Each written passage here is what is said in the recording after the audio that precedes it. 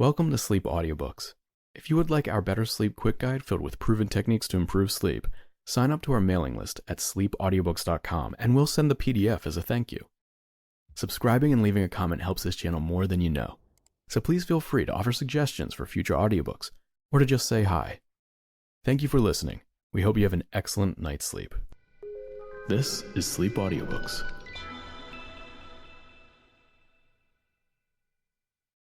The British Barbarians by Grant Allen. Recording by Ruth Golding. Chapter 1. The time was Saturday afternoon. The place was Surrey. The person of the drama was Philip Christy. He had come down by the early fast train to Brackenhurst. All the world knows Brackenhurst, of course, the greenest and leafiest of our southern suburbs. It looked even prettier than its wont just then, that town of villas, in the first fresh tenderness of its wan spring foliage, the first full flush of lilac, laburnum, horse-chestnut, and guelder rose. The air was heavy with the odour of May and the hum of bees.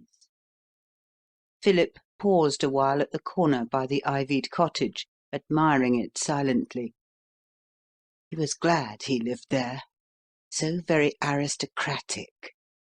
What joy to glide direct on the enchanted carpet of the South Eastern Railway, from the gloom and din and bustle of Cannon Street, to the breadth and space and silence and exclusiveness of that upland village.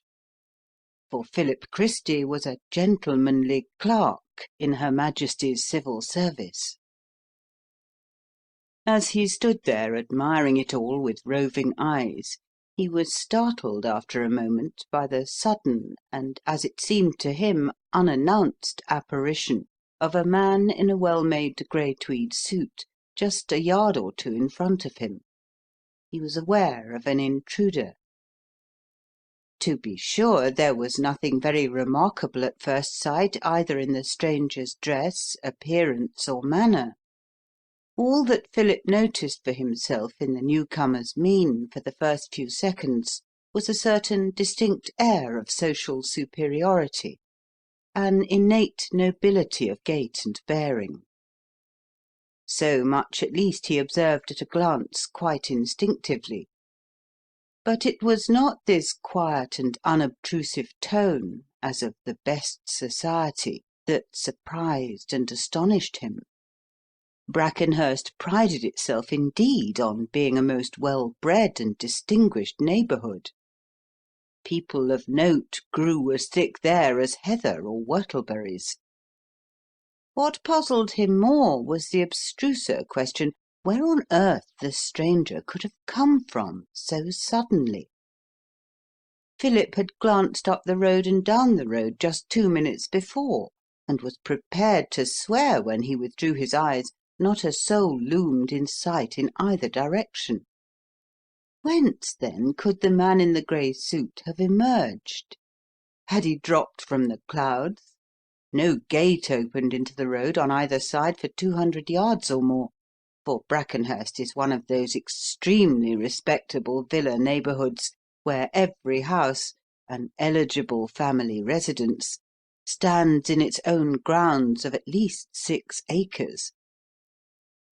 Now, Philip could hardly suspect that so well-dressed a man of such distinguished exterior would be guilty of such a gross breach of the recognised code of Brackenhurstian manners as was implied in the act of vaulting over a hedgerow. So he gazed in blank wonder at the suddenness of the apparition, more than half inclined to satisfy his curiosity by inquiring of the stranger how the dickens he had got there. A moment's reflection, however, sufficed to save the ingenuous young man from the pitfall of so serious a social solecism. It would be fatal to accost him. For mark you, no matter how gentlemanly and well-tailored a stranger may look, you can never be sure nowadays, in these topsy-turvy times of subversive radicalism, whether he is or is not really a gentleman. That makes acquaintanceship a dangerous luxury. If you begin by talking to a man, be it ever so casually, he may desire to thrust his company upon you willy-nilly in future. And when you have ladies of your family living in a place, you really cannot be too particular what companions you pick up there, were it even in the most informal and momentary fashion. Besides, the fellow might turn out to be one of your social superiors and not care to know you, in which case, of course, you would only be letting yourself in for a needless snubbing. In fact, in this modern England of ours, this fatherland of snobdom, one passes one's life in a seesaw of doubt between the Scylla and Charybdis of those two antithetical social dangers. You are always afraid you may get to know somebody you yourself do not want to know, or may try to know somebody who does not want to know you. Guided by these truly British principles of ancestral wisdom, Philip Christy would probably never have seen anything more of the distinguished-looking stranger had it not been for a passing accident of muscular action over which his control was distinctly precarious. He happened, in brushing past, to catch the stranger's eye. It was a clear blue eye, very deep and truthful. It somehow succeeded in riveting for a second Philip's attention. And it was plain the stranger was less afraid of speaking than Philip himself was, for he advanced with a pleasant smile on his open countenance, and waved one gloveless hand in a sort of impalpable or half-checked salute, which impressed his new acquaintance as a vaguely polite, continental gesture. This affected Philip favourably. The newcomer was a somebody, then, and knew his place. For just in proportion as Philip felt afraid to begin conversation himself with an unplaced stranger, did he respect any other man who felt so perfectly sure of his own position that he shared no such middle-class doubts or misgivings. A duke is never afraid of accosting anybody. Philip was strengthened, therefore, in his first idea that the man in the grey suit was a person of no small distinction in society, else surely he would not have come up and spoken with such engaging frankness and ease of manner. "I beg your pardon," the stranger said, addressing him in pure and limpid English, which sounded to Philip like the dialect of the very best circles, yet with some nameless difference of intonation or accent, which certainly was not foreign, still less provincial or Scotch or Irish. It seemed rather like the very purest well of English undefiled Philip had ever heard, only, if anything, a little more so. "I beg your pardon, but I'm a stranger hereabouts, and I should be so very much obliged if you could kindly direct me to any good lodgings." His voice and accent attracted Philip even more, now he stood near at hand, than his appearance had done from a little distance. It was impossible, indeed, to say definitely in set terms what there was about the man that made his personality and his words so charming. But from that very first minute Philip freely admitted to himself that the stranger in the grey suit was a perfect gentleman. Nay, so much did he feel it, in his ingenuous way, that he threw off at once his accustomed cloak of dubious reserve, and, standing still to think, answered after a short pause, "Well, we've a great many very nice furnished houses about here to let, but not many lodgings. Brackenhurst's a cut above lodgings, don't you know? It's a residential quarter. But I should think Miss Blake's at Heathercliff House would perhaps be just the sort of thing to suit you." "Oh, thank you. the stranger answered, with a deferential politeness which charmed Philip once more by its graceful expressiveness. "And could you kindly direct me to them? I don't know my way about at all, you see, as yet, in this country." "With pleasure," Philip replied, quite delighted at the chance of solving the mystery of where the stranger had dropped from. "I'm going that way myself, and can take you past her door. It's only a few steps. Then you're a stranger in England?" The newcomer smiled a curious self-restrained smile. He was both young and handsome. "Yes, I'm a stranger in your England," he answered gravely, in the tone of one who wishes to avoid an awkward discussion. "In fact, an alien. I only arrived here this very morning." "From the Continent?" Philip inquired, arching his eyebrows slightly. The stranger smiled again. "No, not from the Continent," he replied, with provoking evasiveness. "I thought you weren't a foreigner," Philip continued, in a blandly suggestive voice. "That is to say," he went on, after a second's pause, during which the stranger volunteered no further statement, "you speak English like an Englishman." "Do I?" the stranger answered. "Well, I'm glad of that. It'll make intercourse with your Englishmen so much more easy." By this time Philip's curiosity was thoroughly whetted. "But you're not an Englishman, you say?" he asked, with a little natural hesitation. "No, not exactly what you call an Englishman," the stranger replied, as if he didn't quite care for such clumsy attempts to examine his antecedents. "As I tell you, I'm an alien.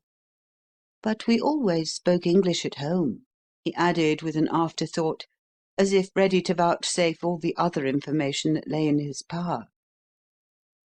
"You can't be an American, I'm sure," Philip went on unabashed, his eagerness to solve the question at issue, once raised, getting the better for the moment of both reserve and politeness. "No, I'm certainly not an American," the stranger answered, with a gentle courtesy in his tone that made Philip feel ashamed of his rudeness in questioning him. "Nor a colonist?" Philip asked once more, unable to take the hint. "Nor a colonist either," the alien replied curtly.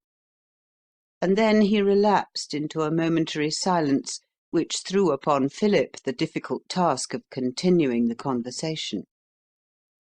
The member of Her Britannic Majesty's Civil Service would have given anything just that minute to say to him frankly, "Well, if you're not an Englishman, and you're not an American, and you're not a colonist, and you are an alien, and yet you talk English like a native, and have always talked it, why, what in the name of goodness do you want us to take you for?" But he restrained himself with difficulty.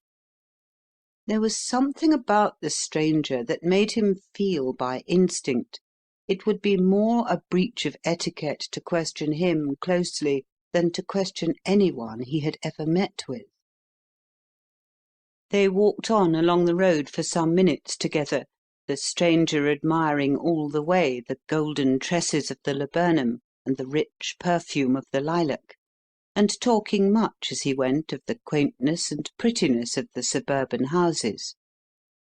Philip thought them pretty too, or rather important, but failed to see for his own part where the quaintness came in.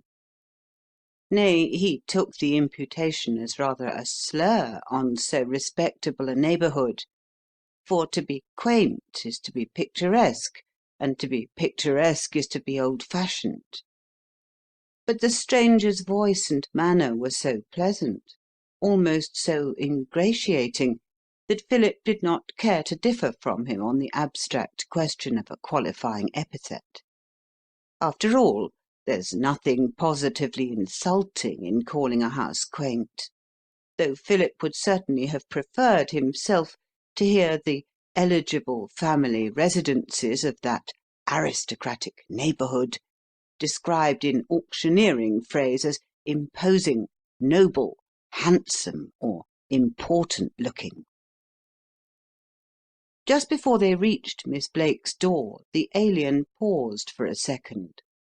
He took out a loose handful of money, gold and silver together, from his trouser pocket.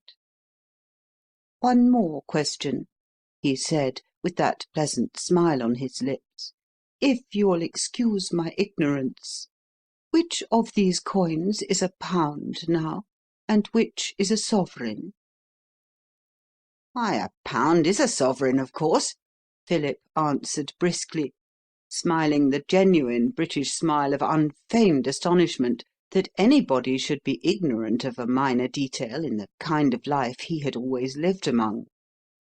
To be sure, he would have asked himself with equal simplicity what was the difference between a 20-franc piece, a Napoleon, and a Louis, or would have debated as to the precise numerical relation between 25 cents and a quarter of a dollar, but then those are mere foreign coins, you see, which no fellow can be expected to understand unless he happens to have lived in the country they are used in.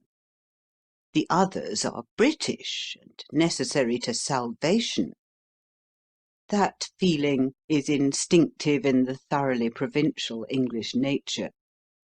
No Englishman ever really grasps for himself the simple fact that England is a foreign country to foreigners. If strangers happen to show themselves ignorant of any petty matter in English life, he regards their ignorance as silly and childish, not to be compared for a moment to his own natural unfamiliarity with the absurd practices of foreign nations. The Alien, indeed, seemed to have learned beforehand this curious peculiarity of the limited English intellect, for he blushed slightly as he replied, "I know your currency as a matter of arithmetic, of course. 12 pence make 1 shilling, 20 shillings make 1 pound." "Of course," Philip echoed, in a tone of perfect conviction. It would never have occurred to him to doubt for a moment that everybody knew intuitively those beggarly elements of the inspired British monetary system. "Though they are singularly awkward units of value for any one accustomed to a decimal coinage. So unreasonable and illogical," the stranger continued blandly, turning over the various pieces with a dubious air of distrust and uncertainty. "I beg your pardon," Philip said, drawing himself up very stiff and scarcely able to believe his ears. He was an official of Her Britannic Majesty's government and unused to such blasphemy. "Do I understand you to say you consider pounds, shillings, and pence unreasonable?" He put an emphasis on the last word that might fairly have struck terror to the stranger's breast, but somehow it did not. "Why, yes," the Alien went on with imperturbable gentleness. "No order or principle, you know. No rational connection. A mere survival from barbaric use. A score and a dozen. The score is 1 man, 10 fingers and 10 toes. The dozen is 1 man with shoes on, fingers and feet together. 12 pence make 1 shilling, 20 shillings 1 pound. How very confusing! And then the nomenclature's so absurdly difficult. Which of these is half a crown, if you please, and which is a florin? And what are their respective values in pence and shillings?" Philip picked out the coins and explained them to him separately. The Alien, meanwhile, received the information with evident interest, as a traveller in that vast tract that is called abroad might note the habits and manners of some savage tribe that dwells within its confines, and solemnly wrapped each coin up in paper, as his instructor named it for him, writing the designation and value outside in a peculiarly beautiful and legible hand. "It's so puzzling, you see," he said in explanation, as Philip smiled another superior and condescending British smile at this infantile proceeding. "The currency itself has no congruity or order.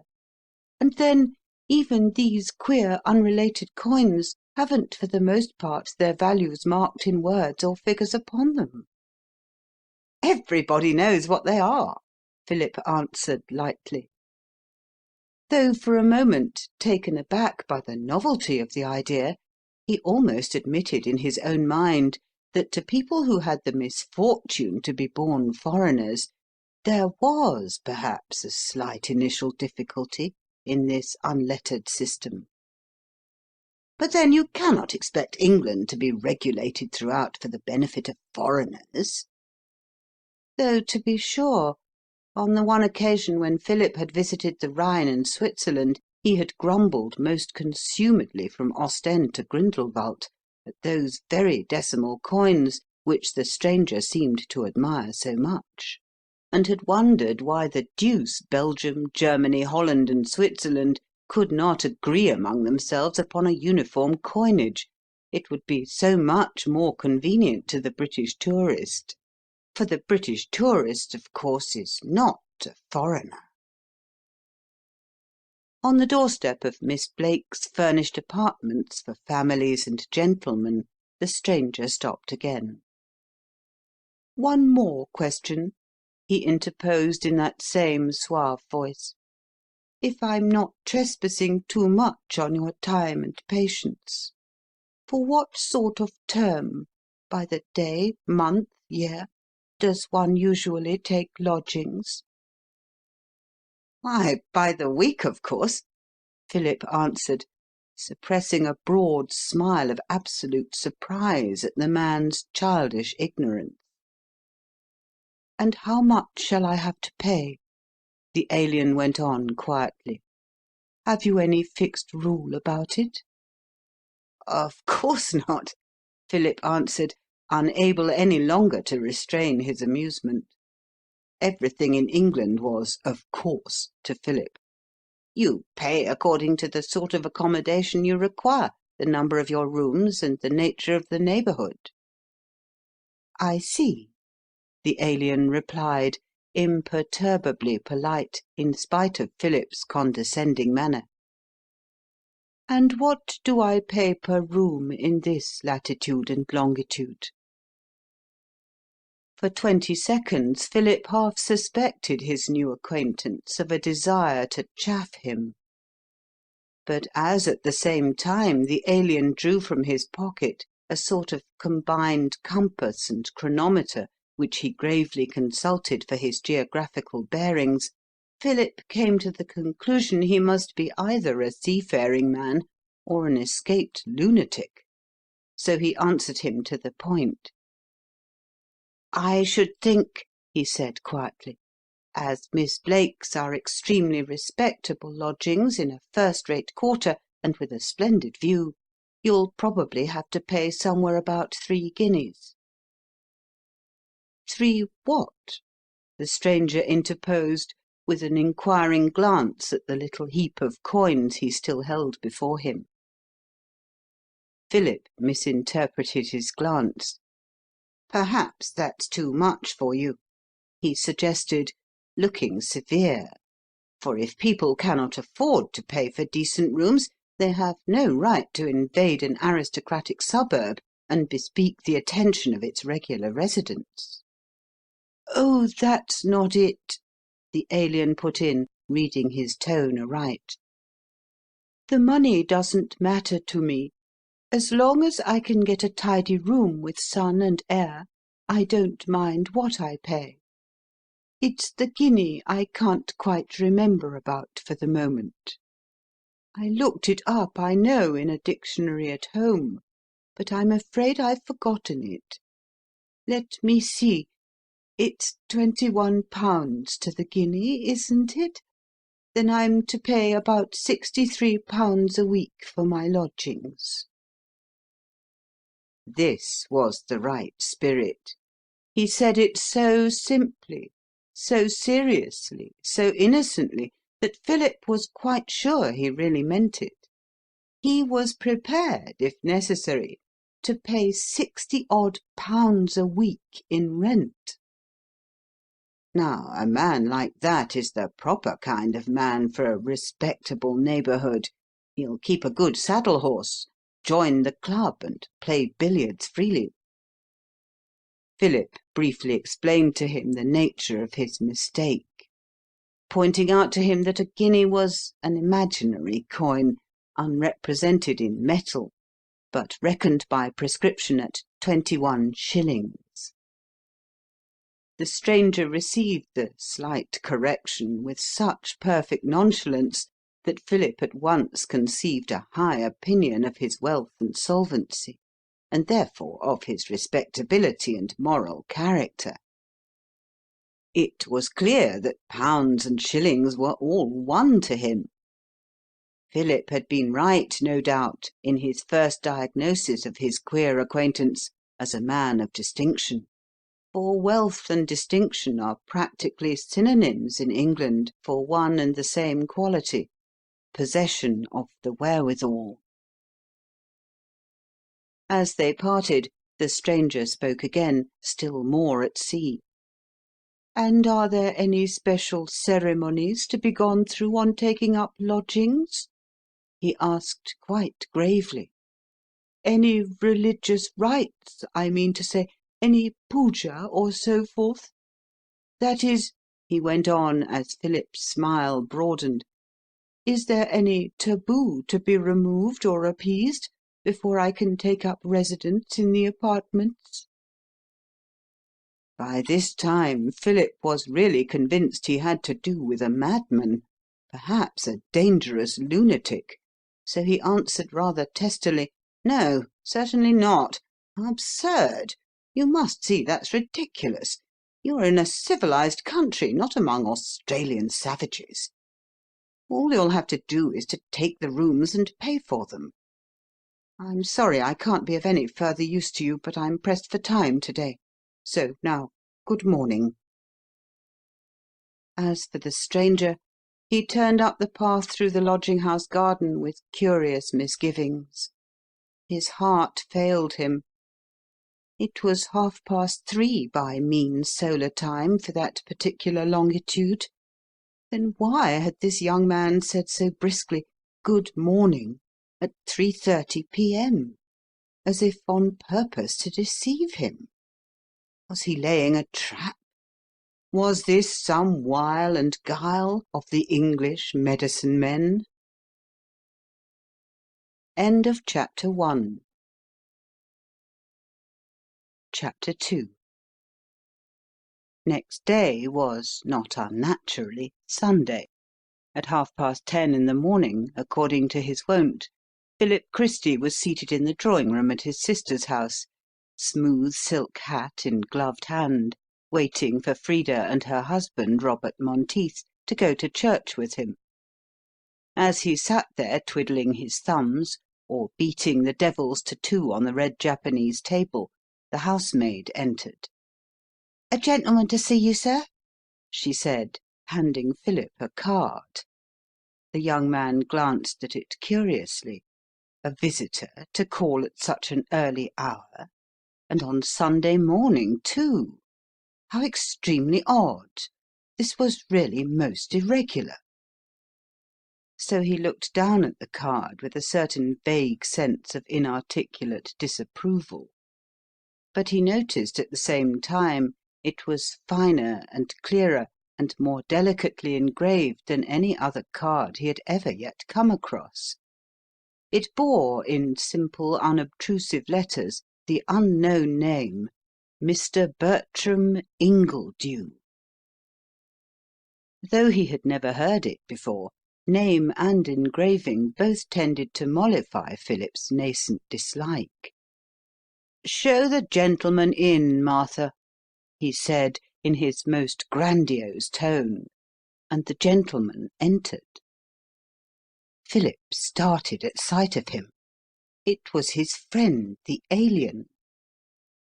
Philip was quite surprised to see his madman of last night, and what was more disconcerting still, in the self-same grey tweed homespun suit he had worn last evening. Now, nothing can be more gentlemanly, don't you know, than a grey homespun, in its proper place. But its proper place, Philip Christy felt, was certainly not in a respectable suburb on a Sunday morning. "I beg your pardon," he said frigidly, rising from his seat with his sternest official air, the air he was wont to assume in the anteroom at the office when outsiders called and wished to interview his chief on important public business. "To what may I owe the honour of this visit?" For he did not care to be hunted up in his sister's house at a moment's notice by a most casual acquaintance, whom he suspected of being an escaped lunatic.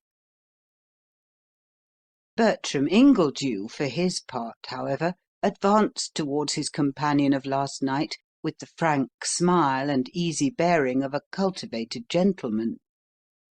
He was blissfully unaware of the slight he was putting upon the respectability of Brackenhurst by appearing on Sunday in his grey tweed suit.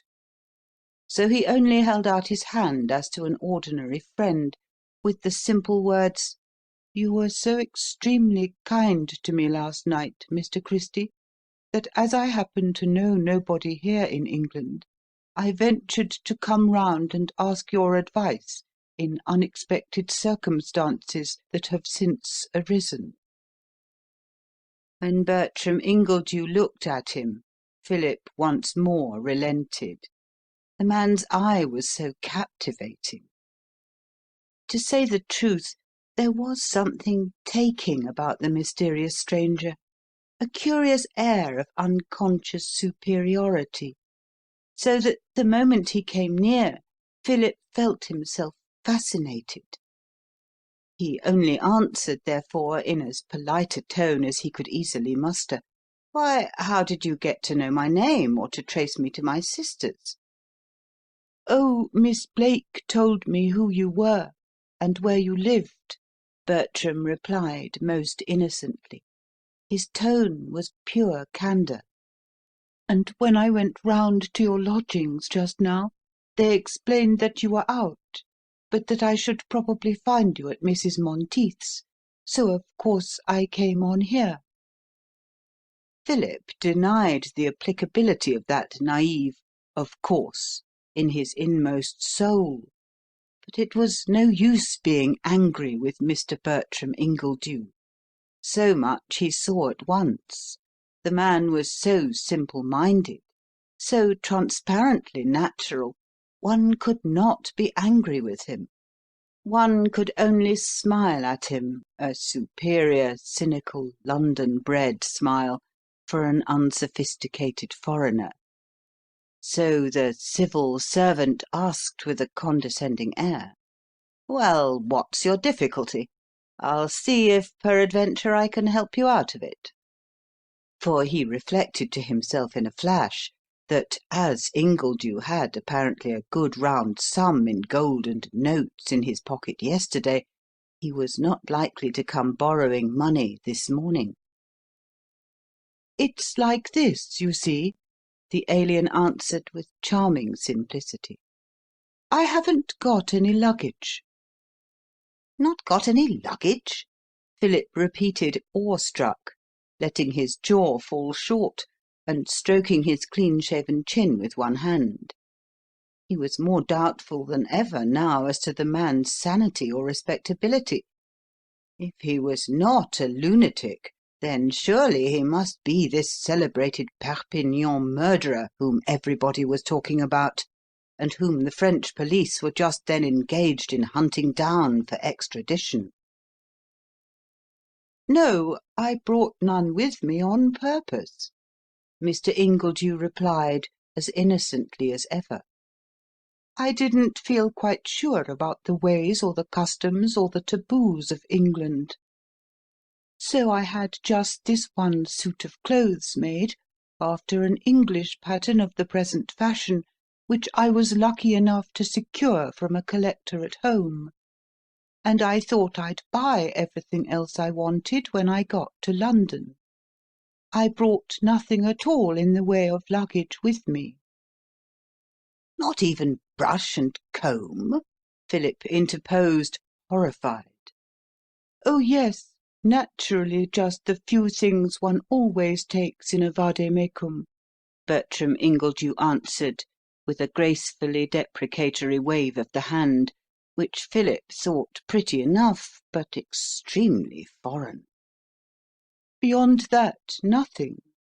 I felt it would be best, you see, to set oneself up in things of the country in the country itself. One's surer then of getting exactly what's worn in the society one mixes in. For the first and only time, as he said those words, the stranger struck a chord that was familiar to Philip. "Oh, of course," the civil servant answered with brisk acquiescence. "If you want to be really up to date in your dress, you must go to first-rate houses in London for everything. Nobody anywhere can cut like a good London tailor." Bertram Ingledew bowed his head. It was the acquiescent bow of the utter outsider, who gives no opinion at all on the subject under discussion because he does not possess any. As he probably came, in spite of his disclaimer, from America or the colonies, which are belated places, toiling in vain far in the rear of Bond Street, Philip thought this an exceedingly proper display of bashfulness, especially in a man who had only landed in England yesterday. But Bertram went on, half musingly. "And you had told me," he said, "I'm sure not meaning to mislead me, there were no formalities or taboos of any kind on entering into lodgings.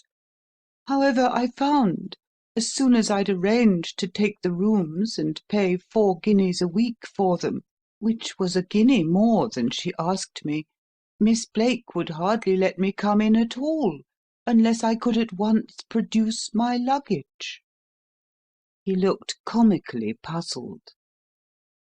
"I thought at first," he continued, gazing earnestly at Philip, "the good lady was afraid I wouldn't pay her what I'd agreed, and would go away and leave her in the lurch without a penny, which was naturally a very painful imputation.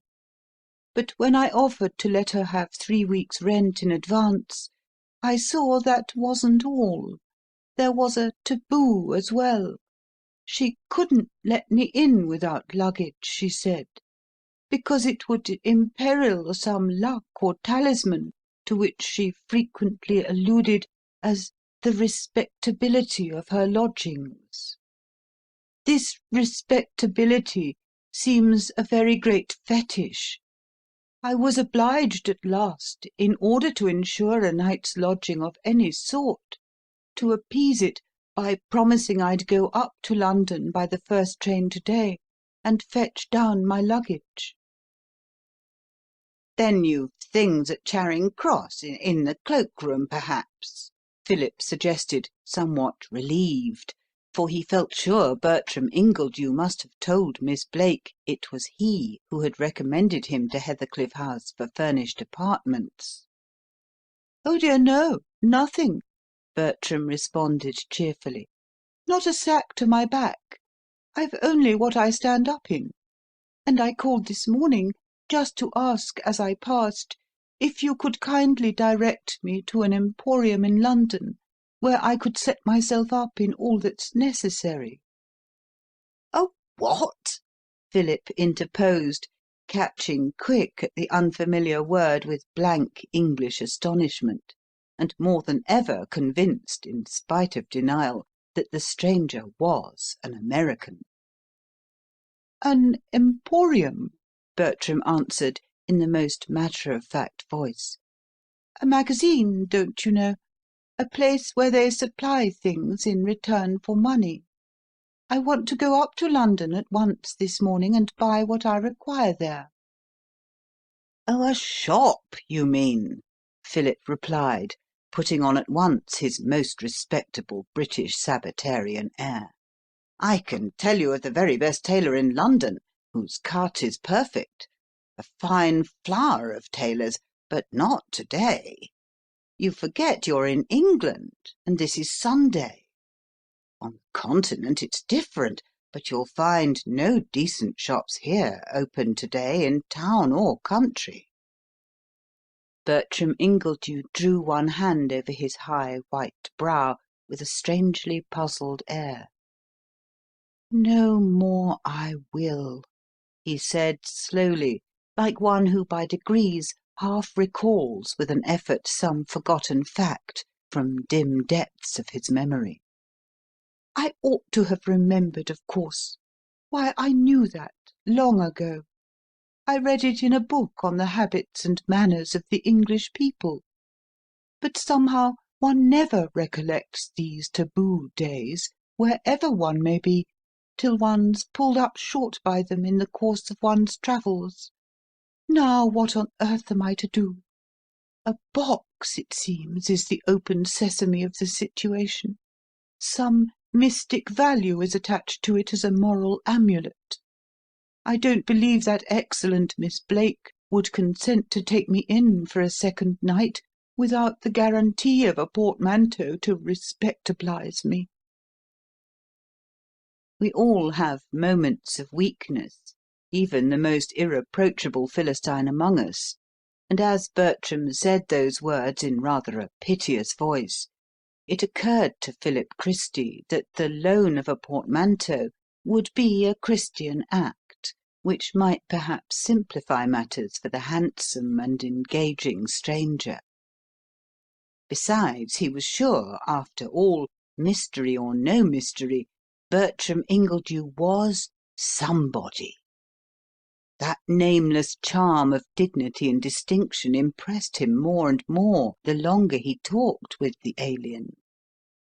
"Well, I think perhaps I could help you," he hazarded after a moment, in a dubious tone, though to be sure, if he lent the portmanteau it would be like cementing the friendship for good or for evil, which Philip, being a prudent young man, felt to be in some ways a trifle dangerous. For who borrows a portmanteau must needs bring it back again, which opens the door to endless contingencies. "I might be able—" At that moment their colloquy was suddenly interrupted by the entry of a lady who immediately riveted Bertram Ingledew's attention. She was tall and dark, a beautiful woman, of that riper and truer beauty in face and form that only declares itself as character develops. Her features were clear-cut, rather delicate than regular. Her eyes were large and lustrous, her lips not too thin, but rich and tempting. Her brow was high, and surmounted by a luscious wealth of glossy black hair, which Bertram never remembered to have seen equalled before for its silkiness of texture and its strange blue sheen, like a plate of steel or the grass of the prairies. Gliding grace distinguished her when she walked. Her motion was equable. As once the sons of God saw the daughters of men that they were fair, and straightway coveted them, even so Bertram Ingledew looked on Frida Monteith, and saw at the first glance she was a woman to be desired, a soul high-throned, very calm and beautiful. She stood there for a moment and faced him, half in doubt, in her flowing oriental or Moresque robe, for she dressed, as Philip would have said, artistically, waiting to be introduced the while, and taking good heed, as she waited, of the handsome stranger. As for Philip, he hesitated, not quite certain in his own mind on the point of etiquette, say rather of morals, whether one ought or ought not to introduce the ladies of one's family to a casual stranger picked up in the street, who confesses he has come on a visit to England without a letter of introduction, or even that irreducible minimum of respectability, a portmanteau. Frida, however, had no such scruples. She saw the young man was good-looking and gentlemanly, and she turned to Philip with the hasty sort of glance that says as plainly as words could say it, "Now then, introduce me."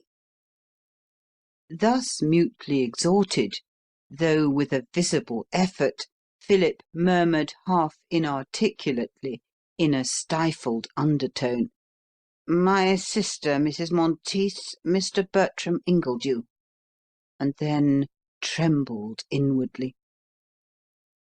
It was a surprise to Bertram that the beautiful woman with the soul in her eyes should turn out to be the sister of the very commonplace young man with the boiled fish expression he had met by the corner, but he disguised his astonishment, and only interjected, as if it were the most natural remark in the world, "I'm pleased to meet you. What a lovely gown, and how admirably it becomes you." Philip opened his eyes aghast, but Frida glanced down at the dress with a glance of approbation. The stranger's frankness, though quaint, was really refreshing. "I'm so glad you like it," she said, taking the compliment with quiet dignity, as simply as it was intended. "It's all my own taste. I chose the stuff and designed the make of it. And I know who this is, Phil, without your troubling to tell me. It's the gentleman you met in the street last night and were talking about at dinner." "You're quite right," Philip answered, with a deprecating look, as who should say, aside, "I really couldn't help it. He's rather in a difficulty." And then he went on to explain in a few hurried words to Frida, with sundry shrugs and nods of profoundest import, that the supposed lunatic or murderer or foreigner or fool had gone to Miss Blake's without luggage of any sort, and that perhaps, very dubitatively, a portmanteau or bag might help him out of his temporary difficulties. "Why, of course!" Frida cried impulsively, with prompt decision. "Robert's Gladstone bag and my little brown trunk would be the very things for him. I could lend them to him at once, if only we can get a Sunday cab to take them." "Not before service, surely?" Philip interposed, scandalised. "If he were to take them now, you know, he'd meet all the church people." "Is it taboo, then, to face the clergy with a Gladstone bag?" Bertram asked quite seriously, in that childlike tone of simple inquiry that Philip had noticed more than once before in him. "Your bonzes object to meet a man with luggage? They think it unlucky?" Frida and Philip looked at one another with quick glances, and laughed. "Well, it's not exactly tabooed," Frida answered gently. "And it's not so much the rector himself, you know, as the feelings of one's neighbours. This is a very respectable neighbourhood, oh, quite dreadfully respectable, and people in the houses about might make a talk of it if a cab drove away from the door as they were passing. I think, Phil, you're right. He'd better wait till the church people are finished." "Respectability seems to be a very great object of worship in your village," Bertram suggested in perfect good faith. "Is it a local cult, or is it general in England?" Frida glanced at him, half puzzled. "Oh, I think it's pretty general," she answered, with a happy smile. "But perhaps the disease is a little more epidemic about here than elsewhere. It affects the suburbs, and my brother's got it just as badly as anyone." "As badly as anyone?" Bertram repeated with a puzzled air. "Then you don't belong to that creed yourself? You don't bend the knee to this embodied abstraction? It's your brother who worships her, I suppose, for the family." "Yes, he's more of a devotee than I am," Frida went on quite frankly, but not a little surprised at so much freedom in a stranger. "Though we're all of us tarred with the same brush, no doubt. It's a catching complaint, I suppose, respectability." Bertram gazed at her dubiously. A complaint, did she say? Was she serious or joking? He hardly understood her. But further discussion was cut short for the moment by Frida good-humouredly running upstairs to see after the Gladstone bag and brown portmanteau, into which she crammed a few useless books and other heavy things to serve as make-weights for Miss Blake's injured feelings. "You'd better wait a quarter of an hour after we go to church," she said, as the servant brought these necessaries into the room where Bertram and Philip were seated. "By that time, nearly all the church people will be safe in their seats, and Phil's conscience will be satisfied. You can tell Miss Blake you've brought a little of your luggage to do for to-day, and the rest will follow from town to-morrow morning." "Oh, how very kind you are!" Bertram exclaimed, looking down at her gratefully. "I'm sure I don't know what I should ever have done in this crisis without you." He said it with a warmth which was certainly unconventional. Frida coloured and looked embarrassed. There was no denying he was certainly a most strange and untrammelled person. "And if I might venture on a hint," Philip put on, with a hasty glance at his companion's extremely unsabbatical costume, "it would be that you shouldn't try to go out much to-day in that suit you're wearing. It looks peculiar, don't you know, and might attract attention." "Oh, is that a taboo, too?" the stranger put in quickly, with an anxious air.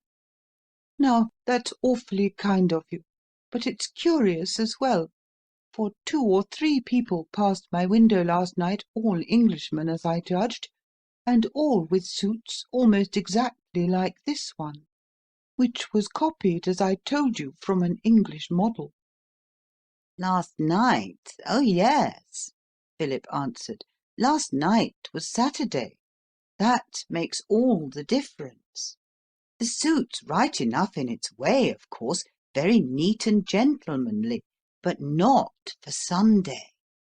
You're expected on Sundays to put on a black coat and waistcoat, you know, like the ones I'm wearing." Bertram's countenance fell. "And if I'm seen in the street like this," he asked, "will they do anything to me? Will the guardians of the peace, the police, I mean, arrest me?" Frida laughed a bright little laugh of genuine amusement. "Oh, dear, no," she said merrily. "It isn't an affair of police at all, not so serious as that.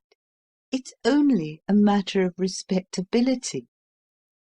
"I see," Bertram answered. "Respectability's a religious or popular, not an official or governmental taboo. I quite understand you. But those are often the most dangerous sort. Will the people in the street, who adore respectability, be likely to attack me or mob me for disrespect to their fetish?" "Certainly not," Frida replied, flushing up. He seemed to be carrying a joke too far. "This is a free country. Everybody wears and eats and drinks just what he pleases." "Well, that's all very interesting to me," the alien went on with a charming smile that disarmed her indignation. "For I've come here on purpose to collect facts and notes about English taboos and similar observances.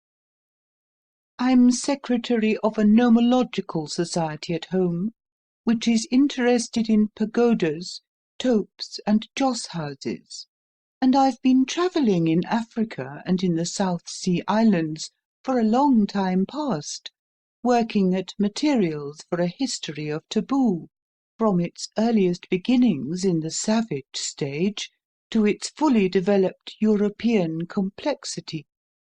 So, of course, all you say comes home to me greatly. Your taboos, I foresee, will prove a most valuable and illustrative study. I beg your pardon, Philip interposed stiffly, now put upon his mettle. We have no taboos at all in England. You're misled, no doubt, by a mere playful façon de parler which society indulges in. England, you must remember, is a civilized country, and taboos are institutions that belong to the lowest and most degraded savages. But Bertram Ingledew gazed at him in the blankest astonishment. No taboos? He exclaimed, taken aback. Why, I've read of hundreds. Among nomological students, England has always been regarded with the greatest interest as the home and centre of the highest and most evolved taboo development. And you yourself, he added with a courteous little bow, have already supplied me with quite half a dozen. But perhaps you call them by some other name among yourselves, though in origin and essence, of course, they are precisely the same as the other taboos I've been examining so long in Asia and Africa. However, I'm afraid I'm detaining you from the function of your joss house. You wish, no doubt, to make your genuflections in the temple of respectability. And he reflected silently on the curious fact that the English give themselves by law 52 weekly holidays a year, and compel themselves by custom to waste them entirely in ceremonial observances. End of chapter 2. Chapter 3. On the way to church, the Monteiths sifted out their new acquaintance. "Well, what do you make of him, Frida?" Philip asked, leaning back in his place with a luxurious air as soon as the carriage had turned the corner. "Lunatic or sharper?" Frida gave an impatient gesture with her neatly gloved hand. "For my part," she answered without a second's hesitation, "I make him neither. I find him simply charming." "That's because he praised your dress," Philip replied, looking wise. "Did ever you know anything so cool in your life? Was it ignorance now, or insolence?" It was perfect simplicity and naturalness, Frida answered with confidence. He looked at the dress and admired it, and being transparently naïf, he didn't see why he shouldn't say so. It wasn't at all rude, I thought, and it gave me pleasure. "He certainly has in some ways charming manners," Philip went on more slowly. "He manages to impress one. If he's a madman, which I rather more than half suspect, it's at least a gentlemanly form of madness." "His manners are more than merely charming," Frida answered quite enthusiastic, for she had taken a great fancy at first sight to the mysterious stranger. "They've such absolute freedom. That's what strikes me most in them. They're like the best English aristocratic manners without the insolence, or the freest American manners without the roughness. He's extremely distinguished. And, oh, isn't he handsome?" "He is good-looking," Philip assented grudgingly. Philip owned a looking-glass, and was therefore accustomed to a very high standard of manly beauty. As for Robert Monteith, he smiled the grim smile of the wholly unfascinated. He was a dour business man of Scotch descent, who had made his money in palm oil in the city of London, and having married Frida as a remarkably fine woman with a splendid figure to preside at his table, he had very small sympathy with what he considered her high-flown fads and nonsensical fancies. He had seen but little of the stranger, too, having come in from his weekly stroll, or tour of inspection, round the garden and stables, just as they were on the very point of starting for St. Barnabas, and his opinion of the man was in no way enhanced by Frida's enthusiasm. "As far as I'm concerned," he said, with his slow Scotch drawl, inherited from his father, for though London born and bred, he was still in all essentials a pure Caledonian. "As far as I'm concerned, I haven't the slightest doubt but the man's a swindler. I wonder at you, Frida, that you should leave him alone in the house just now with all that silver. I stepped round before I left, and warned Martha privately not to move from the hall till the fellow was gone, and to call up Cook and James if he tried to get out of the house with any of our property. But you never seemed to suspect him, and to supply him with a bag, too, to carry it all off in. Well, women are reckless. Hallo there, policeman. Stop, Price, one moment. I wish you'd keep an eye on my house this morning. There's a man in there I don't half like the look of. When he drives away in a cab that my boy's going to call for him, just see where he stops, and take care he hasn't got anything my servants don't know about." In the drawing-room, meanwhile, Bertram Ingledew was reflecting, as he waited for the church people to clear away, how interesting these English clothes taboos and day taboos promised to prove, besides some similar customs he had met with or read of in his investigations elsewhere. He remembered how on a certain morning of the year the high priest of the Zapotecs was obliged to get drunk, an act which on any other day in the calendar would have been regarded by all as a terrible sin in him. He reflected how in Guinea and Tonquin, at a particular period once a 12-month, nothing is considered wrong and everything lawful, so that the worst crimes and misdemeanours go unnoticed and unpunished. He smiled to think how some days are tabooed in certain countries, so that whatever you do on them, were it only a game of tennis, is accounted wicked, while some days are periods of absolute licence, so that whatever you do on them, were it murder itself, becomes fit and holy. To him and his people at home, of course, it was the intrinsic character of the act itself that made it right or wrong, not the particular day or week or month on which one happened to do it. What was wicked in June was wicked still in October. But not so among the unreasoning devotees of taboo in Africa or in England. There, what was right in May became wicked in September, and what was wrong on Sunday became harmless or even obligatory on Wednesday or Thursday. It was all very hard for a rational being to understand and explain. But he meant to fathom it all the same to the very bottom, to find out why, for example, in Uganda, whoever appears before the king must appear stark naked, while in England, whoever appears before the Queen must wear a tailor's sword, or a long silk train and a headdress of ostrich feathers.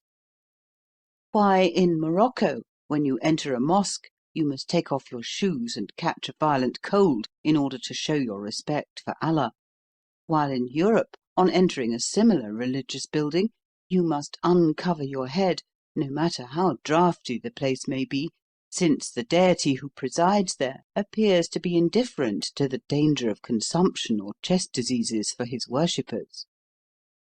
Why certain clothes or foods are prescribed in London or Paris for Sundays and Fridays, while certain others, just equally warm or digestible or the contrary, are perfectly lawful to all the world alike on Tuesdays and Saturdays. These were the curious questions he had come so far to investigate, for which the fakirs and dervishes of every land gave such fanciful reasons, and he saw he would have no difficulty in picking up abundant examples of his subject matter everywhere in England. As the metropolis of taboo, it exhibited the phenomena in their highest evolution. The only thing that puzzled him was how Philip Christy, an Englishman born and evidently a most devout observer of the manifold taboos and juggernauts of his country, should actually deny their very existence.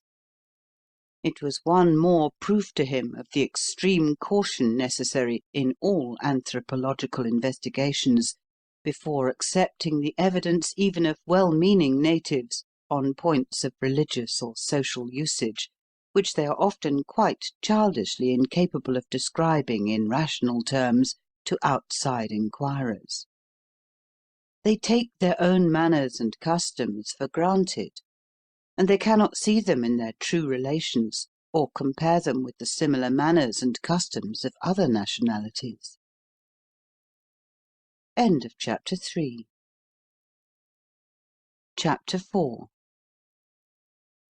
Whether Philip Christy liked it or not, the Monteiths and he were soon fairly committed to a tolerably close acquaintance with Bertram Ingledew, for, as chance would have it, on the Monday morning Bertram went up to town in the very same carriage with Philip and his brother-in-law, to set himself up in necessaries of life for a 6 or 8 months' stay in England. When he returned that night to Brackenhurst with 2 large trunks full of underclothing and so forth, he had to come round once more to the Monteiths, as Philip anticipated, to bring back the Gladstone bag and the brown portmanteau. He did it with so much graceful and gracious courtesy, and such manly gratitude for the favour done him, that he left still more deeply than ever on Frida's mind the impression of a gentleman. He had found out all the right shops to go to in London, he said, and he had ordered everything necessary to social salvation at the very best tailors, so strictly in accordance with Philip's instructions that he thought he should now transgress no more the sumptuary rules in that matter made and established, as long as he remained in this realm of England. He had commanded a black cutaway coat, suitable for Sunday morning, and a curious garment called a frock-coat, buttoned tight over the chest, to be worn in the afternoon, especially in London, and a still quainter coat made of shiny broadcloth with strange tails behind, which was considered respectable after 7 p.m. for a certain restricted class of citizens, those who paid a particular impost known as income tax, as far as he could gather from what the tailor told him, though the classes who really did any good in the state, the working men and so forth, seemed exempted by general consent from wearing it. Their dress, indeed, he observed, was, strange to say, the least cared for and evidently the least costly of anybody's. He admired the Monteith children so unaffectedly, too, telling them how pretty and how sweet-mannered they were to their very faces, that he quite won Frida's heart, though Robert did not like it. Robert had evidently some deep-seated superstition about the matter, for he sent Mamie, the eldest girl, out of the room at once. She was 4 years old, and he took little Archie, the 2-year-old, on his knee, as if to guard him from some moral or social contagion. Then Bertram remembered how he had seen African mothers beat or pinch their children till they made them cry, to avert the evil omen when he praised them to their faces. And he recollected, too, that most fetishistic races believe in nemesis, that is to say, in jealous gods who, if they see you love a child too much, or admire it too greatly, will take it from you or do it some grievous bodily harm, such as blinding it or maiming it, in order to pay you out for thinking yourself too fortunate. He did not doubt, therefore, but that in Scotland, which he knew by report to be a country exceptionally given over to terrible superstitions, the people still thought their sanguinary Calvinistic deity, fashioned by a race of stern John Knoxes in their own image, would do some harm to an overpraised child to wean them from it. He was glad to see, however, that Frida at least did not share this degrading and hateful belief, handed down from the most fiendish of savage conceptions. On the contrary, she seemed delighted that Bertram should pat little Mamie on the head, and praise her sunny smile and her lovely hair, just like her mother's. To Philip, this was all a rather serious matter. He felt he was responsible for having introduced the mysterious alien, however unwillingly, into the bosom of Robert Monteith's family. Now, Philip was not rich, and Frida was supposed to have made a good match of it. That is to say, she had married a man a great deal wealthier than her own upbringing. So Philip, after his kind, thought much of the Monteith connection. He lived in lodgings at Brackenhurst, at a highly inconvenient distance from town, so as to be near their house, and catch whatever rays of reflected glory might fall upon his head like a shadowy halo from their horses and carriages, their dinners and garden parties. He did not like, therefore, to introduce into his sister's house anybody that Robert Monteith, that moneyed man of oil in the West African trade, might consider an undesirable acquaintance. But as time wore on, and Bertram's new clothes came home from the tailor's, it began to strike the civil servant's mind that the mysterious alien, though he excited much comment and conjecture in Brackenhurst, was accepted on the whole by local society as rather an acquisition to its ranks than otherwise. He was well off, he was well dressed, he had no trade or profession, and Brackenhurst, undermanned, hailed him as a godsend for afternoon teas and informal tennis parties. That ineffable air of distinction as of one royal born, which Philip had noticed at once the first evening they met, seemed to strike and impress almost everybody who saw him. People felt he was mysterious, but at any rate he was someone. And then he had been everywhere except in Europe, and had seen everything except their own society. And he talked agreeably when he was not on taboos. And in suburban towns, don't you know, an outsider who brings fresh blood into the field, who has anything to say we do not all know beforehand, is always welcome. So Brackenhurst accepted Bertram Ingledew before long as an eccentric but interesting and romantic person. Not that he stopped much in Brackenhurst itself. He went up to town every day almost as regularly as Robert Monteith and Philip Christy. He had things he wanted to observe there, he said, for the work he was engaged upon. And the work clearly occupied the best part of his energies. Every night he came down to Brackenhurst with his notebook crammed full of modern facts and illustrative instances. He worked most of all in the East End, he told Frida confidentially. There he could see best the remote results of certain painful English customs and usages he was anxious to study. Still, he often went west, too, for the West End taboos, though not in some cases so distressing as the East End ones, were at times much more curiously illustrative and ridiculous. He must master all branches of the subject alike.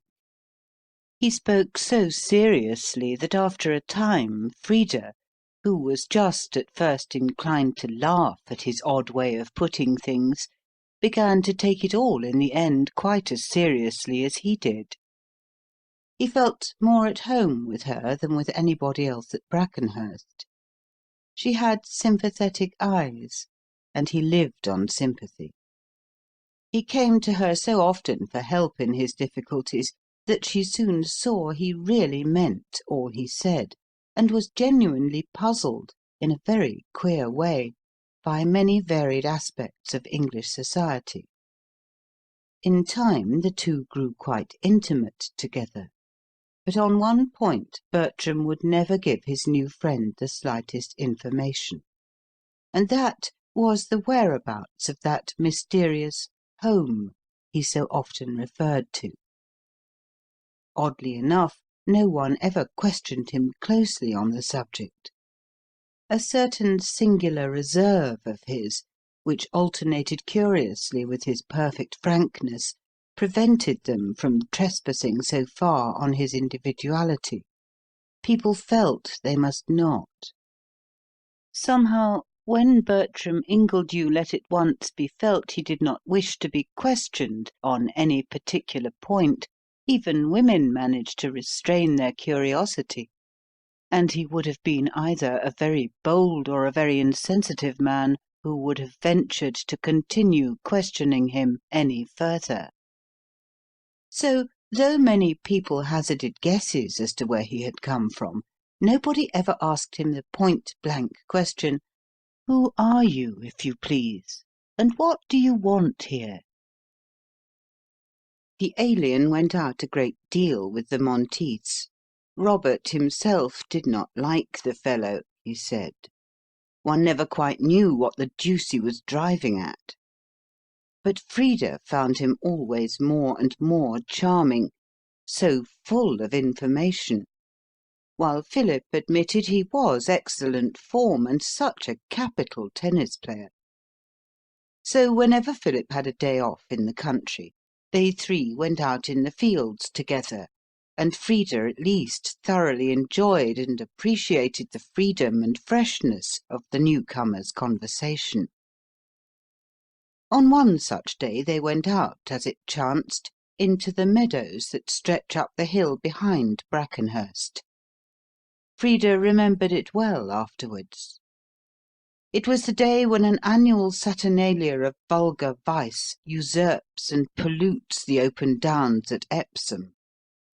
Bertram did not care to see it, he said, the rabble of a great town turned loose to desecrate the open face of nature, even regarded as a matter of popular custom.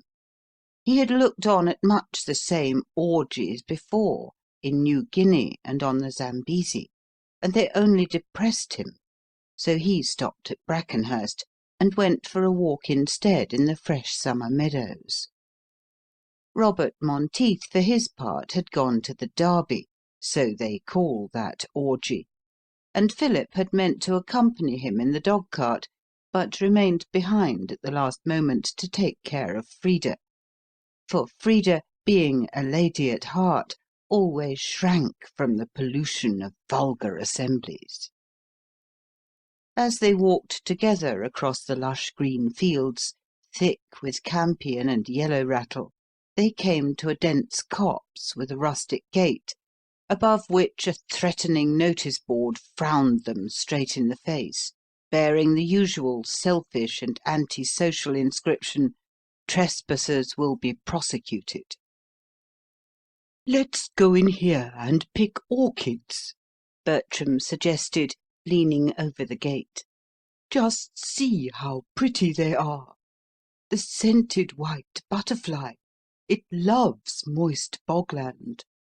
Now, Mrs. Monteith, wouldn't a few long sprays of that lovely thing look charming on your dinner table?" "But it's preserved," Philip interposed with an awe-struck face. "You can't go in there. It's Sir Lionel Longden's, and he's awfully particular." "Can't go in there? Oh, nonsense!" Bertram answered with a merry laugh, vaulting the gate like a practised athlete. "Mrs. Monteith can get over easily enough, I'm sure. She's as light as a fawn. May I help you over?" And he held one hand out. "But it's private," Philip went on in a somewhat horrified voice. "and the pheasants are sitting." "Private? How can it be? There's nothing sown here. It's all wild wood. We can't do any damage.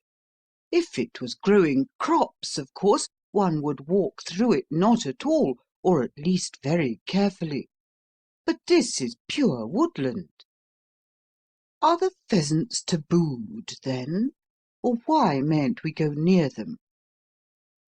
"They're not tabooed, but they're preserved," Philip answered somewhat testily, making a delicate distinction without a difference, after the fashion dear to the official intellect.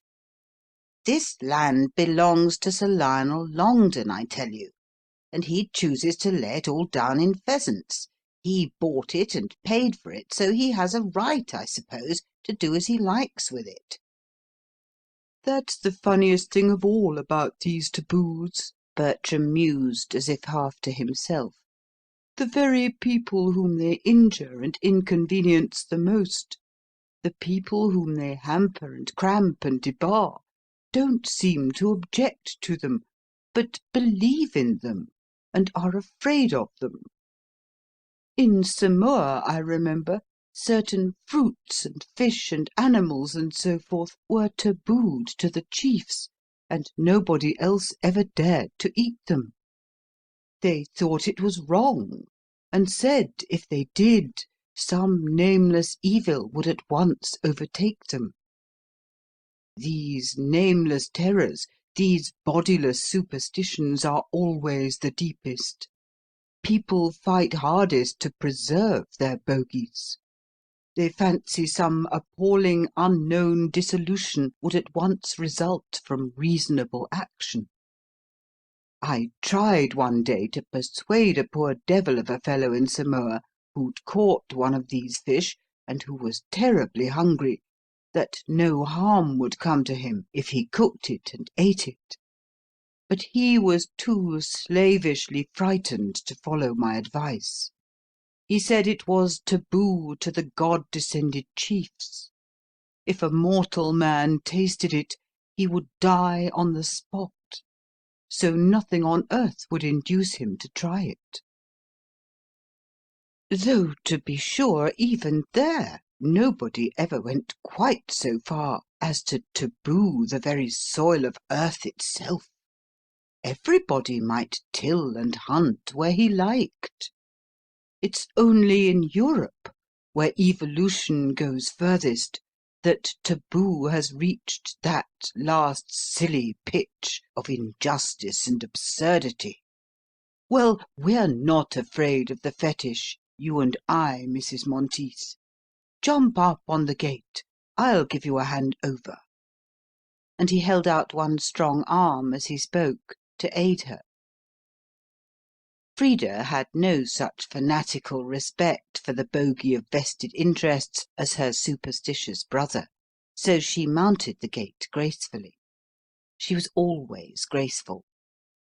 Bertram took her small hand and jumped her down on the other side, while Philip, not liking to show himself less bold than a woman in this matter, climbed over it after her, though with no small misgivings.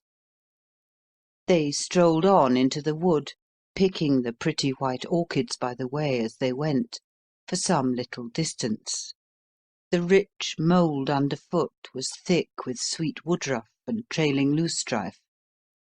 Every now and again, as they stirred the lithe brambles that encroached upon the path, a pheasant rose from the ground with a loud whirr before them. Philip felt most uneasy. "You'll have the keepers after you in a minute," he said, with a deprecating shrug. This is just full nesting time. They're down upon anybody who disturbs the pheasants."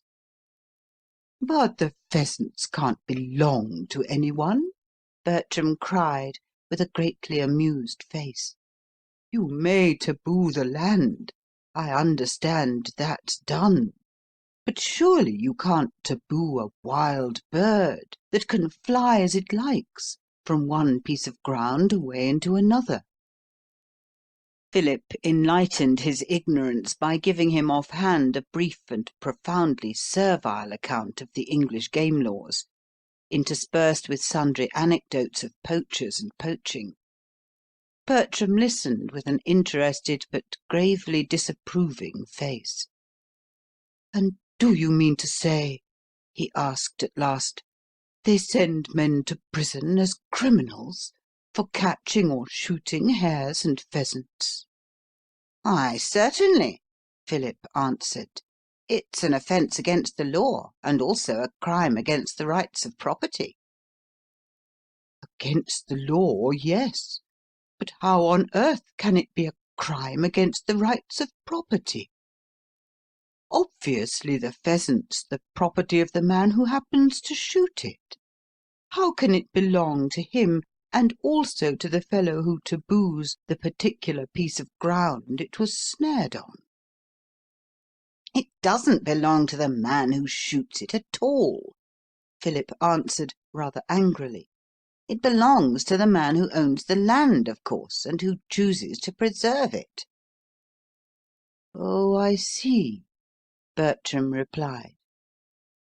"Then you disregard the rights of property altogether, and only consider the privileges of taboo. As a principle, that's intelligible. One sees it's consistent.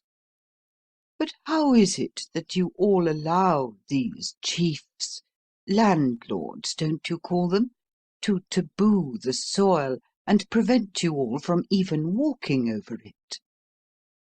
Don't you see that if you chose to combine in a body and insist upon the recognition of your natural rights, if you determined to make the landlords give up their taboo and cease from injustice, they'd have to yield to you, and then you could exercise your native right of going where you pleased, and cultivate the land in common for the public benefit, instead of leaving it, as now, to be cultivated anyhow, or turned into waste for the benefit of the tabooers."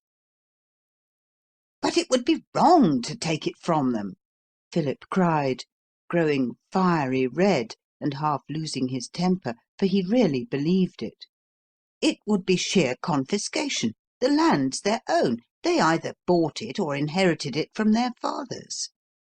If you were to begin taking it away, what guarantee would you have left for any of the rights of property generally?" "You didn't recognize the rights of property of the fellow who killed the pheasant, though," Bertram interposed, laughing, and imperturbably good-humoured. "But that's always the way with these taboos everywhere.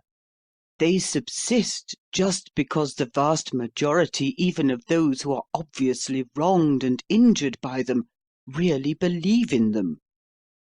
They think they're guaranteed by some divine prescription. The fetish guards them. In Polynesia, I recollect, some chiefs could taboo almost anything they liked, even a girl or a woman, or fruit and fish and animals and houses. And after the chief had once said, 'It is taboo,' everybody else was afraid to touch them. Of course, the fact that a chief or a landowner has bought and paid for a particular privilege or species of taboo, or has inherited it from his fathers, doesn't give him any better moral claim to it. The question is the claim in itself right and reasonable? For a wrong is only all the more a wrong for having been long and persistently exercised. The Central Africans say, 'This is my slave. I bought her and paid for her.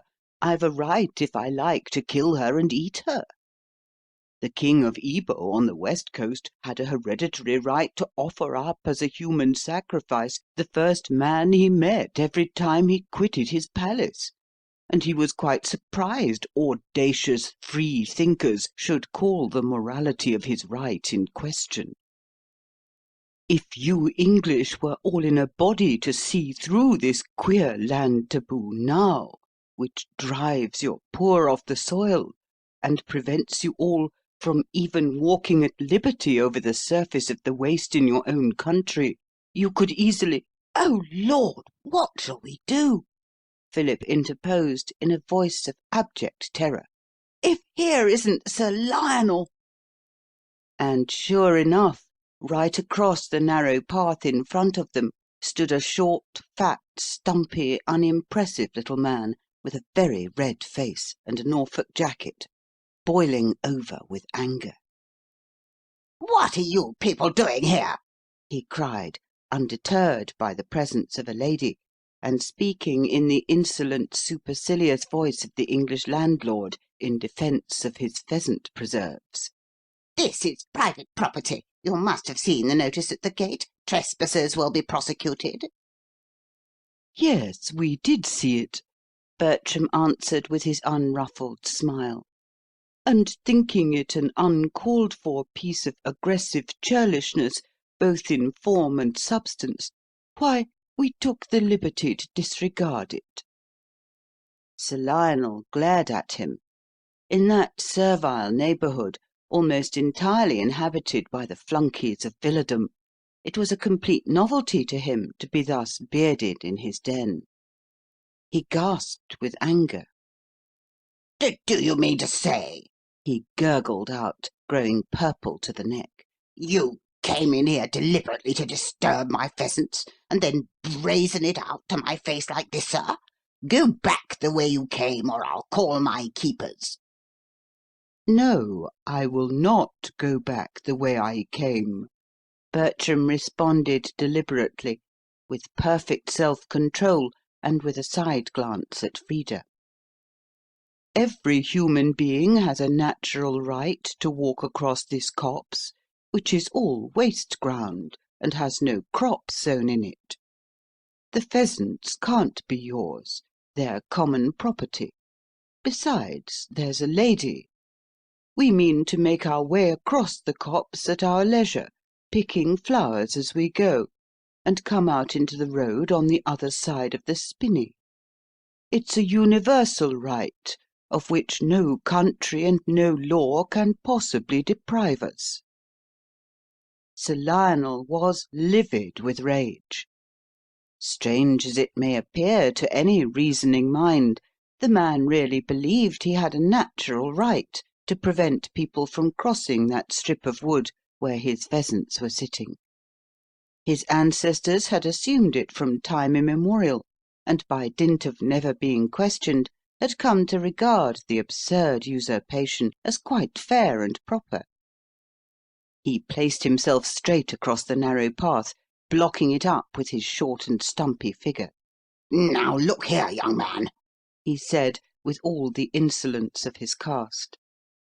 "If you try to go on, I'll stand here in your way, and if you dare to touch me, it's a common assault, and by George, you'll have to answer at law for the consequences." Bertram Ingledew, for his part, was all sweet reasonableness. He raised one deprecating hand. "Now, before we come to open hostilities," he said in a gentle voice, with that unfailing smile of his, "let's talk the matter over like rational beings. Let's try to be logical. This copse is considered yours by the actual law of the country you live in. Your tribe permits it to you. You're allowed to taboo it. Very well, then. I make all possible allowances for your strange hallucination. You've been brought up to think you had some mystic and intangible claim to this corner of earth more than other people. You're even Christians. That claim, of course, you can't logically defend, but failing arguments, you want to fight for it. Wouldn't it be more reasonable now to show you had some right or justice in the matter? I'm always reasonable. If you can convince me of the propriety and equity of your claim, I'll go back as you wish by the way I entered. If not, well, there's a lady here, and I'm bound, as a man, to help her safely over." Sir Lionel almost choked. "I see what you are," He gasped out with difficulty. "I've heard this sort of rubbish more than once before. You're one of these damned land-nationalising radicals." "On the contrary," Bertram answered, urbane as ever, with charming politeness of tone and manner. "I'm a born conservative. I'm tenacious to an almost foolishly sentimental degree of every old custom or practice or idea, unless, indeed, it's either wicked or silly, like most of your English ones." He raised his hat and made as if he would pass on. Now, nothing annoys an angry savage or an uneducated person so much as the perfect coolness of a civilized and cultivated man when he himself is boiling with indignation. He feels its superiority an affront on his barbarism. So, with a vulgar oath, Sir Lionel flung himself point blank in the way. "Damn it all, no, you won't, sir!" he cried. "I'll soon put a stop to all that, I can tell you. You shan't go on one step without committing an assault upon me." And he drew himself up, foursquare, as if for battle. "Oh, just as you like," Bertram answered coolly, never losing his temper. "I'm not afraid of taboos. I've seen too many of them." And he gazed at the fat, little angry man with a gentle expression of mingled contempt and amusement. For a minute Frida thought they were really going to fight, and drew back in horror to await the contest. But such a warlike notion never entered the man of peace's head. He took a step backward for a second, and calmly surveyed his antagonist with a critical scrutiny. Sir Lionel was short and stout and puffy. Bertram Ingledew was tall and strong and well-knit and athletic. After an instant's pause, during which the doughty baronet stood doubling his fat fists and glaring silent wrath at his lither opponent, Bertram made a sudden dart forward, seized the little stout man bodily in his stalwart arms, and lifting him like a baby, in spite of kicks and struggles, carried him 100 paces to one side of the path, where he laid him down gingerly, without unnecessary violence, on a bed of young bracken. Then he returned quite calmly, as if nothing had happened, to Frida's side, with that quiet little smile on his unruffled countenance. Frida had not quite approved of all this small episode, for she too believed in the righteousness of taboo, like most other English women, and devoutly accepted the common priestly doctrine that the earth is the landlord's and the fulness thereof. But still, being a woman, and therefore an admirer of physical strength in men, she could not help applauding to herself the masterly way in which her squire had carried his antagonist captive. When he returned, she beamed upon him with friendly confidence, but Philip was very much frightened indeed. "You'll have to pay for this, you know," he said. "This is a law-abiding land. He'll bring an action against you for assault and battery, and you'll get 3 months for it."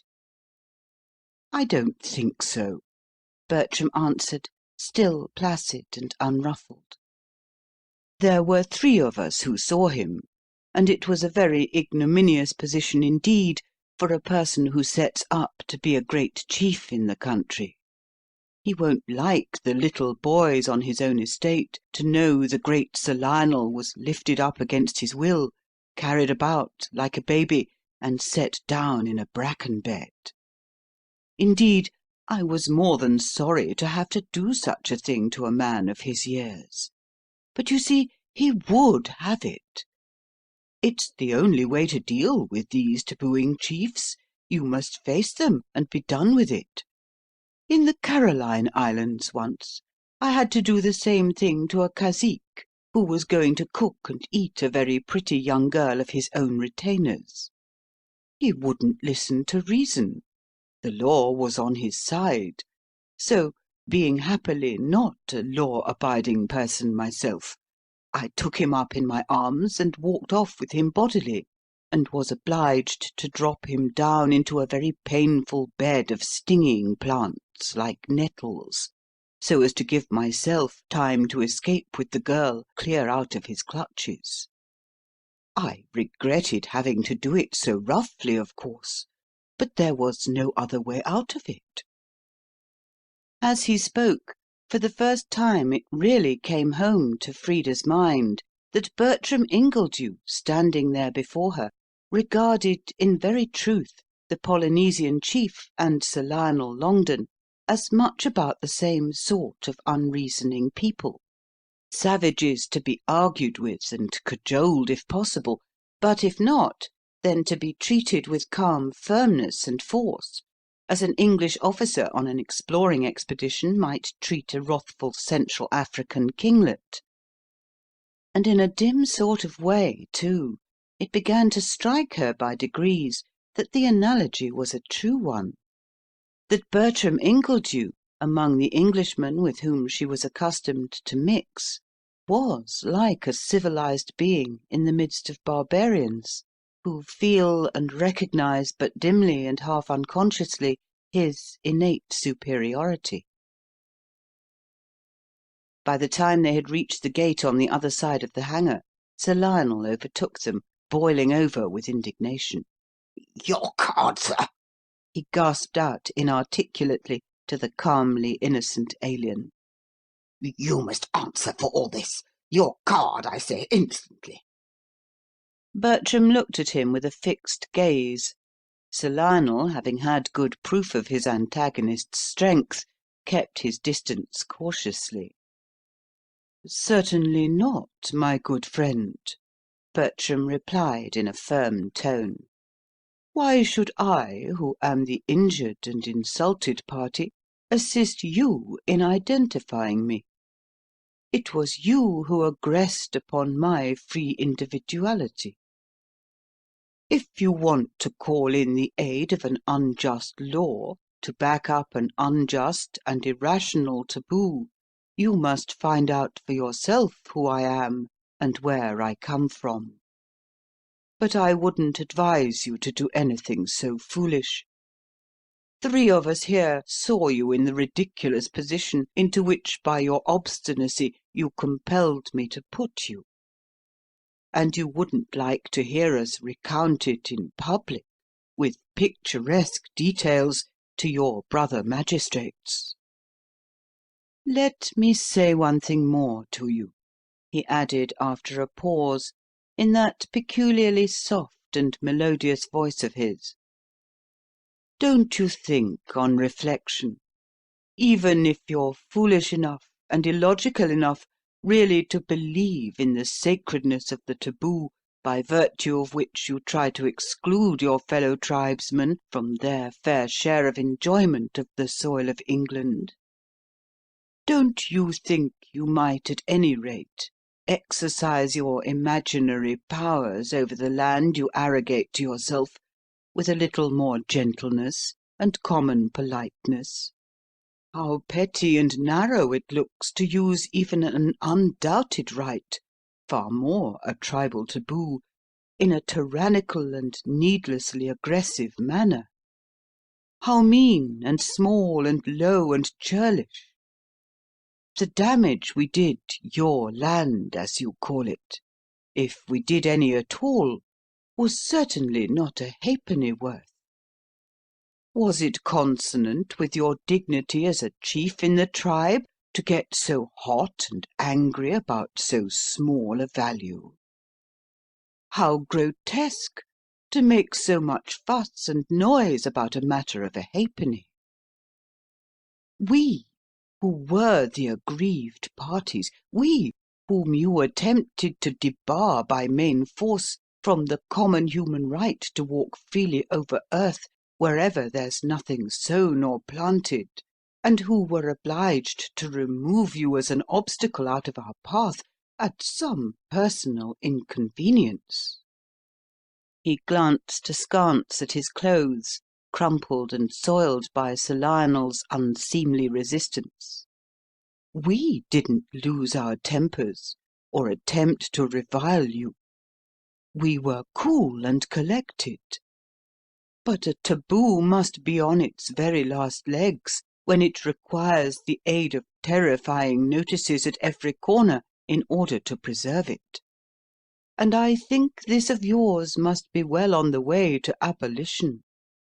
Still, as I should like to part friends—" He drew a coin from his pocket and held it out between his finger and thumb with a courteous bow towards Sir Lionel. "I gladly tender you a halfpenny in compensation for any supposed harm we may possibly have done your imaginary rights by walking through the wood here." End of chapter 4. Chapter 5. For a day or two after this notable encounter between tabooer and taboo breaker, Philip moved about in a most uneasy state of mind. He lived in constant dread of receiving a summons as a party to an assault upon a most respectable and respected landed proprietor, who preserved more pheasants and owned more ruinous cottages than anybody else, except the Duke, round about Brackenhurst. Indeed, so deeply did he regret his involuntary part in this painful escapade, that he never mentioned a word of it to Robert Monteith, nor did Frida either. To say the truth, husband and wife were seldom confidential one with the other. But to Philip's surprise, Bertram's prediction came true.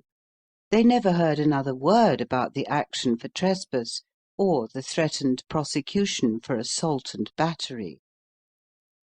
Sir Lionel found out that the person who had committed the gross and unheard-of outrage of lifting an elderly and respectable English landowner like a baby in arms on his own estate was a lodger at Brackenhurst, variously regarded by those who knew him best as an escaped lunatic and as a foreign nobleman in disguise, fleeing for his life from a charge of complicity in a Nihilist conspiracy. He wisely came to the conclusion, therefore, that he would not be the first to divulge the story of his own ignominious defeat, unless he found that damned Radical chap was going boasting around the countryside how he had balked Sir Lionel. And as nothing was further than boasting from Bertram Ingledew's gentle nature, and as Philip and Frida both held their peace for good reasons of their own, the baronet never attempted in any way to rake up the story of his grotesque disgrace on what he considered his own property. All he did was to double the number of keepers on the borders of his estate, and to give them strict notice that whoever could succeed in catching the damned Radical in flagrante delicto, as trespasser or poacher, should receive most instant reward and promotion. During the next few weeks, accordingly, nothing of importance happened from the point of view of the Brackenhurst chronicler, though Bertram was constantly round at the Monteiths' garden for afternoon tea or a game of lawn tennis.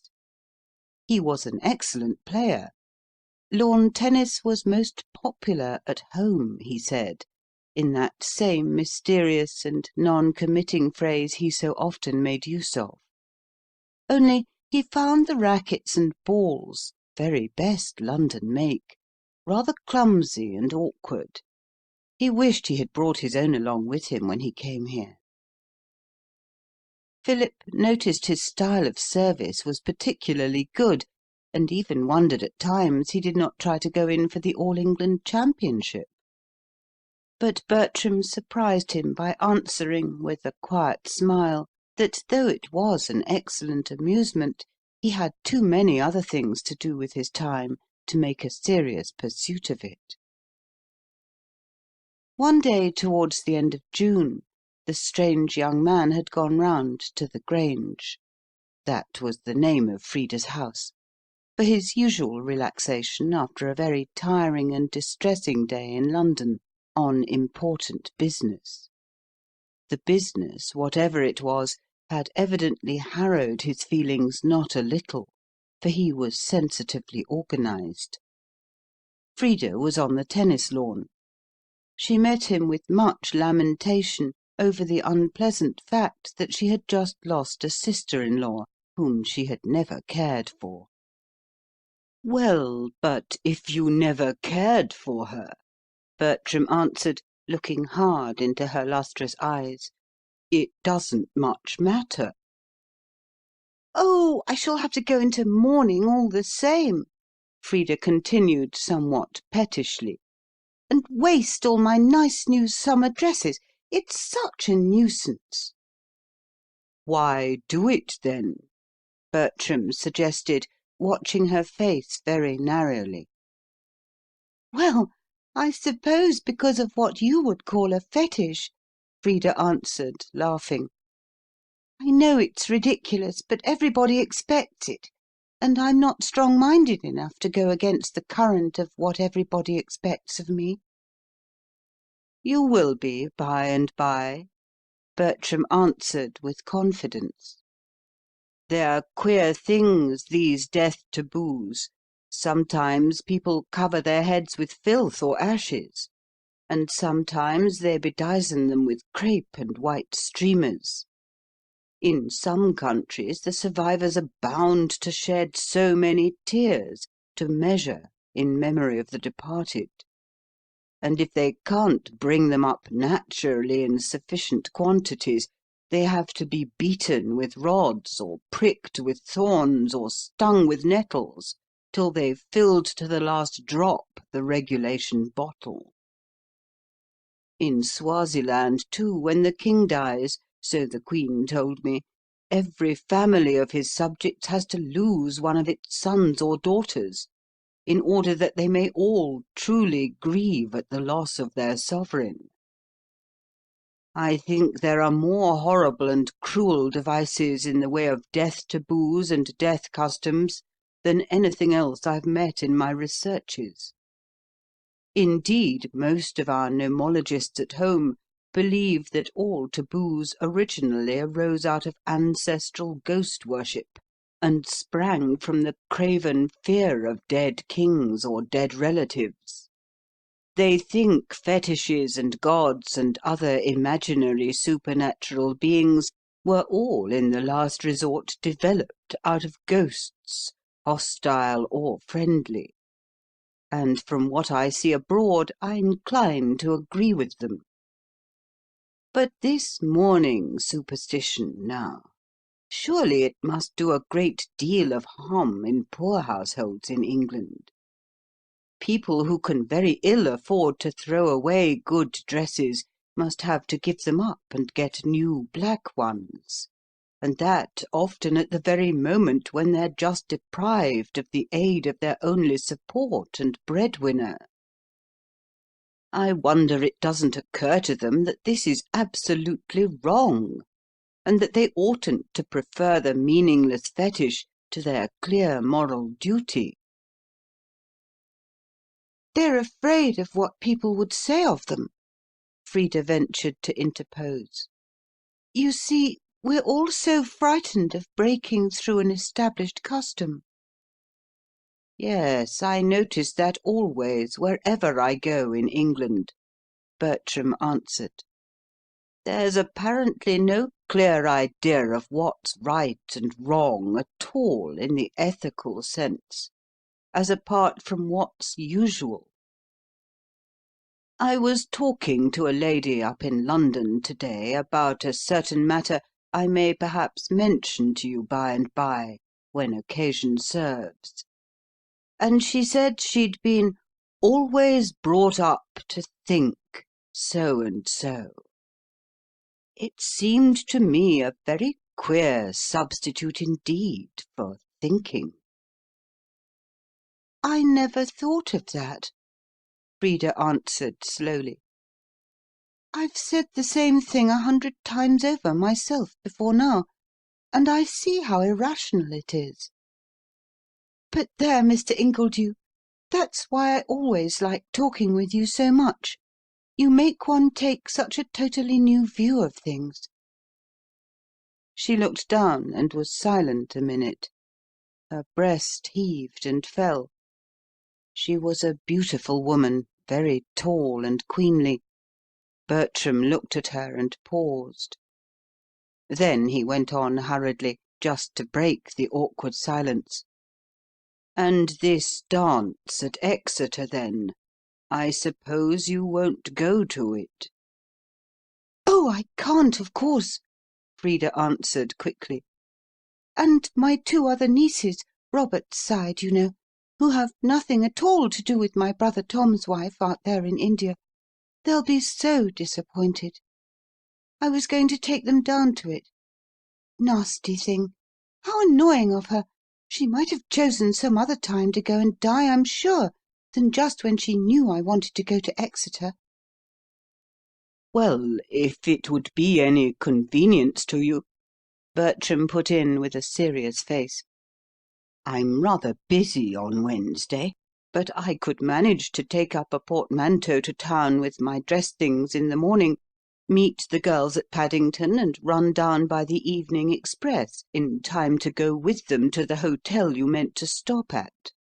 They're those 2 pretty blondes I met here at tea last Sunday, aren't they?" Frida looked at him, half incredulous. He was very nice, she knew, and very quaint and fresh and unsophisticated and unconventional. But could he be really quite so ignorant of the common usages of civilized society as to suppose it possible he could run down alone with 2 young girls to stop by themselves, without even a chaperone, at an hotel at Exeter? She gazed at him curiously. "Oh, Mr. Ingledew," she said, "now you're really too ridiculous." Bertram coloured up like a boy.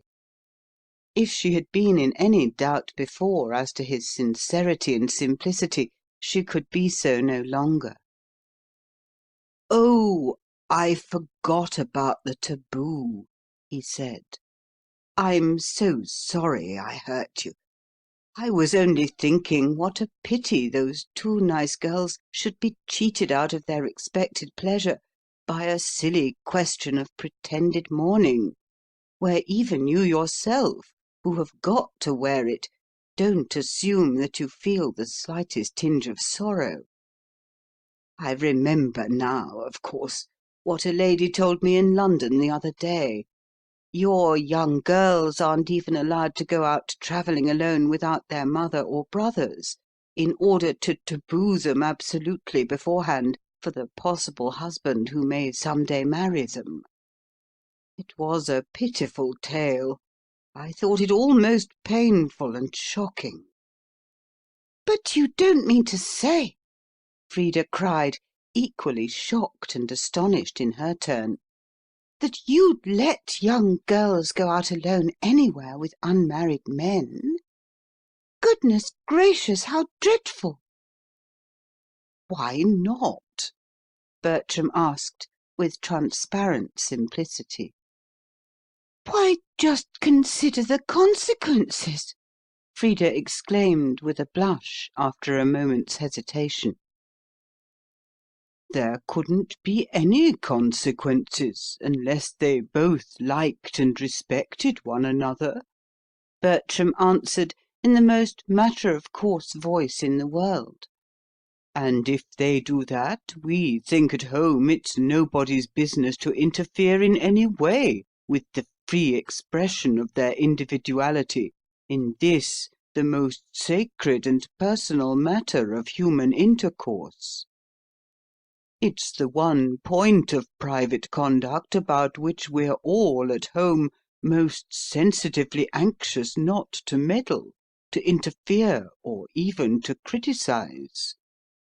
We think such affairs should be left entirely to the hearts and consciences of the two persons concerned, who must surely know best how they feel towards one another. But I remember having met lots of taboos among other barbarians in much the same way, to preserve the mere material purity of their women, a thing we at home wouldn't dream of even questioning. In New Ireland, for instance, I saw poor girls confined for 4 or 5 years in small wicker-work cages, where they're kept in the dark, and not even allowed to set foot on the ground on any pretext. They're shut up in these prisons when they're about 14, and there they're kept, strictly tabooed, till they're just going to be married. I went to see them myself. It was a horrid sight. The poor creatures were confined in a dark, close hut, without air or ventilation, in that stifling climate, which is as unendurable from heat as this one is from cold and damp and fogginess. And there they sat in cages, coarsely woven from broad leaves of the pandanus trees, so that no light could enter, for the people believed that light would kill them. No man might see them, because it was close taboo, but at last, with great difficulty, I persuaded the chief and the old lady who guarded them to let them come out for a minute to look at me. A lot of beads and cloth overcame these people's scruples, and with great reluctance they opened the cages.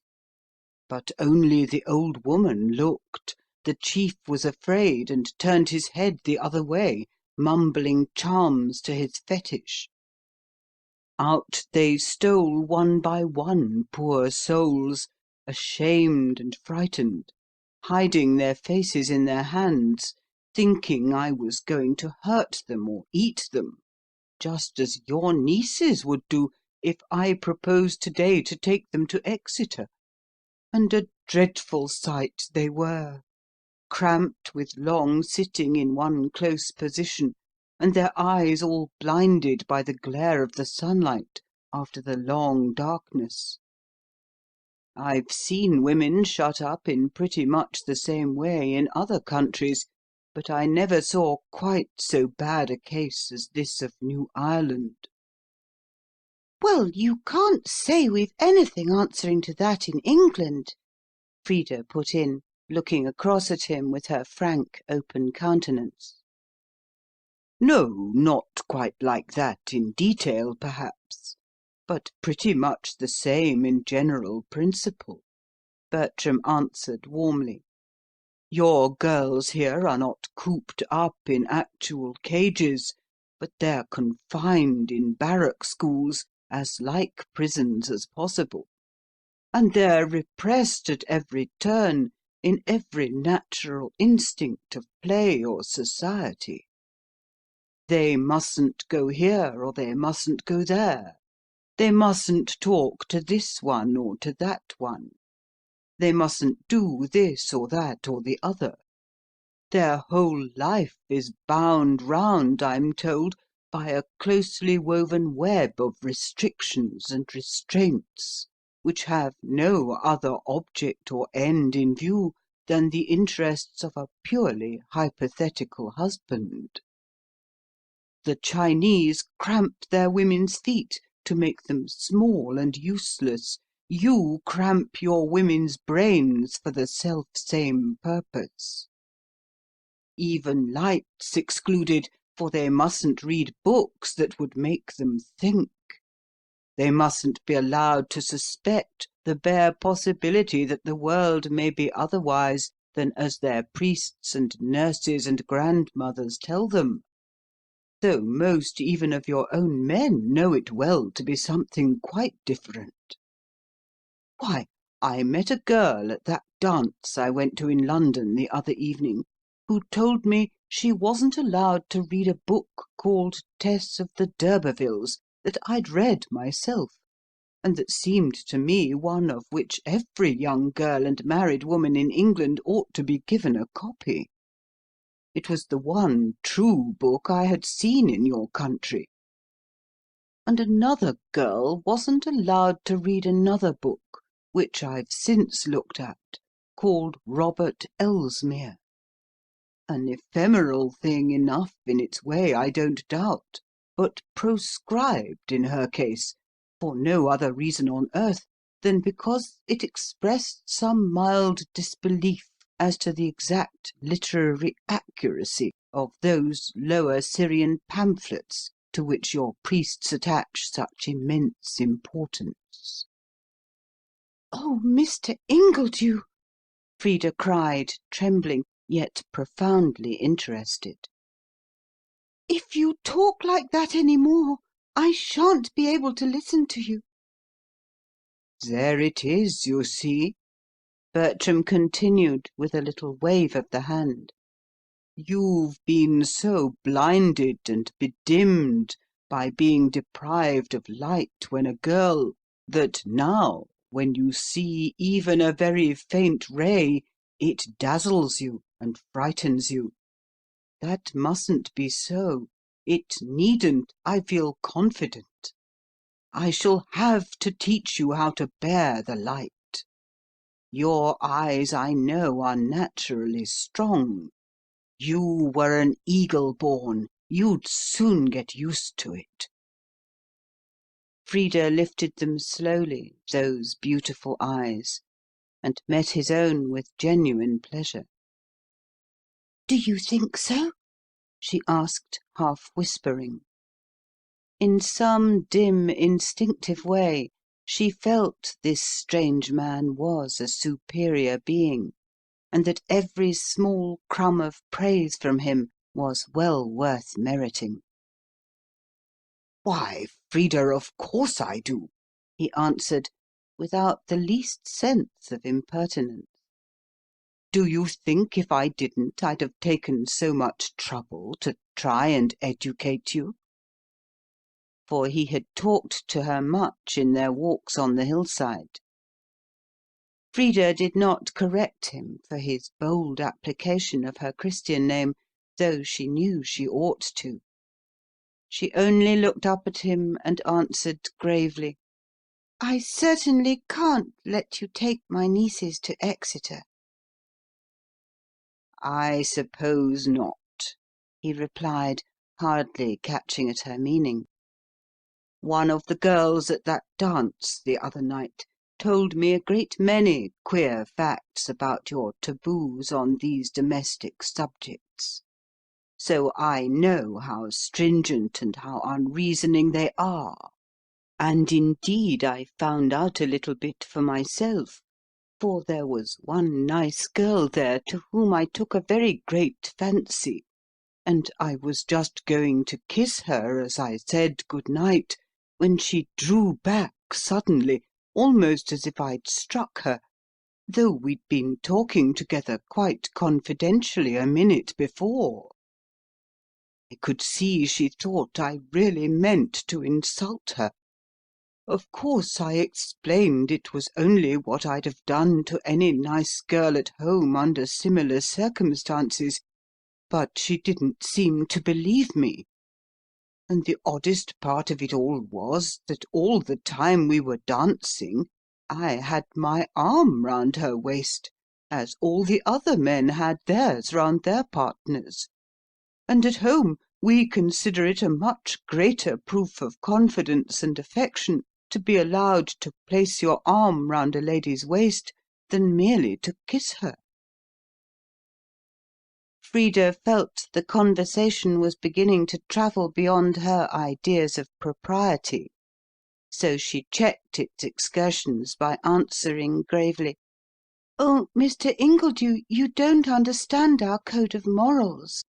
But I'm sure you don't find your East End young ladies so fearfully particular?" "They certainly haven't quite so many taboos," Bertram answered quietly. "But that's always the way in tabooing societies. These things are naturally worst among the chiefs and great people.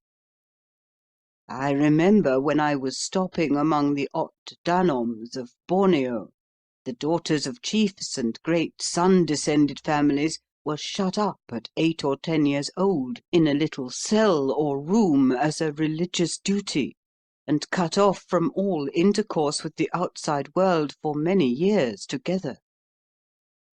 The cells dimly lit by a single small window placed high in the wall, so that the unhappy girl never sees anybody or anything, but passes her life in almost total darkness.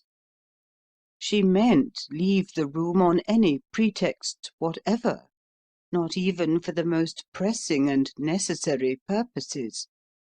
None of her family may see her face, but a single slave woman's appointed to accompany her and wait upon her.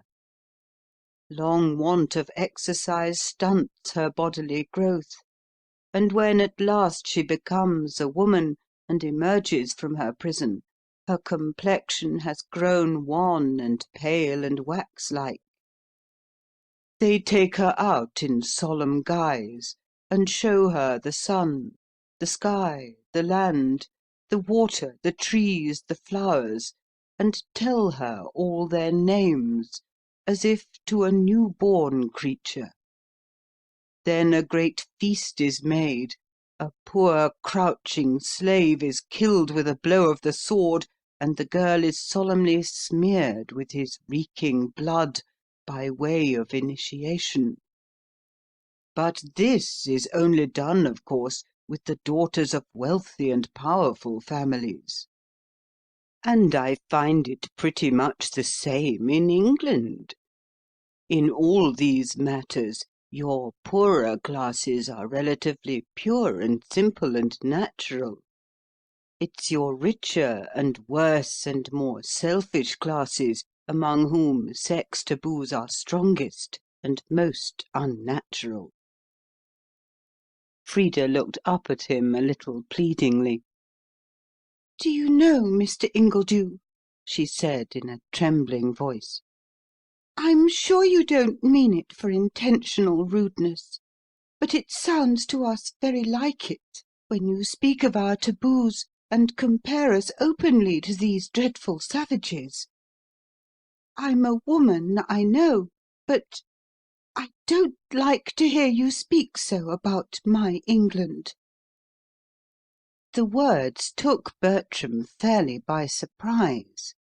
He was wholly unacquainted with that rank form of provincialism which we know as patriotism. He leaned across towards her with a look of deep pain on his handsome face.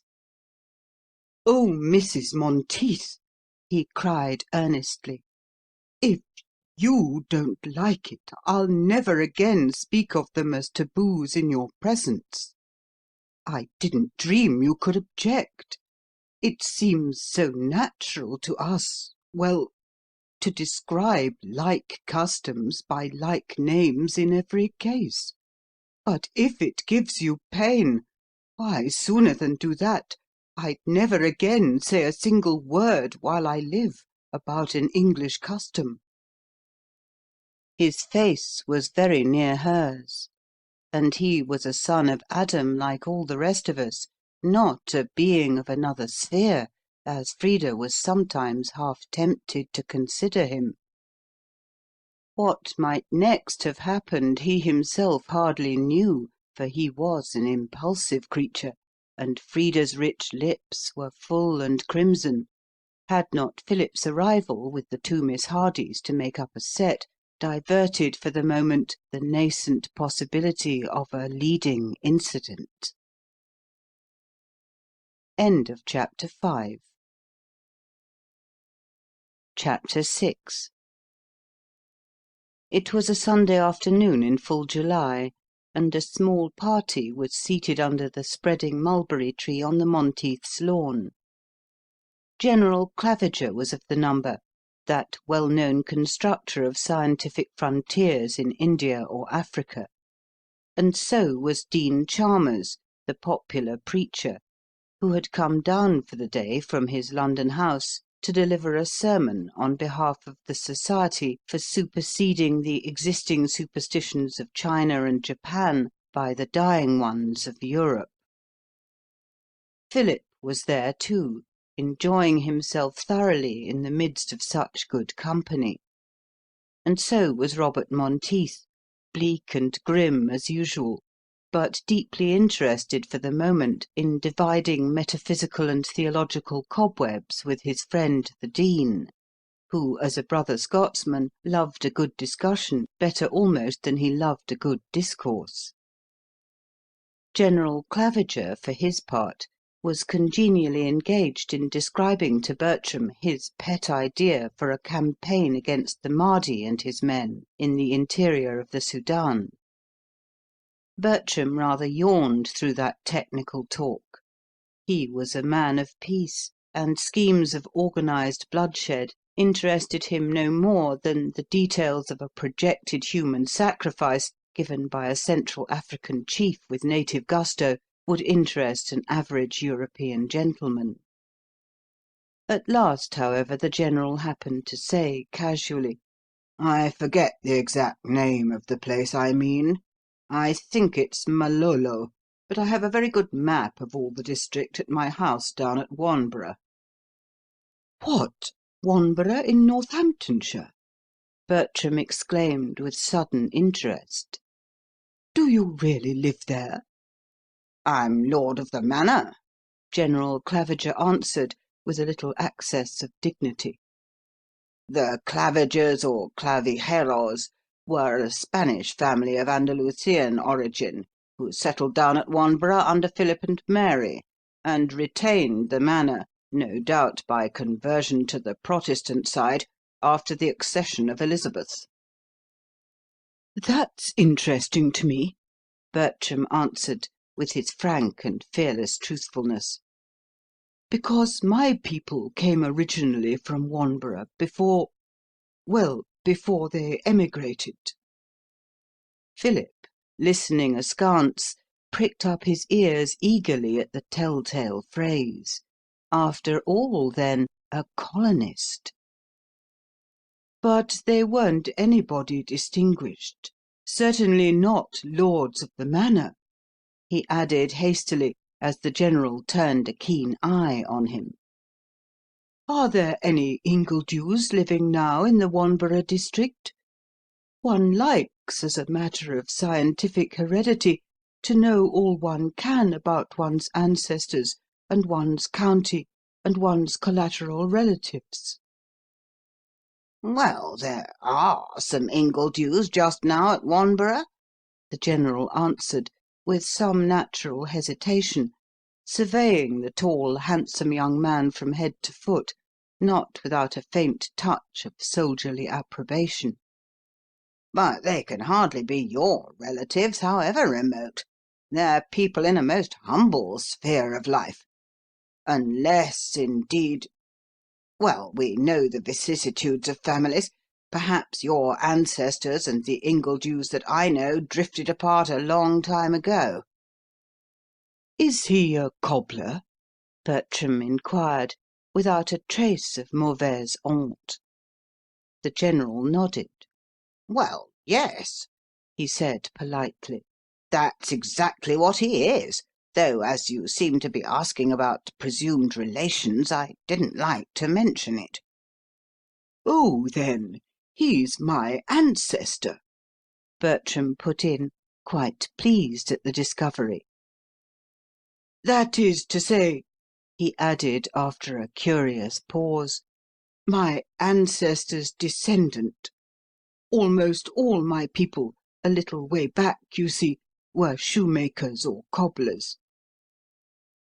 He said it with dignity, exactly as he might have said they were dukes or Lord Chancellors. But Philip could not help pitying him, not so much for being descended from so mean a lot, as for being fool enough to acknowledge it on a gentleman's lawn at Brackenhurst. Why, with manners like his, if he had not given himself away, one might easily have taken him for a descendant of the Plantagenets. So the General seemed to think too, for he added quickly, "But you're very like the Duke, and the Duke's a Bertram. Is he also a relative?" The young man coloured slightly. "Yes," he answered, hesitating, "but we're not very proud of the Bertram connection. They never did much good in the world, the Bertrams.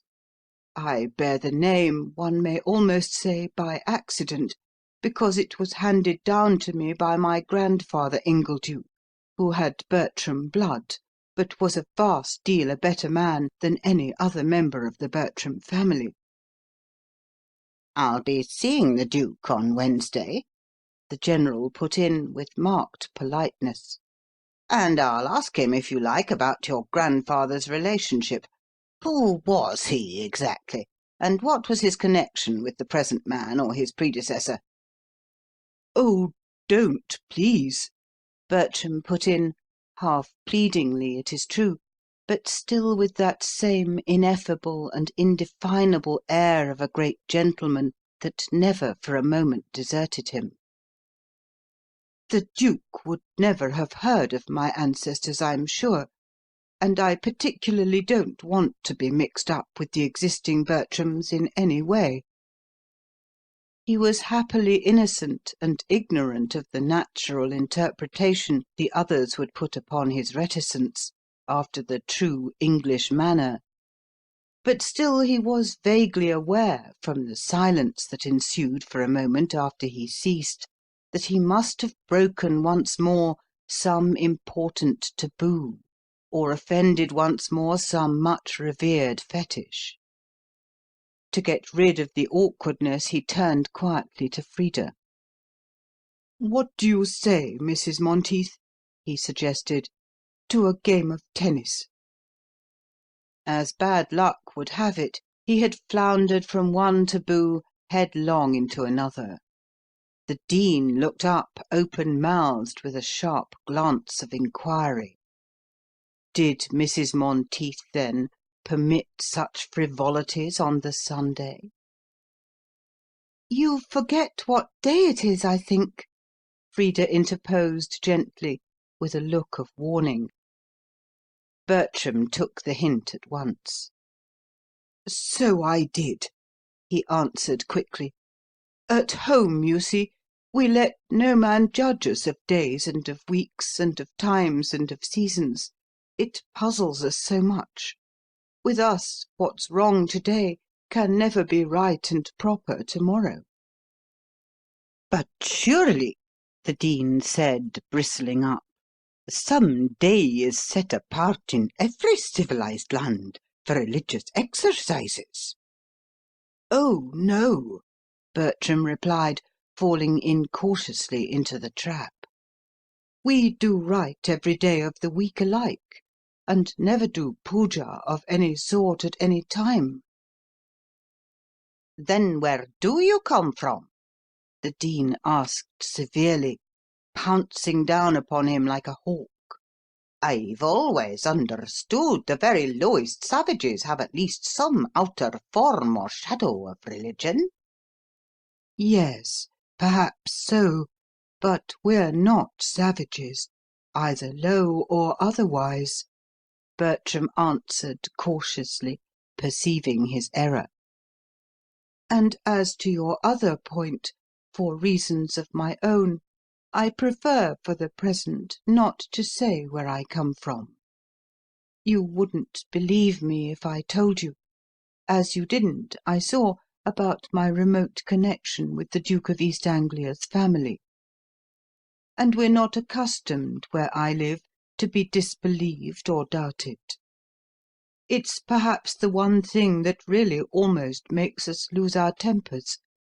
So, if you please, I won't go any further at present into the debatable matter of my place of origin." He rose to stroll off into the gardens, having spoken all the time in that peculiarly grave and dignified tone that seemed natural to him whenever any one tried to question him closely. Nobody save a churchman would have continued the discussion, but the Dean was a churchman and also a Scot, and he returned to the attack unabashed and unbaffled. "But surely, Mr. Ingledew," he said in a persuasive voice, "your people, whoever they are, must at least acknowledge a creator of the universe." Bertram gazed at him fixedly. His eye was stern. "My people, sir," he said slowly, in very measured words, unaware that one must not argue with a clergyman, "acknowledge and investigate every reality they can find in the universe, and admit no phantoms. They believe in everything that can be shown or proved to be natural and true, but in nothing supernatural, that is to say, imaginary or non-existent. They accept plain facts. They reject pure fantasies. How beautiful those lilies are, Mrs. Monteith! Such an exquisite colour. Shall we go over and look at them?" "Not just now," Frida answered, relieved at the appearance of Martha with the tray in the distance. "Here's tea coming." She was glad of the diversion, for she liked Bertram immensely, and she could not help noticing how hopelessly he had been floundering all that afternoon right into the very midst of what he himself would have called their taboos and joss business. But Bertram was not well out of his troubles yet. Martha brought the round tray, oriental brass finely chased with flowing Arabic inscriptions, and laid it down on the dainty little rustic table. Then she handed about the cups. Bertram rose to help her. "Mayn't I do it for you?" he said, as politely as he would have said it to a lady in her drawing-room. "No, thank you, sir," Martha answered, turning red at the offer, but with the imperturbable solemnity of the well-trained English servant. She knew her place, and resented the intrusion. But Bertram had his own notions of politeness too, which were not to be lightly set aside for local class distinctions. He could not see a pretty girl handing cups to guests without instinctively rising from his seat to assist her. So, very much to Martha's embarrassment, he continued to give his help in passing the cake and the bread and butter. As soon as she was gone, he turned round to Philip. "That's a very pretty girl, and a very nice girl," he said simply. "I wonder now, as you haven't a wife, you've never thought of marrying her." The remark fell like a thunderbolt on the assembled group. Even Frida was shocked. Your most open-minded woman begins to draw a line when you touch her class prejudices in the matter of marriage, especially with reference to her own relations. "Why, really, Mr. Ingledew," she said, looking up at him reproachfully, "you can't mean to say you think my brother could marry the parlour-maid?" Bertram saw at a glance he had once more unwittingly run his head against one of the dearest of these strange people's taboos, but he made no retort openly. He only reflected in silence to himself how unnatural and how wrong they would all think it at home that a young man of Philip's age should remain nominally celibate, how horrified they would be at the abject misery and degradation such conduct on the part of half his caste must inevitably imply for thousands of innocent young girls of lower station, whose lives he now knew were remorselessly sacrificed in vile dens of tainted London to the supposed social necessity that young men of a certain class should marry late in a certain style, and keep a wife in the way she's been accustomed to. He remembered with a checked sigh how infinitely superior they would all at home have considered that wholesome, capable, good-looking Martha to an empty-headed and useless young man like Philip. And he thought to himself how completely taboo had overlaid in these people's minds every ethical idea, how wholly it had obscured the prime necessities of healthy, vigorous, and moral manhood. He recollected the similar, though less hideous taboos he had met with elsewhere, the castes of India, and the horrible pollution that would result from disregarding them. The vile Egyptian rule, by which the divine king, in order to keep up the so-called purity of his royal and God-descended blood, must marry his own sister, and so foully pollute with monstrous abortions the very stock he believed himself to be preserving intact from common or unclean influences. His mind ran back to the strange and complicated forbidden degrees of the Australian blackfellows, who are divided into cross classes, each of which must necessarily marry into a certain other, and into that other only, regardless of individual tastes or preferences. He remembered the profound belief of all these people that if they were to act in any other way than the one prescribed, some nameless misfortune or terrible evil would surely overtake them. Yet nowhere, he thought to himself, had he seen any system which entailed in the end so much misery on both sexes, though more particularly on the women, as that system of closely tabooed marriage, founded upon a broad basis of prostitution and infanticide, which has reached its most appalling height of development in hypocritical and Puritan England. The ghastly levity with which all Englishmen treated this most serious subject, and the fatal readiness with which even Frida herself seemed to acquiesce in the most inhuman slavery ever devised for women on the face of this earth, shocked and saddened Bertram's profoundly moral and sympathetic nature. He could sit there no longer to listen to their talk.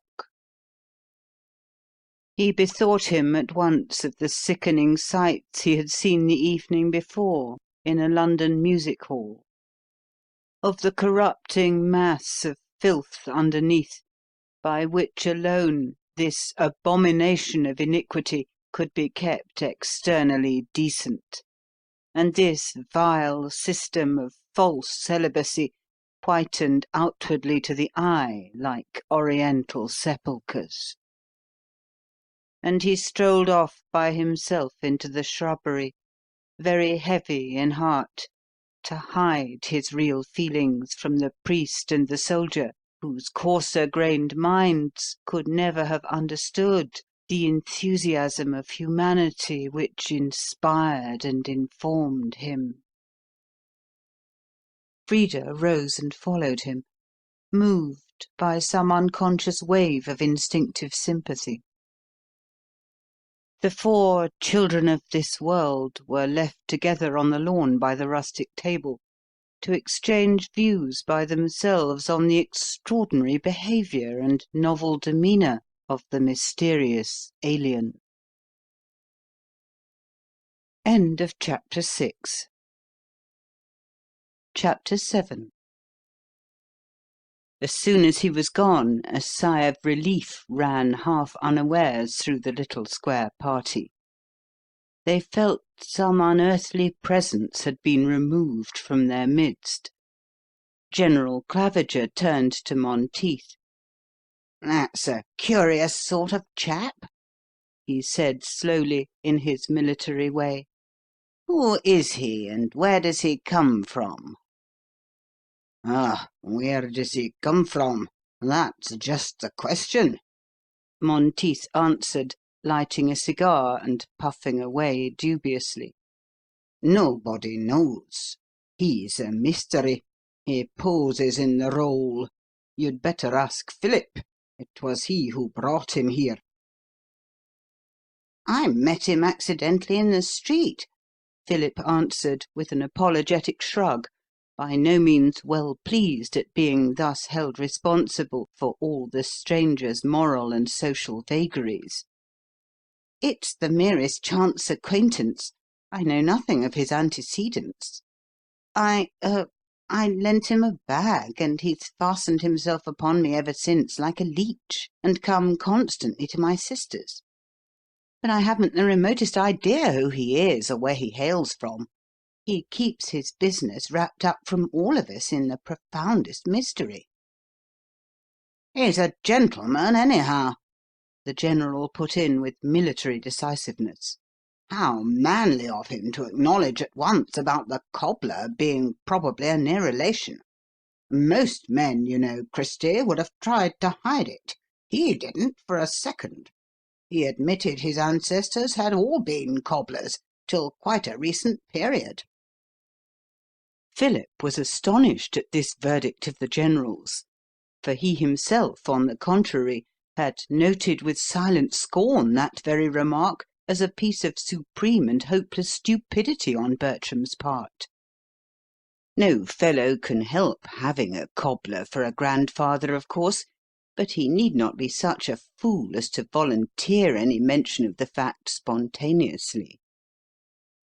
Yes, I thought it bold of him, Monteith answered. Almost bolder than was necessary, for he didn't seem to think we should be at all surprised at it. The General mused to himself. He's a fine soldierly fellow, he said, gazing after the tall retreating figure. I should like to make a dragoon of him. He's the very man for a saddle. He'd dash across country in the face of heavy guns any day with the best of them. He rides well, Philip answered, and has a wonderful seat. I saw him on that bay mare of Wilder's in town the other afternoon, and I must say he rode much more like a gentleman than a cobbler. Oh, he's a gentleman, the General repeated with unshaken conviction. A thoroughbred gentleman. And he scanned Philip up and down with his keen grey eye, as if internally reflecting that Philip's own right to criticise and classify that particular species of humanity was a trifle doubtful. I should much like to make a captain of hussars of him. He'd be splendid as a leader of irregular horse, the very man for a scrimmage. For the General's one idea when he saw a fine specimen of our common race was the Zulus or the Red Indians. What an admirable person he would be to employ in killing and maiming his fellow creatures.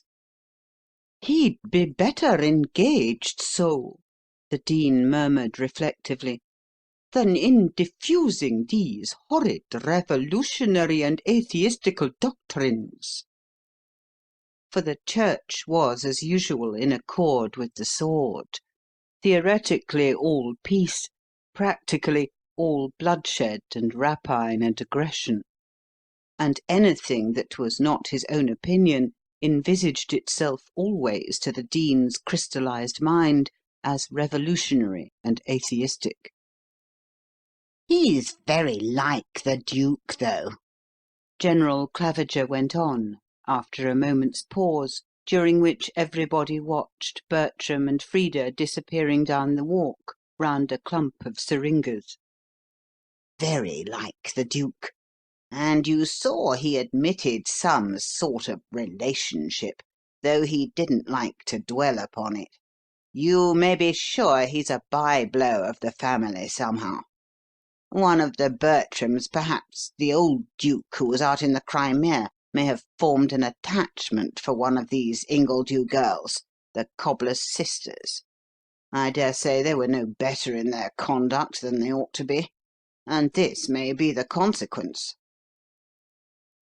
I'm afraid the old Duke was a man of loose life and doubtful conversation, the Dean put in, with a tone of professional disapprobation for the inevitable transgressions of the great and the high-placed.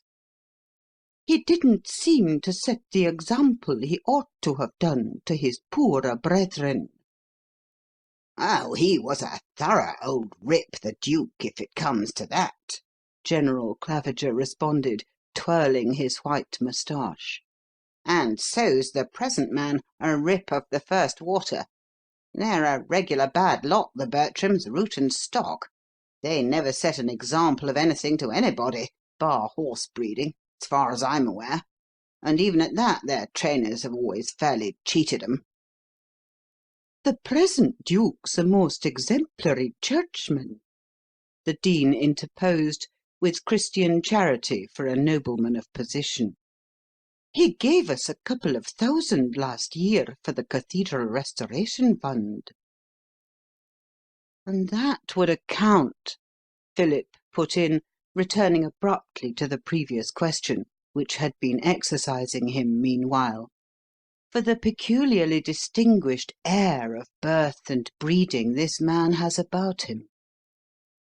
For Philip respected a duke from the bottom of his heart, and cherished the common Britannic delusion that a man who has been elevated to that highest degree in our barbaric rank system must acquire at the same time a nobler type of physique and countenance, exactly as a Jew changes his Semitic features for the European shape on conversion and baptism.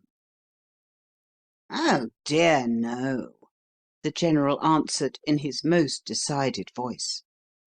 The Bertrams were never much to look at in any way, and as for the old Duke, he was as insignificant a little monster of red-haired ugliness as ever you'd see in a day's march anywhere. If he hadn't been a duke, with a rent-roll of 40-odd thousand a year, he'd never have got that beautiful Lady Camilla to consent to marry him. But, bless you, women'll do anything for the strawberry leaves. It isn't from the Bertrams this man gets his good looks. It isn't from the Bertrams. Old Ingledew's daughters are pretty enough girls. If their aunts were like him, it's there your young friend got his air of distinction. We never know who's who nowadays, the Dean murmured softly. Being himself the son of a small Scotch tradesman, brought up in the Free Kirk, and elevated into his present exalted position by the early intervention of a Balliol scholarship and a studentship of Christ Church, he felt at liberty to moralise in such non-committing terms on the gradual decay of aristocratic exclusiveness. I don't see it much matters what a man's family was, the General said stoutly, so long as he's a fine, well-made, soldierly fellow like this Ingledew body, capable of fighting for his queen and country. He's an Australian, I suppose. What tall chaps they do send home, to be sure. Those Australians are going to lick us all round the field presently. That's the curious part of it, Philip answered. Nobody knows what he is. He doesn't even seem to be a British subject. He calls himself an alien, and he speaks most disrespectfully at times. Well, not exactly perhaps of the Queen in person, but at any rate of the monarchy. Utterly destitute of any feeling of respect for any power of any sort, human or divine, the Dean remarked with clerical severity. For my part, Monteith interposed, knocking his ash off savagely.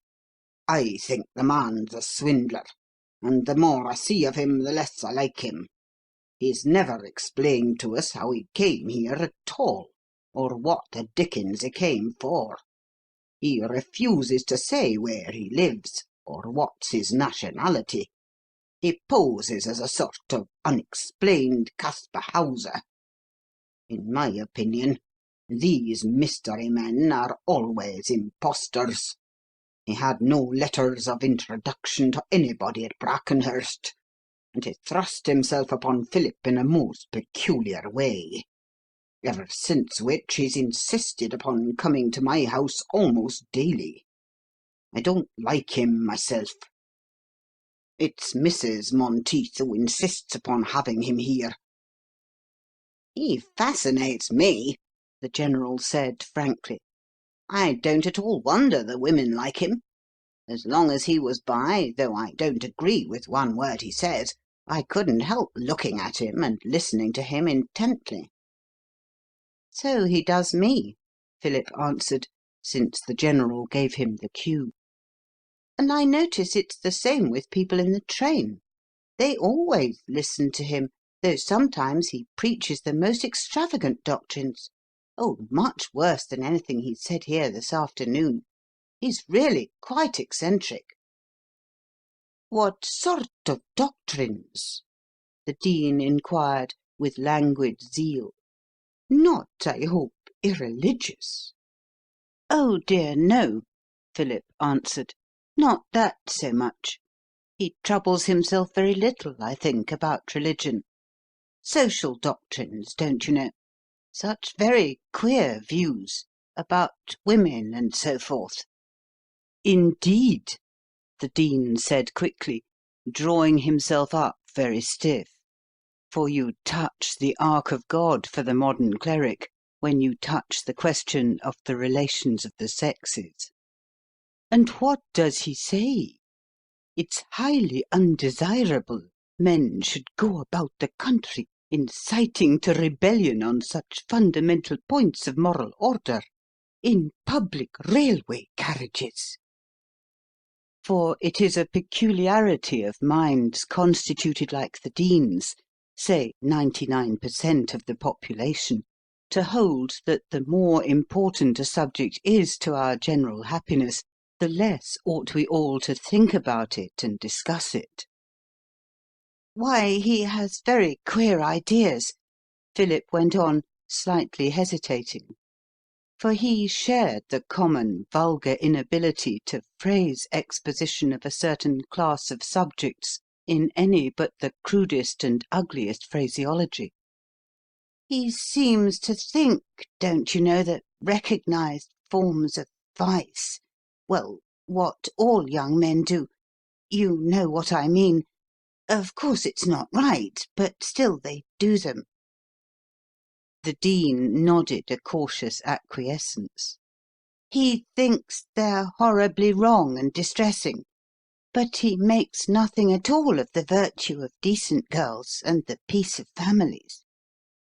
If I found a man preaching that sort of doctrine to my wife or my daughters, Monteith said savagely, I know what I'd do. I'd put a bullet through him. And quite right, too, the General murmured approvingly. Professional considerations made the Dean refrain from endorsing this open expression of murderous sentiment in its fullest form. A clergyman ought always to keep up some decent semblance of respect for the Gospel and the 10 Commandments, or at least the greater part of them. So he placed the tips of his fingers and thumbs together in the usual deliberative clerical way, gazed blankly through the gap, and answered with mild and perfunctory disapprobation, "A bullet would perhaps be an unnecessarily severe form of punishment to mete out. But I confess I would excuse the man who was so far carried away by his righteous indignation as to duck the fellow in the nearest horse-pond." "Well, I don't know about that," Philip replied, with an outburst of unwonted courage and originality.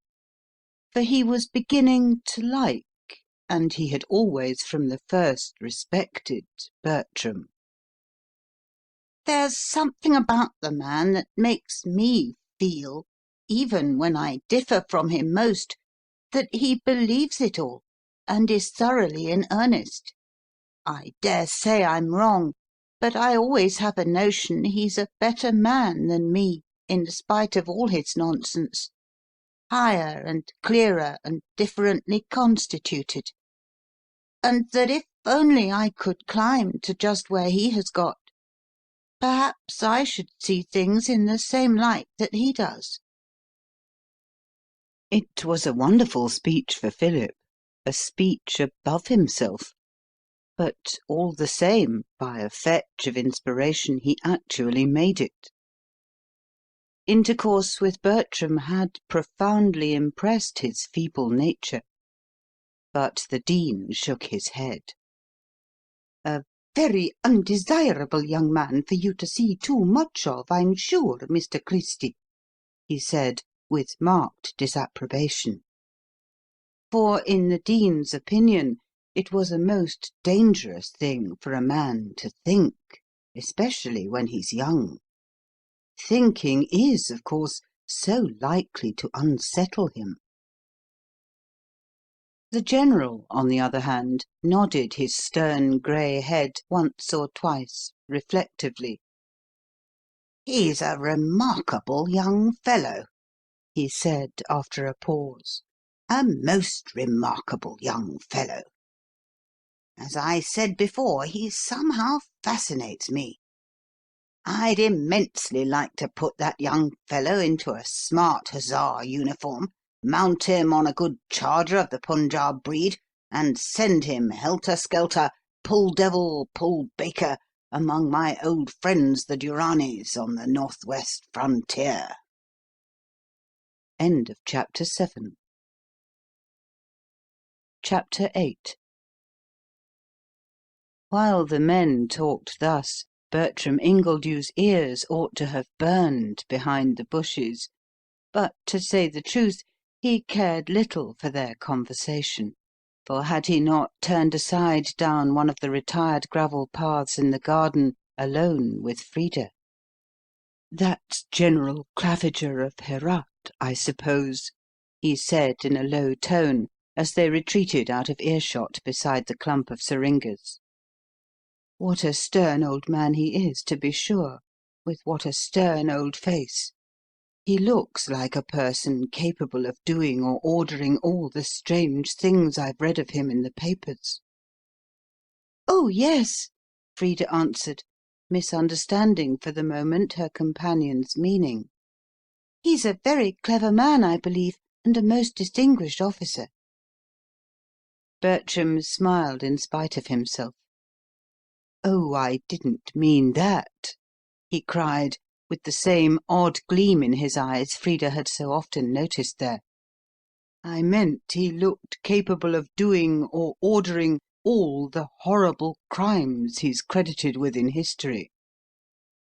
You remember it was he who was employed in massacring the poor savage Zulus in their last stand at bay, and in driving the Afghan women and children to die of cold and starvation on the mountain tops after the taking of Kabul. A terrible fighter indeed, a terrible history." "But I believe he's a very good man in private life," Frida put in apologetically, feeling compelled to say the best she could for her husband's guest. "I don't care for him much myself, to be sure, but Robert likes him, and he's awfully nice, everyone says, to his wife and stepchildren." "How can he be very good?" Bertram answered in his gentlest voice. "If he hires himself out indiscriminately to kill or maim whoever he's told to, irrespective even of the rights and wrongs of the private or public quarrel he happens to be employed upon. It's an appalling thing to take a fellow creature's life, even if you're quite sure it's just and necessary. But fancy contracting to take anybody's and everybody's life you're told to, without any chance, even, of inquiring whether they may not be in the right after all, and your own particular king or people most unjust and cruel and blood-stained aggressors. Why, it's horrible to contemplate. Do you know, Mrs. Monteith," he went on with his far-away air, "it's that makes society here in England so difficult to me. It's so hard to mix on equal terms with your paid high priests and your hired slaughterers, and never display openly the feelings you entertain towards them. Fancy if you had to mix so yourself with the men who flogged women to death in Hungary, or with the governors and jailers of some Siberian prison. That's the worst of travel. When I was in Central Africa, I sometimes saw a poor black woman tortured or killed before my very eyes. And if I'd tried to interfere in her favour, to save or protect her, I'd only have got killed myself, and probably have made things all the worse in the end for her. And yet it's hard indeed to have to look on at or listen to such horrors as these without openly displaying one's disgust and disapprobation. Whenever I meet your famous generals, or your judges and your bishops, I burn to tell them how their acts affect me. Yet I'm obliged to refrain, because I know my words could do no good and might do harm, for they could only anger them. My sole hope of doing anything to mitigate the rigour of your cruel customs is to take as little notice of them as possible in any way, whenever I find myself in unsympathetic society." "Then you don't think me unsympathetic?" Frida murmured, with a glow of pleasure. "Oh, Frida!" the young man cried, bending forward and looking at her. "You know very well you are the only person here I care for in the least, or have the slightest sympathy with." Frida was pleased he should say so. He was so nice and gentle. But she felt constrained none the less to protest, for form's sake at least, against his calling her once more so familiarly by her Christian name. "Not Frida to you, if you please, Mr. Ingledew," she said as stiffly as she could manage. "You know it isn't right. Mrs. Monteith, you must call me." But she wasn't as angry, somehow, at the liberty he had taken as she would have been in anybody else's case. He was so very peculiar. Bertram Ingledew paused and checked himself. "You think I do it on purpose," he said, with an apologetic air. "I know you do, of course, but I assure you I don't. It's all pure forgetfulness. The fact is, nobody can possibly call to mind all the intricacies of your English and European customs at once, unless he's to the manner born and carefully brought up to them from his earliest childhood, as all of you yourselves have been. He may recollect them after an effort, when he thinks of them seriously, but he can't possibly bear them all in mind at once, every hour of the day and night, by a pure tour de force of mental concentration. You know it's the same with your people in other barbarous countries. Your own travellers say it themselves about the customs of Islam. they can't learn them and remember them all at every moment of their lives as the Mohammedans do, and to make one slip there is instant death to them." Frida looked at him earnestly. "But I hope," she said, with an air of deprecation, pulling a rose to pieces, petal by petal, nervously, as she spoke, "you don't put us on quite the same level as Mohammedans. We're so much more civilized, so much better in every way.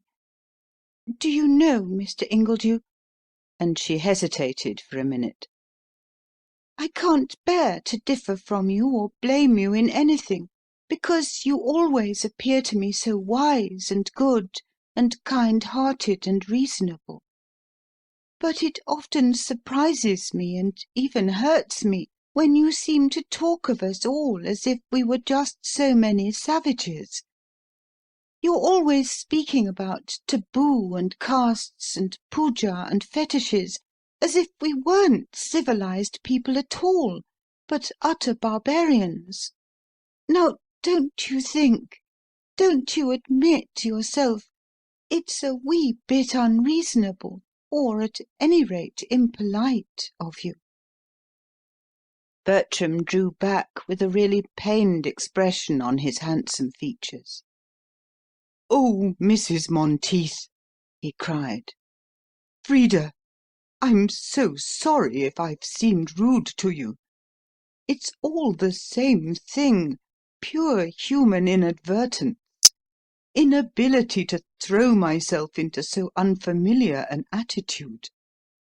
I forget every minute that you do not recognize the essential identity of your own taboos and pujas and fetishes with the similar and often indistinguishable taboos and pujas and fetishes of savages generally.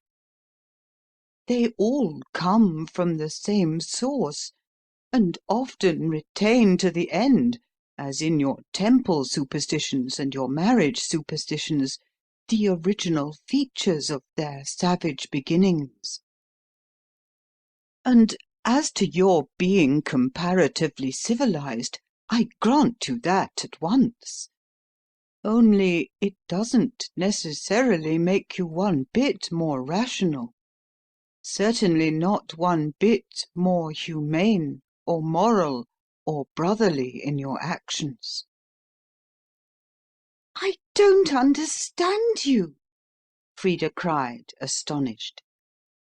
"But there, I often don't understand you.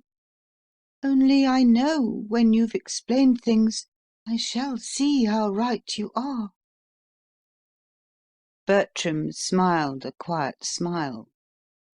"You're certainly an apt pupil," he said, with brotherly gentleness, pulling a flower as he went, and slipping it softly into her bosom. "Why, what I mean's just this. Civilization, after all, in the stage in which you possess it, is only the ability to live together in great organized communities. It doesn't necessarily imply any higher moral status, or any greater rationality than those of the savage. All it implies is greater cohesion, more unity, higher division of functions. But the functions themselves, like those of your priests and judges and soldiers, may be as barbaric and cruel, or as irrational and unintelligent, as any that exist among the most primitive peoples. Advance in civilization doesn't necessarily involve either advance in real knowledge of one's relations to the universe, or advance in moral goodness and personal culture. Some highly civilized nations of historic times have been more cruel and barbarous than many quite uncultivated ones. For example, the Romans, at the height of their civilization, went mad drunk with blood at their gladiatorial shows. The Athenians of the age of Pericles and Socrates offered up human sacrifices at the Thargelia, like the veriest savages. And the Phoenicians and Carthaginians, the most civilized commercial people of the world in their time, as the English are now, gave their own children to be burnt alive as victims to Baal. The Mexicans were far more civilized than the ordinary North American Indians of their own day, and even in some respects than the Spanish Christians who conquered, converted, enslaved, and tortured them. But the Mexican religion was full of such horrors as I could hardly even name to you. It was based entirely on cannibalism, as yours is on mammon. Human sacrifices were common, commoner even than in modern England, I fancy. Newborn babies were killed by the priests when the corn was sown, children when it had sprouted, men when it was full grown, and very old people when it was fully ripe. "How horrible!" Frida exclaimed. "Yes, horrible," Bertram answered, "like your own worst customs. It didn't show either gentleness or rationality, you'll admit, but it showed what's the one thing essential to civilization: great coherence, high organization, much division of function. Some of the rites these civilized Mexicans performed would have made the blood of kindly savages run cold with horror. They sacrificed a man at the harvest festival by crushing him like the corn between two big flat stones.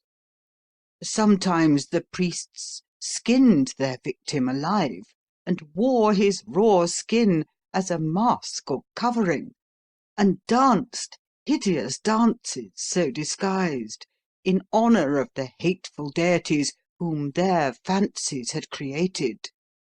Deities even more hateful and cruel, perhaps, than the worst of your own Christian Calvinistic fancies.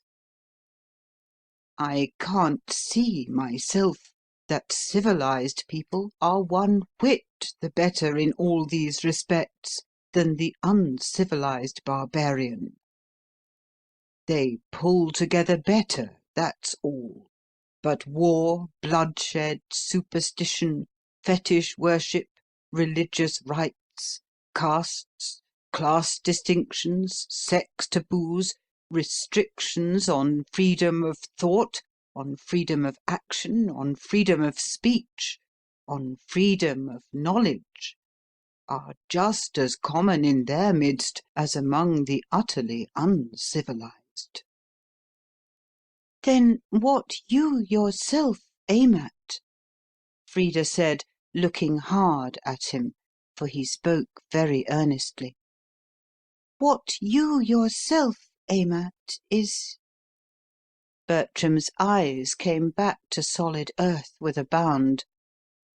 "Oh, what we at home aim at," he said, smiling that sweet soft smile of his that so captivated Frida, "is not mere civilization, though of course we value that too in its meet degree, because without civilization and cooperation no great thing is possible, but rationality and tenderness. We think reason the first good, to recognize truly your own place in the universe, to hold your head up like a man before the face of high heaven, afraid of no ghosts or fetishes or phantoms, to understand that wise and right and unselfish actions are the great requisites in life, not the service of non-existent and misshapen creatures of the human imagination. Knowledge of facts, knowledge of nature, knowledge of the true aspects of the world we live in, these seem to us of first importance. After that, we prize next reasonable and reasoning goodness. For mere rule of thumb goodness, which comes by rote and might so easily degenerate into formalism or superstition, has no honour among us, but rather the contrary. If any one were to say with us, after he had passed his first infancy, that he always did such and such a thing because he had been told it was right by his parents or teachers, still more because priests or fetish men had commanded it, he would be regarded not as virtuous, but as feeble or wicked, a sort of moral idiot, unable to distinguish rationally for himself between good and evil. That's not the sort of conduct we consider right or befitting the dignity of a grown man or woman, an ethical unit in an enlightened community. Rather is it their prime duty to question all things, to accept no rule of conduct or morals as sure till they have thoroughly tested it. Mr. Ingledew, Frida exclaimed, do you know, when you talk like that, I always long to ask you where on earth you come from, and who are these your people you so often speak about? A blessed people. I would like to learn about them, and yet I'm afraid to. You almost seem to me like a being from another planet. The young man laughed a quiet little laugh of deprecation, and sat down on the garden bench beside the yellow rose-bush. "Oh dear no, Frida," he said, with that transparent glance of his. "Now don't look so vexed. I shall call you Frida if I choose. It's your name, and I like you. Why let this funny taboo of one's own real name stand in the way of reasonable friendship? In many savage countries a woman's never allowed to call her husband by his name, or even to know it, or, for the matter of that, to see him in the daylight. In your England the arrangement's exactly reversed. No man's allowed to call a woman by her real name unless she's tabooed for life to him, what you Europeans call married to him. But let that pass. If one went on pulling oneself up short at every one of your customs, one'd never get any further in any question one was discussing. Now, don't be deceived by nonsensical talk about living beings in other planets. There are no such creatures. It's a pure delusion of the ordinary egotistical human pattern. When people chatter about life in other worlds, they don't mean life, which of a sort there may be there. They mean human life, a very different and much less important matter. Well, how could there possibly be human beings or anything like them in other stars or planets? The conditions are too complex, too peculiar, too exclusively mundane. We are things of this world, and of this world only. Don't let's magnify our importance. We're not the whole universe. Our race is essentially a development from a particular type of monkey-like animal. the Andropithecus of the Upper Uganda Eocene. This monkey-like animal itself, again, is the product of special antecedent causes, filling a particular place in a particular tertiary fauna and flora, and impossible even in the fauna and flora of our own earth and our own tropics before the evolution of those succulent fruits and grain-like seeds for feeding on which it was specially adapted. Without edible fruits, in short, there could be no monkey, and without monkeys there could be no man. "But mayn't there be edible fruits in the other planets?" Frida inquired, half timidly, more to bring out this novel aspect of Bertram's knowledge than really to argue with him, for she dearly loved to hear his views of things. They were so fresh and unconventional. Edible fruits, yes, possibly, and animals or something more or less like animals to feed upon them. But even if there are such, which planetoscopists doubt, they must be very different creatures in form and function from any we know on this one small world of ours. For just consider, Frida, what we mean by life.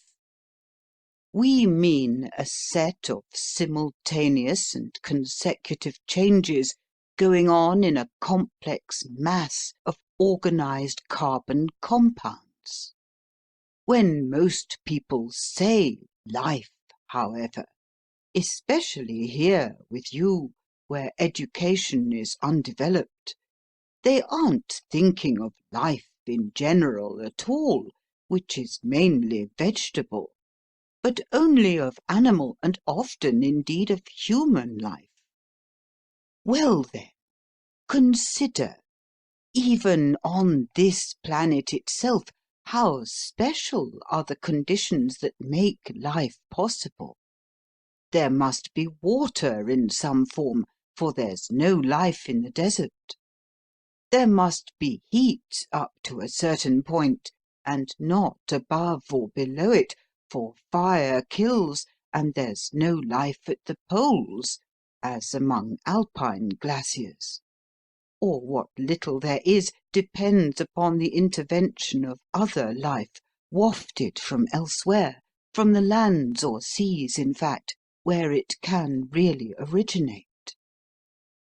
In order to have life at all as we know it, at least, and I can't say whether anything else could be fairly called life by any true analogy until I've seen and examined it, you must have carbon and oxygen and hydrogen and nitrogen and many other things under certain fixed conditions.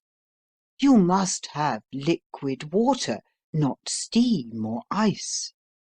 You must have a certain restricted range of temperature, neither very much higher nor very much lower than the average of the tropics. Now look, even with all these conditions fulfilled, how diverse is life on this earth itself, the one place we really know, varying as much as from the oak to the cuttlefish, from the palm to the tiger, from man to the fern, the seaweed, or the jelly speck. Every one of these creatures is a complex result of very complex conditions, among which you must never forget to reckon the previous existence and interaction of all the antecedent ones. Is it probable, then, even a priori, that if life or anything like it exists on any other planet, it would exist in forms at all as near our own as a buttercup is to a human being, or a sea anemone is to a cat or a pine tree? Well, it doesn't look likely, now you come to put it so," Frida answered thoughtfully, for, though English, she was not wholly impervious to logic. "Likely? Of course not," Bertram went on with conviction. "Planetoscopists are agreed upon it. And, above all, why should one suppose the living organisms, or their analogues, if any such there are, in the planets or fixed stars, possess any such purely human and animal faculties as thought and reason? That's just like our common human narrowness. If we were oaks, I suppose, we would only interest ourselves in the question whether acorns existed in Mars and Saturn." He paused a moment, then he added in an afterthought, "No, Frida, you may be sure all human beings, you and I alike, and thousands of others a great deal more different, are essential products of this one wee planet, and of particular times and circumstances in its history. We differ only as birth and circumstances have made us differ. There is a mystery about who I am and where I come from. I won't deny it. But it isn't by any means so strange or so marvellous a mystery as you seem to imagine. One of your own old sacred books says, as I remember hearing in the joss house I attended one day in London, God hath made of one blood all the nations of the earth. If for God in that passage we substitute common descent, it's perfectly true. We are all of one race, and, I confess, when I talk to you, every day I feel our unity more and more profoundly." He bent over on the bench and took her tremulous hand. "Frida," he said, looking deep into her speaking dark eyes, "don't you yourself feel it?" He was so strange, so simple-minded, so different in every way from all other men, that for a moment Frida almost half forgot to be angry with him. In point of fact, in her heart, she was not angry at all. She liked to feel the soft pressure of his strong man's hand on her dainty fingers. She liked to feel the gentle way he was stroking her smooth arm with that delicate white palm of his. It gave her a certain immediate and unthinking pleasure to sit still by his side and know he was full of her. Then suddenly, with a start, she remembered her duty. She was a married woman, and she ought not to do it. Quickly, with a startled air, she withdrew her hand. Bertram gazed down at her for a second, half taken aback by her hurried withdrawal. "Then you don't like me?" he cried in a pained tone. "After all, you don't like me?" One moment later, a ray of recognition broke slowly over his face. "Oh, I forgot," he said, leaning away. "I didn't mean to annoy you. A year or two ago, of course, I might have held your hand in mine as long as ever I liked. You were still a free being. But what was right then is wrong now, according to the kaleidoscopic etiquette of your countrywomen. I forgot all that in the heat of the moment. I recollected only we were two human beings of the same race and blood, with hearts that beat and hands that lay together. I remember now. You must hide and stifle your native impulses in future. You're tabooed for life to Robert Monteith. I must needs respect his seal set upon you."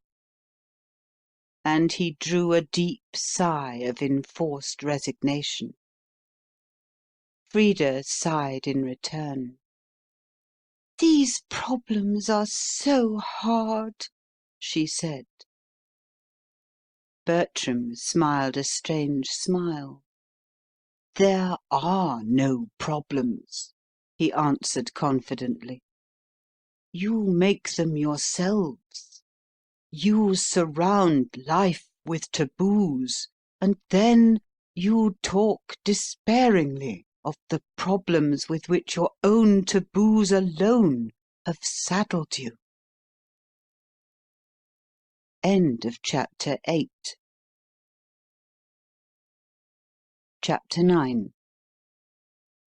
At 9:30 one evening that week, Bertram was seated in his sitting-room at Miss Blake's lodgings, making entries as usual on the subject of taboo in his big black notebook.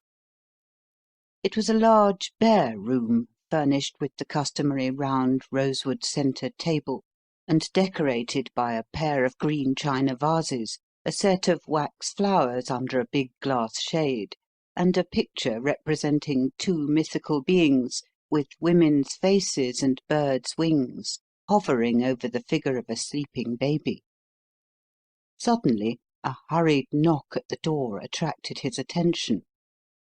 "Come in," he said softly, in that gentle and almost deferential voice which he used alike to his equals and to the lodging-house servant.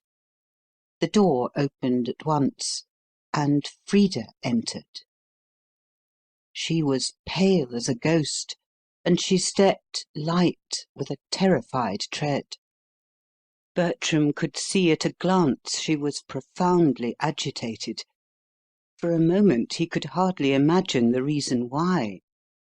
Then he remembered all at once the strict harem rules by which married women in England are hemmed in and circumvented.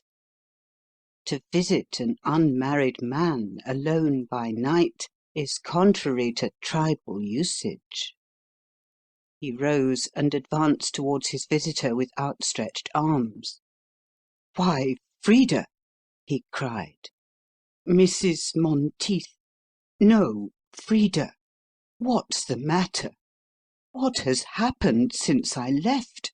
You look so pale and startled." Frida closed the door cautiously, flung herself down into a chair in a despairing attitude, and buried her face in her hands for some moments in silence. "Oh, Mr. Ingledew!" she cried at last, looking up in an agony of shame and doubt. "Bertram! I know it's wrong. I know it's wicked. I ought never to have come. Robert would kill me if he found out. But it's my one last chance, and I couldn't bear not to say good-bye to you, just this once, for ever." Bertram gazed at her in astonishment. Long and intimately as he had lived among the various devotees of divine taboos the whole world over, it was with difficulty still he could recall each time each particular restriction of the various systems. Then it came home to him with a rush. He removed the poor girl's hands gently from her face, which she had buried once more in them for pure shame, and held them in his own. "Dear Frida," he said tenderly, stroking them as he spoke. "Why? What does all this mean? What's this sudden thunderbolt? You've come here to-night without your husband's leave, and you are afraid he'll discover you. Frida spoke under her breath in a voice half choked with frequent sobs. "Don't talk too loud," she whispered. "Miss Blake doesn't know I'm here. If she did, she'd tell on me. I slipped in quietly through the open back door, but I felt I must. I really, really must. I couldn't stop away. I couldn't help it." Bertram gazed at her, distressed. Her tone was distressing. Horror and indignation for a moment overcame him. She had had to slip in there like a fugitive or a criminal. She had had to crawl away by stealth from that man, her keeper. She, a grown woman and a moral agent, with a will of her own and a heart and a conscience, was held so absolutely in serfdom as a particular man's thrall and chattel, that she could not even go out to visit a friend without these degrading subterfuges of creeping in unperceived by a back entrance, and talking low under her breath, lest a lodging-house crone should find out what she was doing. And all the world of England was so banded in league with the slave-driver against the soul he enslaved, that if Miss Blake had seen her, she could hardly have come in, while, once in, she must tremble and whisper and steal about with muffled feet for fear of discovery in this innocent adventure. He held his breath with stifled wrath. It was painful and degrading. But he had no time just then to think much of all this, for there sat Frida, tremulous and shivering before his very eyes, trying hard to hide her beautiful white face in her quivering hands, and murmuring over and over again in a very low voice, like an agonized creature, "I couldn't bear not to be allowed to say good-bye to you for ever." Bertram smoothed her cheek gently. She tried to prevent him, but he went on in spite of her, with a man's strong persistence. Notwithstanding his gentleness, he was always virile. "Good-bye!" he cried. "Good-bye! Why on earth good-bye, Frida? When I left you before dinner, you never said one word of it to me." "Oh, no," Frida cried, sobbing. "It's all Robert. Robert. As soon as ever you were gone, he called me into the library, which always means he's going to talk over some dreadful business with me. And he said to me, 'Frida, I've just heard from Phil that this man Ingledew, who's chosen to foist himself upon us, holds opinions and sentiments which entirely unfit him from being proper company for any lady. Now, he's been coming here a great deal too often of late. Next time he calls, I wish you to tell Martha you're not at home to him.'" Bertram looked across at her with a melting look in his honest blue eyes. "And you came round to tell me of it, you dear thing!" he cried, seizing her hand and grasping it hard. "Oh, Frida, how kind of you!" Frida trembled from head to foot. The blood throbbed in her pulse. "Then you're not vexed with me?" she sobbed out, all tremulous with gladness. "Vexed with you? Oh, Frida, how could I be vexed? You poor child! I'm so pleased, so glad, so grateful." Frida let her hand rest unresisting in his. "But, Bertram," she murmured, "I must call you Bertram. I couldn't help it, you know. I like you so much.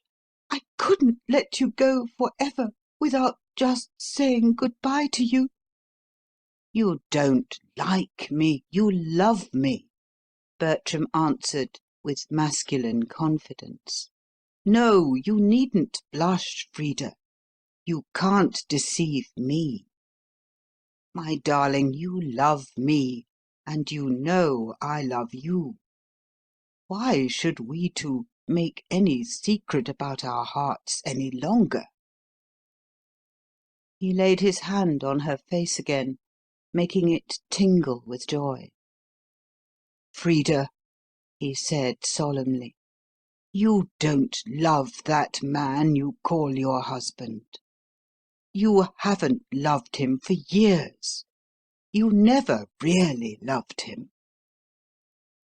There was something about the mere sound of Bertram's calm voice that made Frida speak the truth more plainly and frankly than she could ever have spoken it to any ordinary Englishman. Yet she hung down her head even so, and hesitated slightly.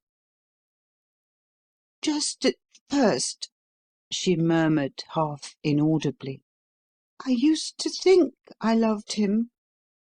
At any rate, I was pleased and flattered he should marry me." "Pleased and flattered!" Bertram exclaimed, more to himself than to her. "Great heavens, how incredible! Pleased and flattered by that man! One can hardly conceive it. But you've never loved him since, Frida. You can't look me in the face and tell me you love him." "No, not since the first few months," Frida answered, still hanging her head. "But, Bertram, he's my husband, and of course I must obey him." "You must do nothing of the sort," Bertram cried authoritatively. "You don't love him at all, and you mustn't pretend to. It's wrong. It's wicked. Sooner or later—" He checked himself. "Frida," he went on after a moment's pause, "I won't speak to you of what I was going to say just now. I'll wait a bit till you're stronger and better able to understand it. But there must be no more silly talk of farewells between us. I won't allow it. You're mine now, 1,000 times more truly mine than ever you were Monteith's, and I can't do without you. You must go back to your husband for the present, I suppose. The circumstances compel it, though I don't approve of it. But you must see me again, and soon, and often, just the same as usual. I won't go to your house, of course. The house is Monteith's, and everywhere among civilized and rational races the sanctity of the home is rightly respected.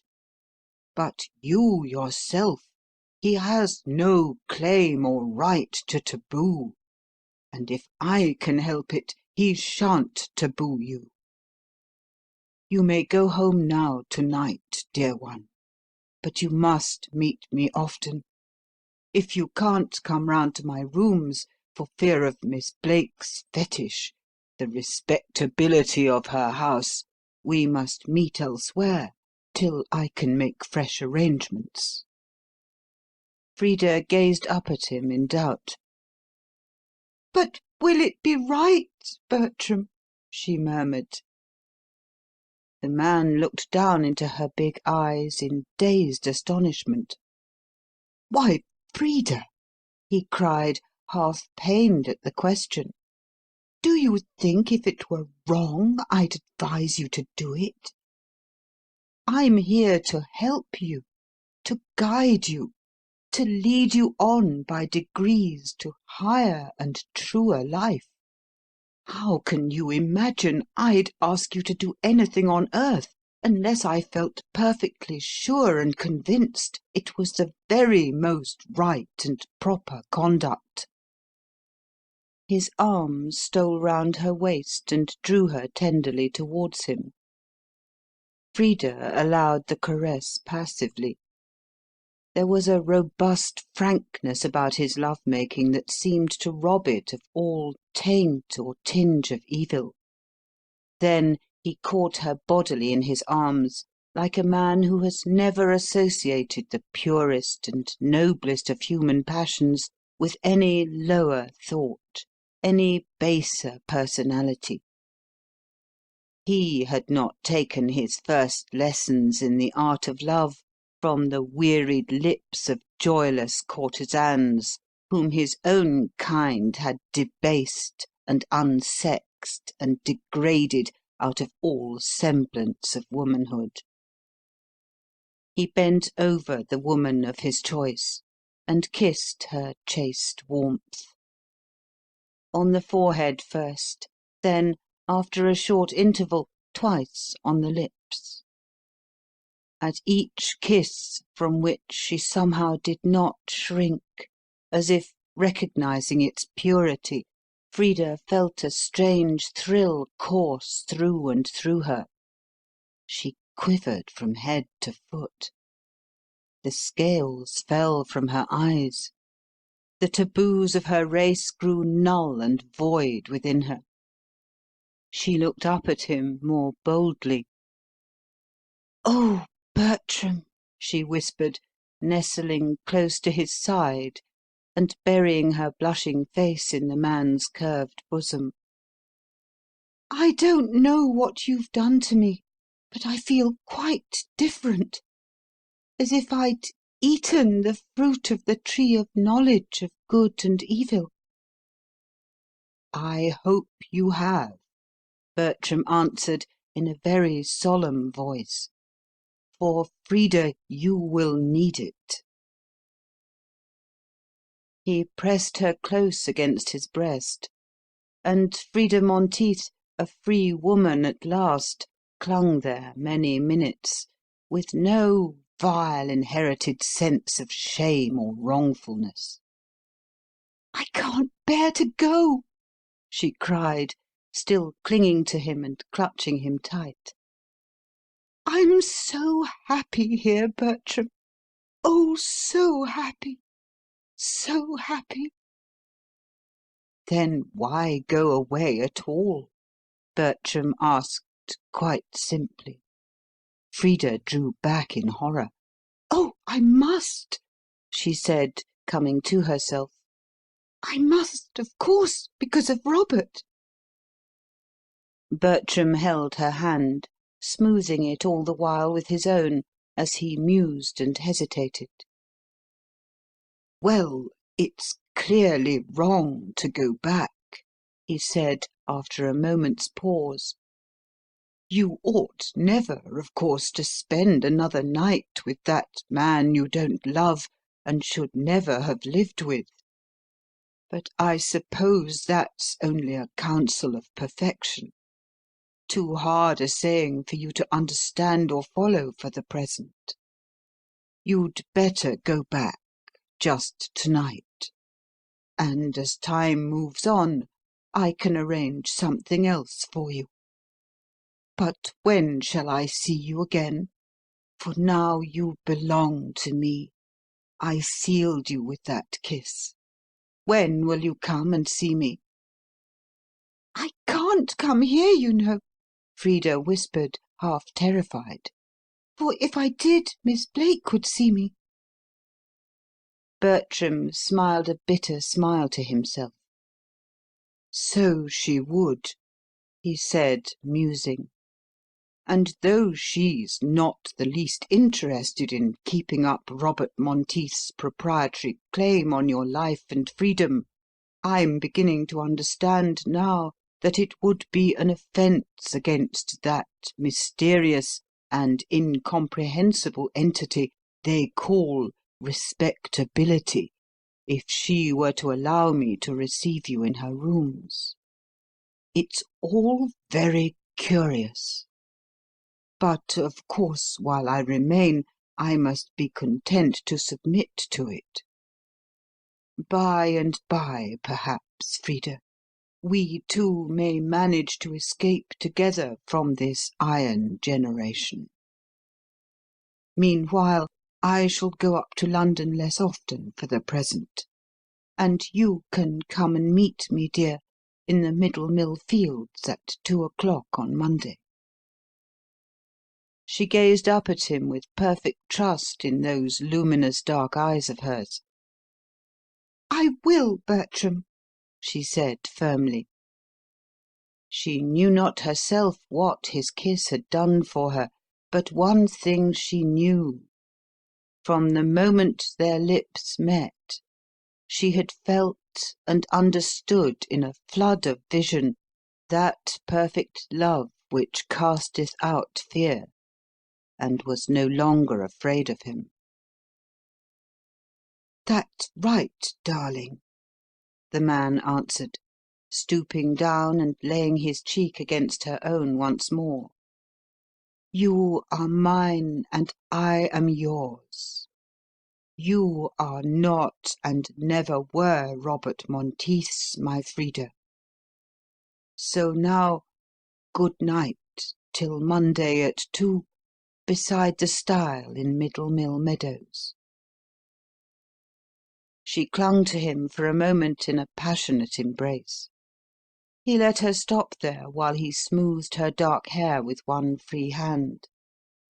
Then, suddenly, with a burst, the older feelings of her race overcame her for a minute.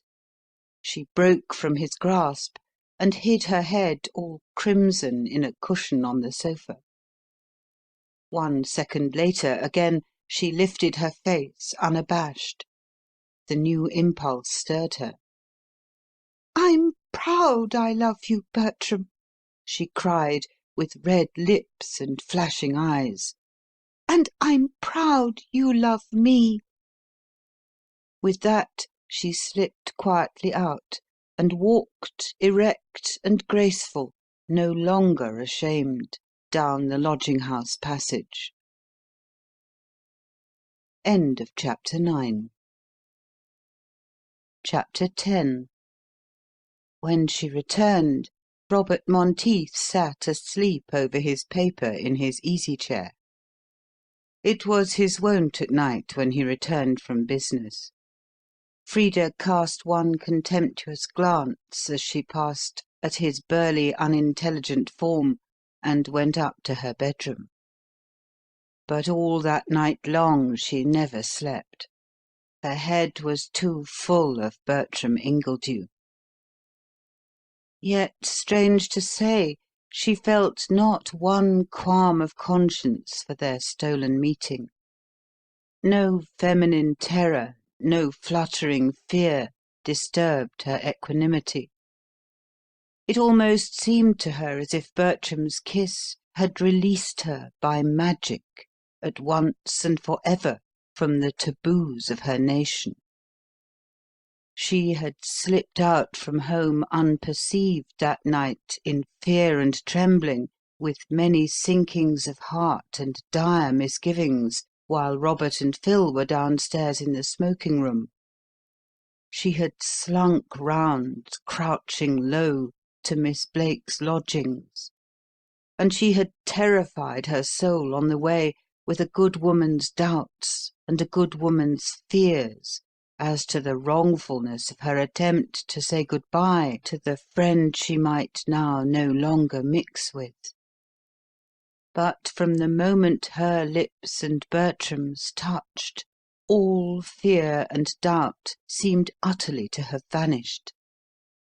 She lay there all night in a fierce ecstasy of love, hugging herself for strange delight, thinking only of Bertram, and wondering what manner of thing was this promised freedom whereof her lover had spoken to her so confidently.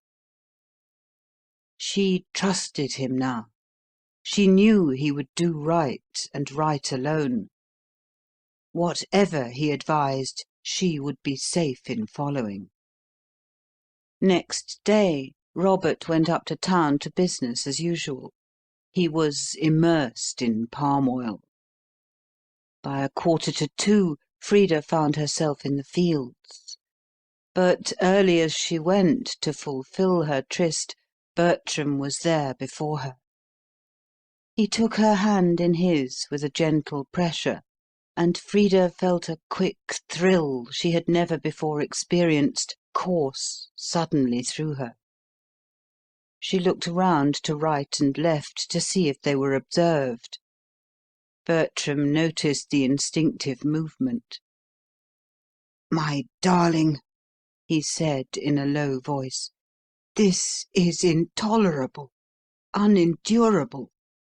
It's an insult not to be borne that you and I can't walk together in the fields of England without being subjected thus to such a many-headed espionage. I shall have to arrange something before long, so as to see you at leisure. I can't be so bound by all the taboos of your country." She looked up at him trustfully. "As you will, Bertram," she answered, without a moment's hesitation. "I know I'm yours now. Let it be what it may, I can do what you tell me." He looked at her and smiled. He saw she was pure woman. He had met at last with a sister soul. There was a long, deep silence. Frida was the first to break it with words. "Why do you always call them taboos, Bertram?" she asked at last, sighing. "Why, Frida, don't you see?" he said, walking on through the deep grass. "Because they are taboos. That's the only reason. Why not give them their true name? We call them nothing else among my own people. All taboos are the same in origin and spirit, whether savage or civilized, Eastern or Western. You must see that now, for I know you are emancipated. They begin with belief in some fetish or bogey or other non-existent supernatural being, and they mostly go on to regard certain absolutely harmless, nay, sometimes even praiseworthy or morally obligatory acts as proscribed by him and sure to be visited with his condign displeasure. So South Sea Islanders think if they eat some particular luscious fruit tabooed for the chiefs, they'll be instantly struck dead by the mere power of the taboo in it. And English people think if they go out in the country for a picnic on a tabooed day, or use certain harmless tabooed names and words, or inquire into the historical validity of certain incredible ancient documents accounted sacred, or even dare to think certain things that no reasonable man can prevent himself from thinking, they'll be burned for ever in eternal fire for it. The common element is the dread of an unreal sanction. So in Japan and West Africa, the people believe the whole existence of the world and the universe is bound up with the health of their own particular king, or the safety of their own particular royal family. And therefore they won't allow their Mikado or their chief to go outside his palace, lest he should knock his royal foot against a stone, and so prevent the sun from shining and the rain from falling. In other places it's a tree or a shrub with which the stability and persistence of the world is bound up. Whenever that tree or shrub begins to droop or wither, the whole population rushes out in bodily fear and awe, bearing water to pour upon it, and crying aloud with wild cries, as if their lives were in danger. If any man were to injure the tree, which of course is no more valuable than any other bush of its sort, they'd tear him to pieces on the spot and kill or torture every member of his family. And so, too, in England, most people believe, without a shadow of reason, that if men and women were allowed to manage their own personal relations, free from tribal interference, all life and order would go to rack and ruin. The world would become one vast, horrible orgy, and society would dissolve in some incredible fashion. To prevent this imaginary and impossible result, they insist upon regulating one another's lives from outside with the strictest taboos, like those which hem round the West African kings, and punish with cruel and relentless heartlessness every man, and still more every woman, who dares to transgress them. I think I see what you mean, Frida answered, blushing. And I mean it in the very simplest and most literal sense, Bertram went on quite seriously. I'd been among you some time before it began to dawn on me that you English didn't regard your own taboos as essentially identical with other people's. To me, from the very first, they seemed absolutely the same as the similar taboos of Central Africans and South Sea Islanders. All of them spring alike from a common origin, the queer, savage belief that various harmless or actually beneficial things may become at times, in some mysterious way, harmful and dangerous. The essence of them all lies in the erroneous idea that if certain contingencies occur, such as breaking an image or deserting a faith, some terrible evil will follow to one man or to the world, which evil, as a matter of fact, there's no reason at all to dread in any way. Sometimes, as in ancient Rome, Egypt, Central Africa, and England, the whole of life gets enveloped at last in a perfect mist and labyrinth of taboos, a cobweb of conventions. The Flamen Dialis at Rome, you know, mightn't ride or even touch a horse. He mightn't see an army under arms, nor wear a ring that wasn't broken, nor have a knot in any part of his clothing. He mightn't eat wheaten flour or leavened bread. He mightn't look at or even mention by name such unlucky things as a goat, a dog, raw meat, haricot beans, or common ivy. He mightn't walk under a vine. The feet of his bed had to be daubed with mud. His hair could only be cut by a free man, and with a bronze knife. He was encased and surrounded, as it were, by endless petty restrictions and regulations and taboos, just like those that now surround so many men, and especially so many young women, here in England. And you think they arise from the same causes? Frida said, half hesitating, for she hardly knew whether it was not wicked to say so. Why, of course they do, Bertram answered confidently. That's not matter of opinion now, it's matter of demonstration. The worst of them all in their present complicated state are the ones that concern marriage and the other hideous sex taboos. They seem to have been among the earliest human abuses, for marriage arises from the Stone Age practice of felling a woman of another tribe with a blow of one's club, and dragging her off by the hair of her head to one's own cave, as a slave and drudge.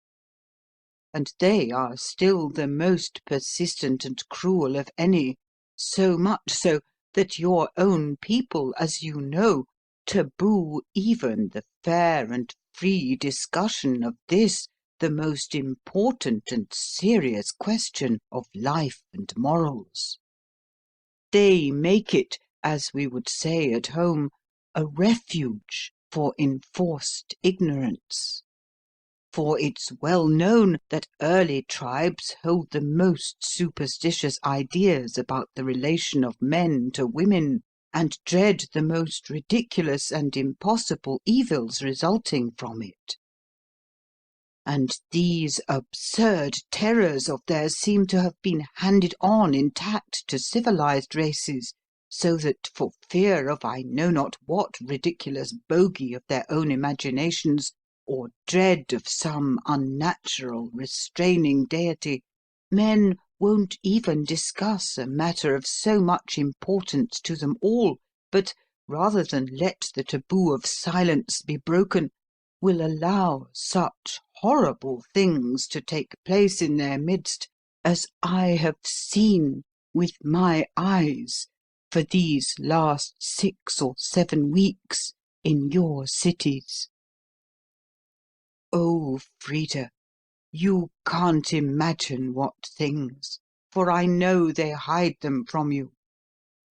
Cruelties of lust and neglect and shame, such as you couldn't even dream of. Women dying of foul disease, in want and dirt, deliberately forced upon them by the will of your society. Destined beforehand for death, a hateful lingering death, a death more disgusting than aught you can conceive. In order that the rest of you may be safely tabooed, each a maid intact, for the man who weds her.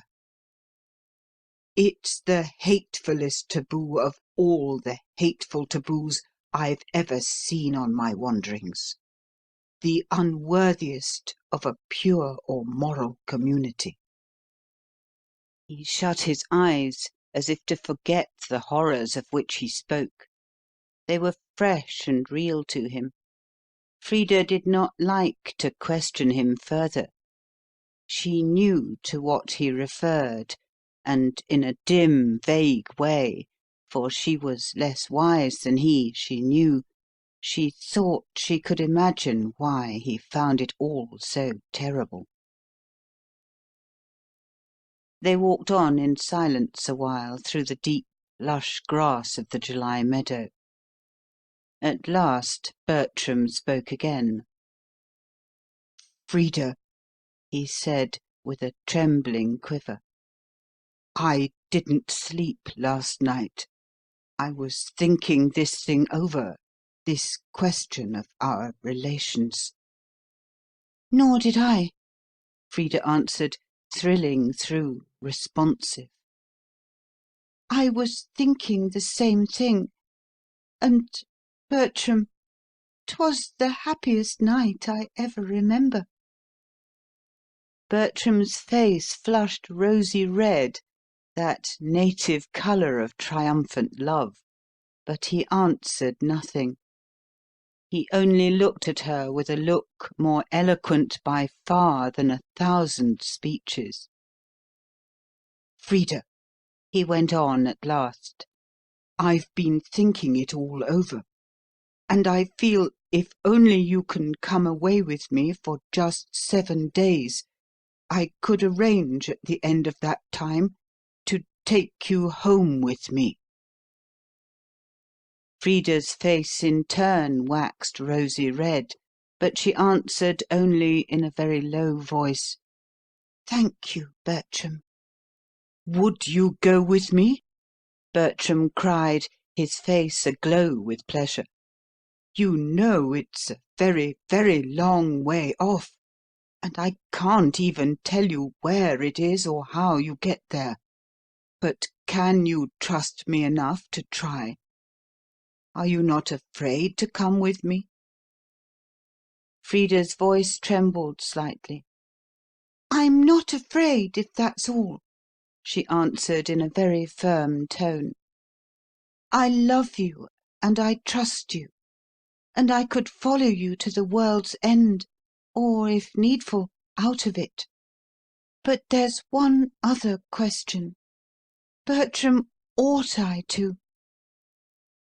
She asked it more to see what answer Bertram would make to her than from any real doubt, for ever since that kiss last night she felt sure in her own mind, with a woman's certainty, whatever Bertram told her was the thing she ought to do. But she wanted to know in what light he regarded it. Bertram gazed at her hard.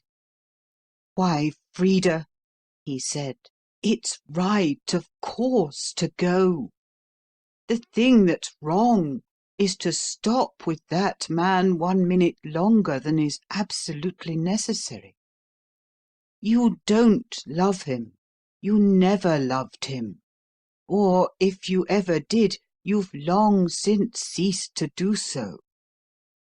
Well, then, it's a dishonour to yourself to spend 1 more day with him. How can you submit to the hateful endearments of a man you don't love or care for? How wrong to yourself, how infinitely more wrong to your still unborn and unbegotten children! Would you consent to become the mother of sons and daughters by a man whose whole character is utterly repugnant to you? Nature has given us this divine instinct of love within to tell us with what persons we should spontaneously unite. Will you fly in her face and unite with a man whom you feel and know to be wholly unworthy of you? With us, such conduct would be considered disgraceful. We think every man and woman should be free to do as they will with their own persons, for that is the very basis and foundation of personal liberty. But if any man or woman were openly to confess they yielded their persons to another for any other reason than because the strongest sympathy and love compelled them, we should silently despise them. If you don't love Monteith, it's your duty to him, and still more your duty to yourself and your unborn children, at once to leave him.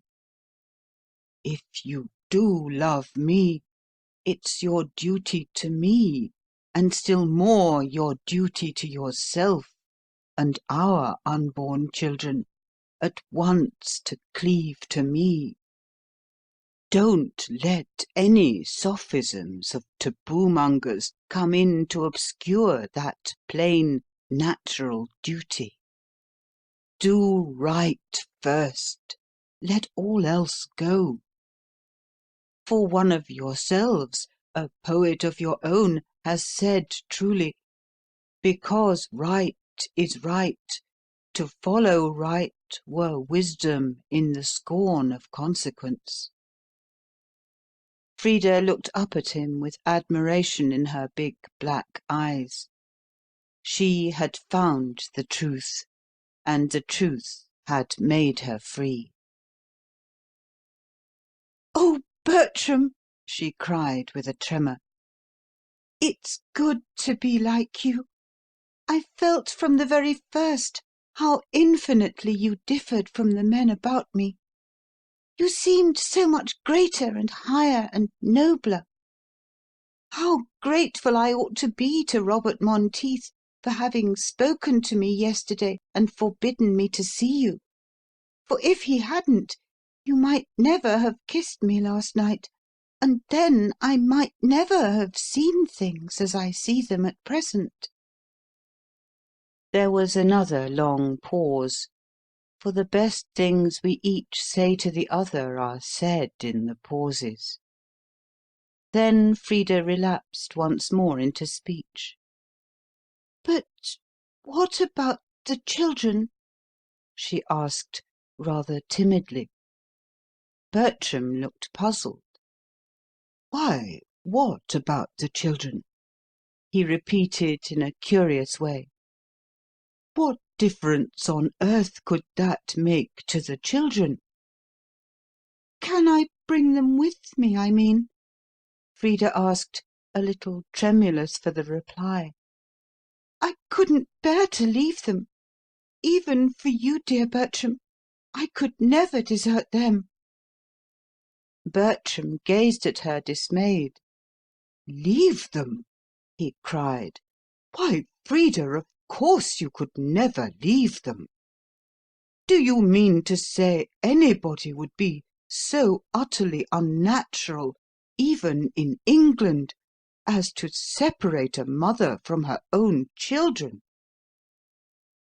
"I don't think Robert would let me keep them," Frida faltered, with tears in her eyes. "And if he didn't, the law, of course, would take his side against me." "Of course," Bertram answered, with grim sarcasm in his face. "Of course. I might have guessed it. If there is an injustice or a barbarity possible, I might have been sure the law of England would make haste to perpetrate it. But you needn't fear, Frida. Long before the law of England could be put in motion, I'll have completed my arrangements for taking you, and them too, with me. There are advantages sometimes, even in the barbaric delay of what your lawyers are facetiously pleased to call justice." "Then I may bring them with me?" Frida cried, flushing red. Bertram nodded assent. "Yes," he said, with grave gentleness. "You may bring them with you, and as soon as you like, too. Remember, dearest, every night you pass under that creature's roof, you commit the vilest crime a woman can commit against her own purity." End of chapter 10. Chapter 11. Never in her life had Frida enjoyed anything so much as those first 4 happy days at Haymoor.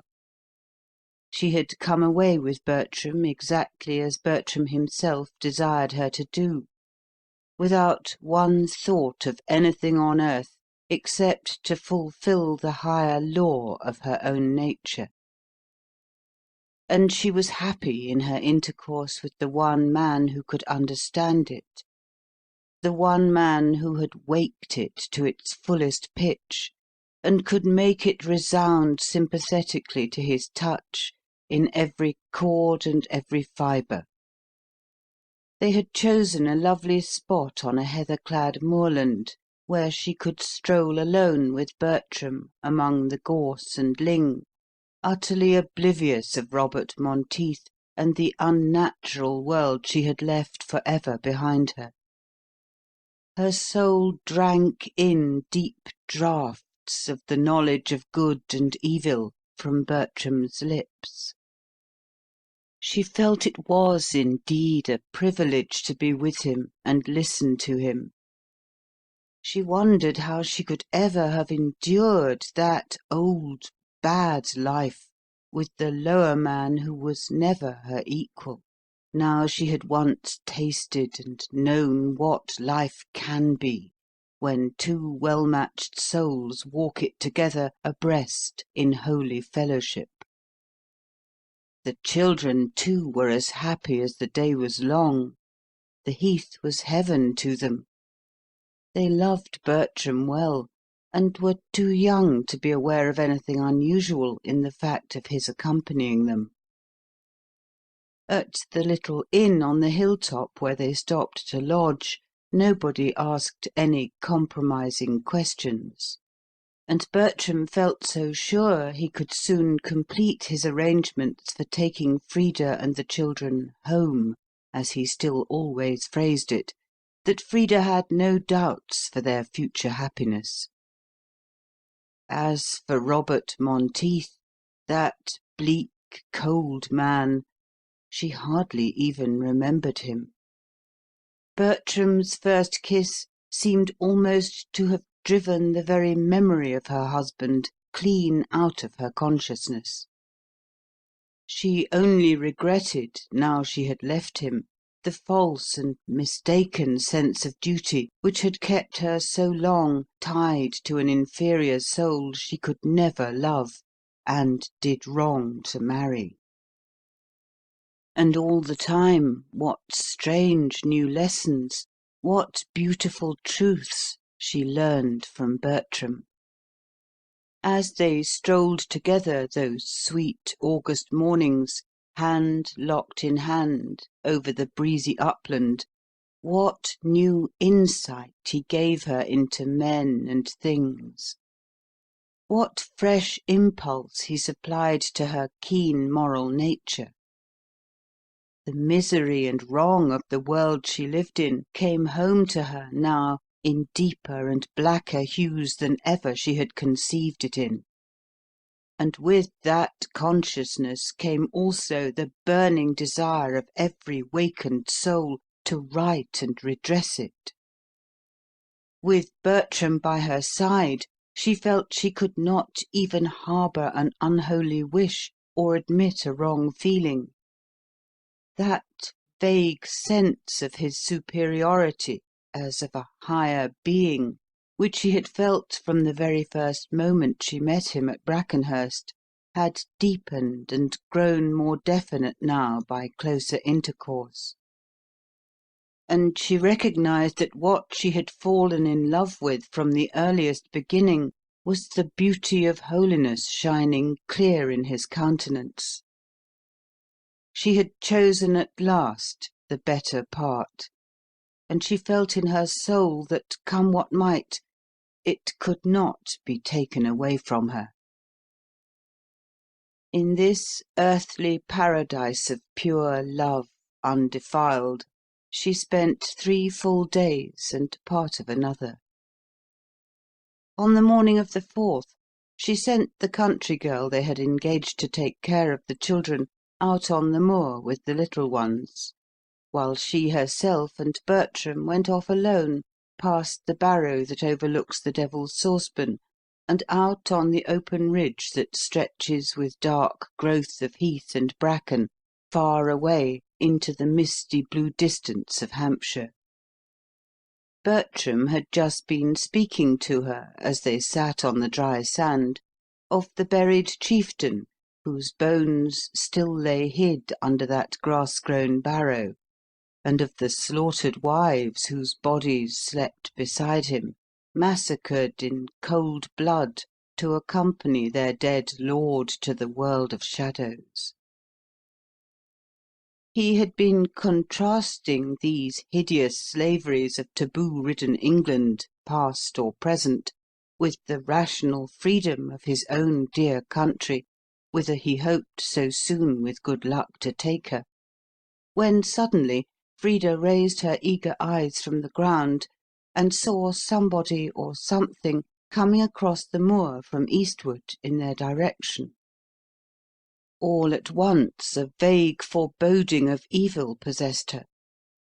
Hardly quite knowing why, she felt this approaching object augured no good to their happiness. "Look, Bertram!" she cried, seizing his arm in her fright. "There's somebody coming!" Bertram raised his eyes and looked. Then he shaded them with his hands. "How strange!" he said simply, in his candid way. "It looks for all the world just like the man who was once your husband." Frida rose in alarm. "Oh, what can we do?"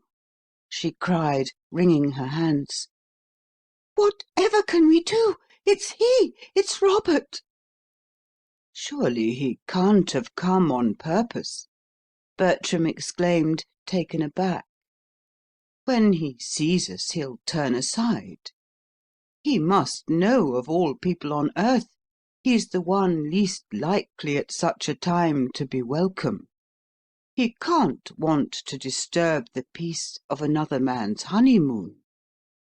But Frida, better used to the savage ways of the world she had always lived in, made answer, shrinking and crouching. "He's hunted us down, and he's come to fight you." "To fight me?" Bertram exclaimed. "Oh, surely not that. I was told by those who ought best to know, you English had got far beyond the stage of private war and murderous vendetta." "For everything else," Frida answered, cowering down in her terror of her husband's vengeance. Not for herself, indeed, so much as for Bertram. "For everything else we have, but not for a woman." There was no time just then, however, for further explanation of this strange anomaly. Monteith had singled them out from a great distance with his keen, clear sight, inherited from generations of Highland ancestors, and now strode angrily across the moor with great wrathful steps in his rival's direction. Frida nestled close to Bertram to protect her from the man to whom her country's laws and the customs of her tribe would have handed her over blindfold. Bertram soothed her with his hand, and awaited in silence, with some dim sense of awe, the angry barbarian's arrival.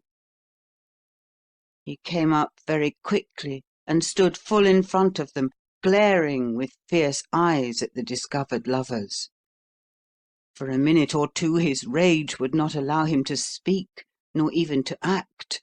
He could but stand and scowl from under his brows at Bertram. But after a long pause his wrath found words. "You infernal scoundrel!" he burst forth. "So at last I've caught you! How dare you sit there and look me straight in the face? You infernal thief, how dare you? How dare you?" Bertram rose and confronted him. His own face, too, flushed slightly with righteous indignation, but he answered for all that in the same calm and measured tones as ever. "I am not a scoundrel, and I will not submit to be called so even by an angry savage. I ask you in return, how dare you follow us? You must have known your presence would be very unwelcome. I should have thought this was just the one moment in your life, and the one place on earth, where even you would have seen that to stop away was your imperative duty. Mere self-respect would dictate such conduct. This lady has given you clear proof indeed that your society and converse are highly distasteful to her." Robert Monteith glared across at him with the face of a tiger. "You infamous creature!" he cried, almost speechless with rage. "Do you dare to defend my wife's adultery?" Bertram gazed at him with a strange look of mingled horror and astonishment. "You poor wretch," he answered, as calmly as before, but with evident contempt. "How can you dare such a thing as you to apply these vile words to your moral superiors? Adultery it was indeed, and untruth to her own higher and purer nature, for this lady to spend one night of her life under your roof with you. What she has taken now in exchange is holy marriage, the only real and sacred marriage, the marriage of true souls, to which even the wiser of yourselves, the poets of your nation, would not admit impediment. If you dare to apply such base language as this to my lady's actions, you must answer for it to me, her natural protector, for I will not permit it." At the words, quick as lightning, Monteith pulled from his pocket a loaded revolver and pointed it full at his rival. With a cry of terror, Frida flung herself between them and tried to protect her lover with the shield of her own body. But Bertram gently unwound her arms and held her off from him tenderly. "No, no, darling," he said slowly, sitting down with wonderful calm upon a big grey sarsen stone that abutted upon the pathway. "I had forgotten again. I keep always forgetting what kind of savages I have to deal with. If I chose, I could snatch that murderous weapon from his hand and shoot him dead with it in self-defence, for I'm stronger than he is. But if I did, what use? I could never take you home with me. And after all, what could we either of us do in the end in this bad, wild world of your fellow countrymen? They would take me and hang me, and all would be up with you. For your sake, Frida, to shield you from the effects of their cruel taboos, there's but one course open. I must submit to this madman. He may shoot me if he will. Stand free and let him." But with a passionate oath, Robert Monteith seized her arm and flung her madly from him. She fell, reeling on one side. His eyes were bloodshot with the savage thirst for vengeance. He raised the deadly weapon. Bertram Ingledew, still seated on the big round boulder, opened his breast in silence to receive the bullet. There was a moment's pause. For that moment, even Monteith himself, in his maniac mood, felt dimly aware of that mysterious restraining power all the rest who knew him had so often felt in their dealings with the alien. But it was only for a moment. His coarser nature was ill adapted to recognize that ineffable air as of a superior being that others observed in him. He pulled the trigger and fired. Frida gave one loud shriek of despairing horror. Bertram's body fell back on the bare heath behind it. End of chapter 11. Chapter 12. Mad as he was with jealousy, that lowest and most bestial of all the vile passions man still inherits from the ape and tiger, Robert Monteith was yet quite sane enough to know in his own soul what deed he had wrought, and in what light even his country's barbaric laws would regard his action. So the moment he had wreaked to the full his fiery vengeance on the man who had never wronged him, he bent over the body with strangely eager eyes, expecting to see upon it some evidence of his guilt, some bloody mark of the hateful crime his own hand had committed. At the same instant, Frida, recovering from his blow that had sent her reeling, rushed frantically forward, flung herself, with wild passion on her lover's corpse, and covered the warm lips with hot, despairing kisses. One marvellous fact, however, impressed them both with a vague sense of the unknown and the mysterious from the very first second. No spot nor trace of blood marred the body anywhere. And even as they looked, a strange perfume, as of violets or of burning incense, began by degrees to flood the moor around them.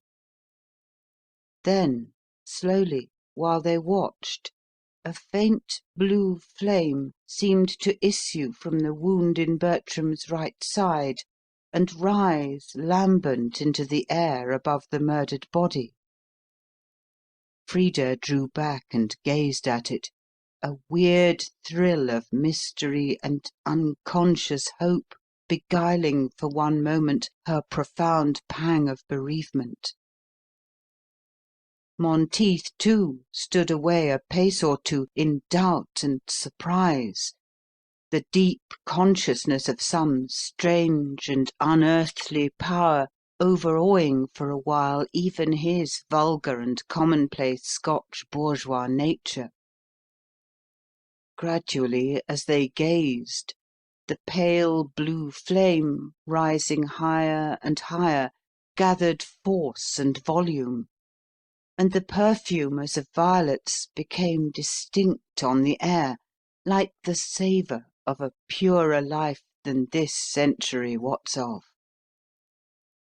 Bit by bit, the wan blue light, flickering thicker and thicker, shaped itself into the form and features of a man, even the outward semblance of Bertram Ingledew. Shadowy, but transfigured with an ineffable glory, it hovered for a minute or two above the spot on the moor where the corpse had lain. For now they were aware that as the flame shape formed, the body that lay dead upon the ground beneath dissolved by degrees and melted into it. Not a trace was left on the heath of Robert Monteith's crime. Not a dapple of blood, not a clot of gore. Only a pale blue flame and a persistent image represented the body that was once Bertram Ingledew's. Again, even as they looked, a still weirder feeling began to creep over them. The figure, growing fainter, seemed to fade away piecemeal in the remote distance. But it was not in space that it faded. It appeared rather to become dim in some vaguer and far more mysterious fashion, like the memories of childhood or the aching abysses of astronomical calculation. As it slowly dissolved, Frida stretched out her hands to it with a wild cry, like the cry of a mother for her firstborn. "Oh, Bertram!" she moaned. "Where are you going? Do you mean to leave me? Won't you save me from this man? Won't you take me home with you?" Dim and hollow, as from the womb of time unborn, a calm voice came back to her across the gulf of ages. "Your husband willed it, Frida, and the customs of your nation. You can come to me, but I can never return to you. In 3 days longer your probation would have been finished. But I forgot with what manner of savage I had still to deal. And now I must go back once more to the place whence I came, to the 25th century. The voice died away in the dim recesses of the future. The pale blue flame flickered forward and vanished. The shadowy shape melted through an endless vista of tomorrows. Only the perfume as of violets or of a higher life still hung heavy upon the air, and a patch of daintier purple burned bright on the moor, like a pool of crimson blood where the body had fallen. Only that, and a fierce ache in Frida's tortured heart. Only that, and a halo of invisible glory round the rich red lips, where his lips had touched them. End of chapter 12. Chapter 13. Frida seated herself in her misery on the ice-worn boulder where 3 minutes earlier Bertram had been sitting.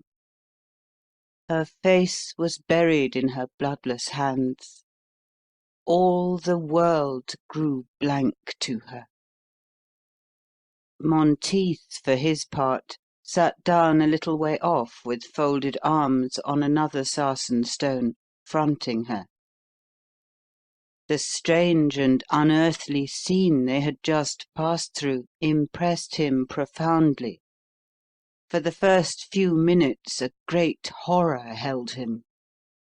But his dogged Scottish nature still brooded over his wrongs, in spite of the terrible sight he had so unexpectedly evoked. In a way he felt he had had his revenge, for had he not drawn upon his man and fired at him and killed him? Still, after the fever and torment of the last few days, it was a relief to find, after all, he was not, as this world would judge, a murderer. Man and crime were alike mere airy phantoms. He could go back now to the inn and explain with a glib tongue how Mr. Ingledew had been hurriedly called away to town on important business. There was no corpse on the moor, no blabbing blood to tell the story of his attempted murder. Nobody anywhere, he felt certain in his own stolid soul, would miss the mysterious alien who came to them from beyond the distant abyss of centuries. With true Scotch caution, indeed, even in the midst of his wrath, Robert Monteith had never said a word to anyone at Brackenhurst of how his wife had left him. He was too proud a man, if it came to that, to acknowledge what seemed to him a personal disgrace, till circumstances should absolutely force such acknowledgment upon him.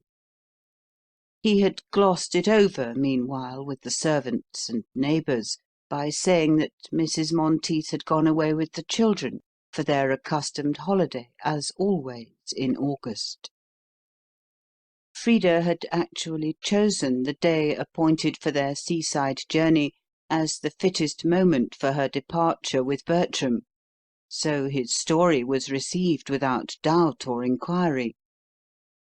He had bottled up his wrath in his own silent soul. There was still room, therefore, to make all right again at home in the eyes of the world, if but Frida was willing. So he sat there long, staring hard at his wife in speechless debate, and discussing with himself whether or not to make temporary overtures of peace to her. In this matter His pride itself fought hard with his pride. That is the wont of savages. Would it not be better, now Bertram Ingledew had fairly disappeared for ever from their sphere, to patch up a hollow truce, for a time at least, with Frida, and let all things be to the outer eye exactly as they had always been? The bewildering and brain-staggering occurrences of the last half-hour, indeed, had struck deep and far into his hard Scotch nature. The knowledge that the man who had stolen his wife from him, as he phrased it to himself in his curious, belated, mediaeval phraseology, was not a real live man of flesh and blood at all, but an evanescent phantom of the 25th century, made him all the more ready to patch up, for the time being, a nominal reconciliation. His nerves, for even he had nerves, were still trembling to the core with the mystic events of that wizard morning. But clearer and clearer still, it dawned upon him each moment that if things were ever to be set right at all, they must be set right then and there, before he returned to the inn, and before Frida once more went back to their children. To be sure, it was Frida's place to ask forgiveness first, and make the first advances. But Frida made no move. So after sitting there long, salving his masculine vanity with the flattering thought that, after all, his rival was no mere man at all, but a spirit, an avatar, a thing of pure imagination, he raised his head at last and looked inquiringly towards Frida. "Well?" he said slowly. Frida raised her head from her hands and gazed across at him scornfully.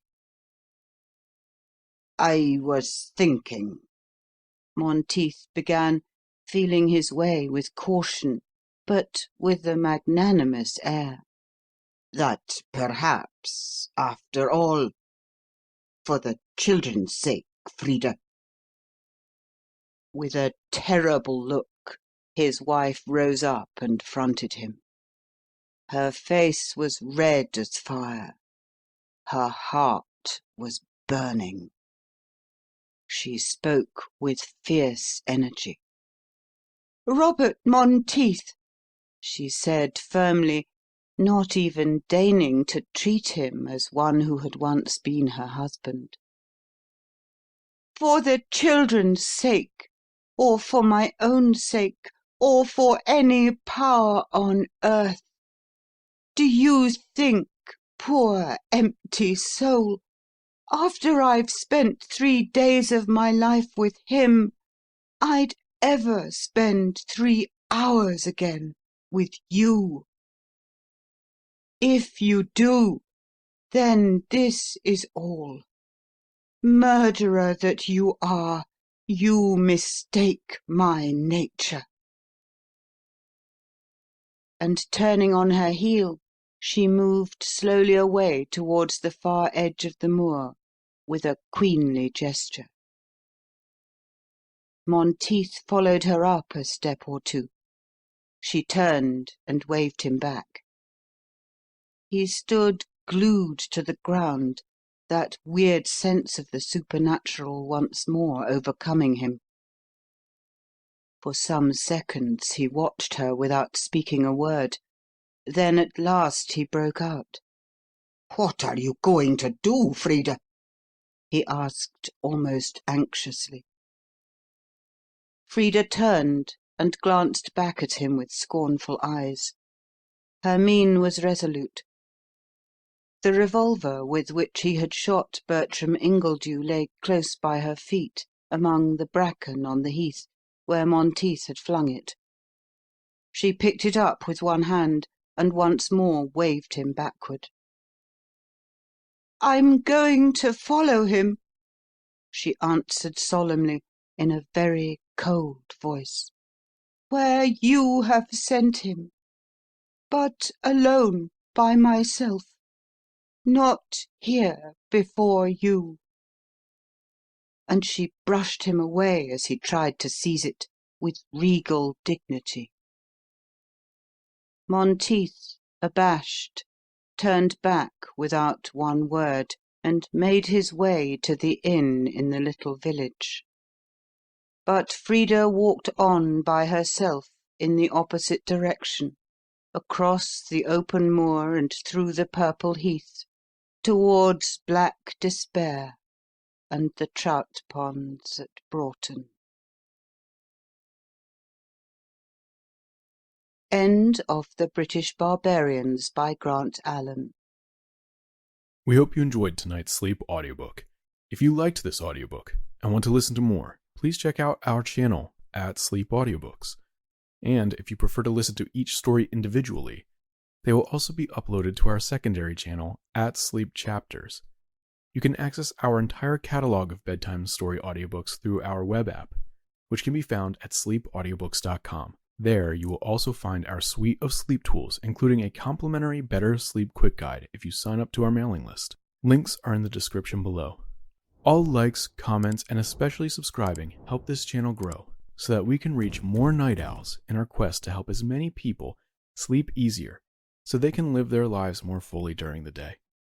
We appreciate your support and wish you a very excellent night's sleep. This is Sleep Audiobooks.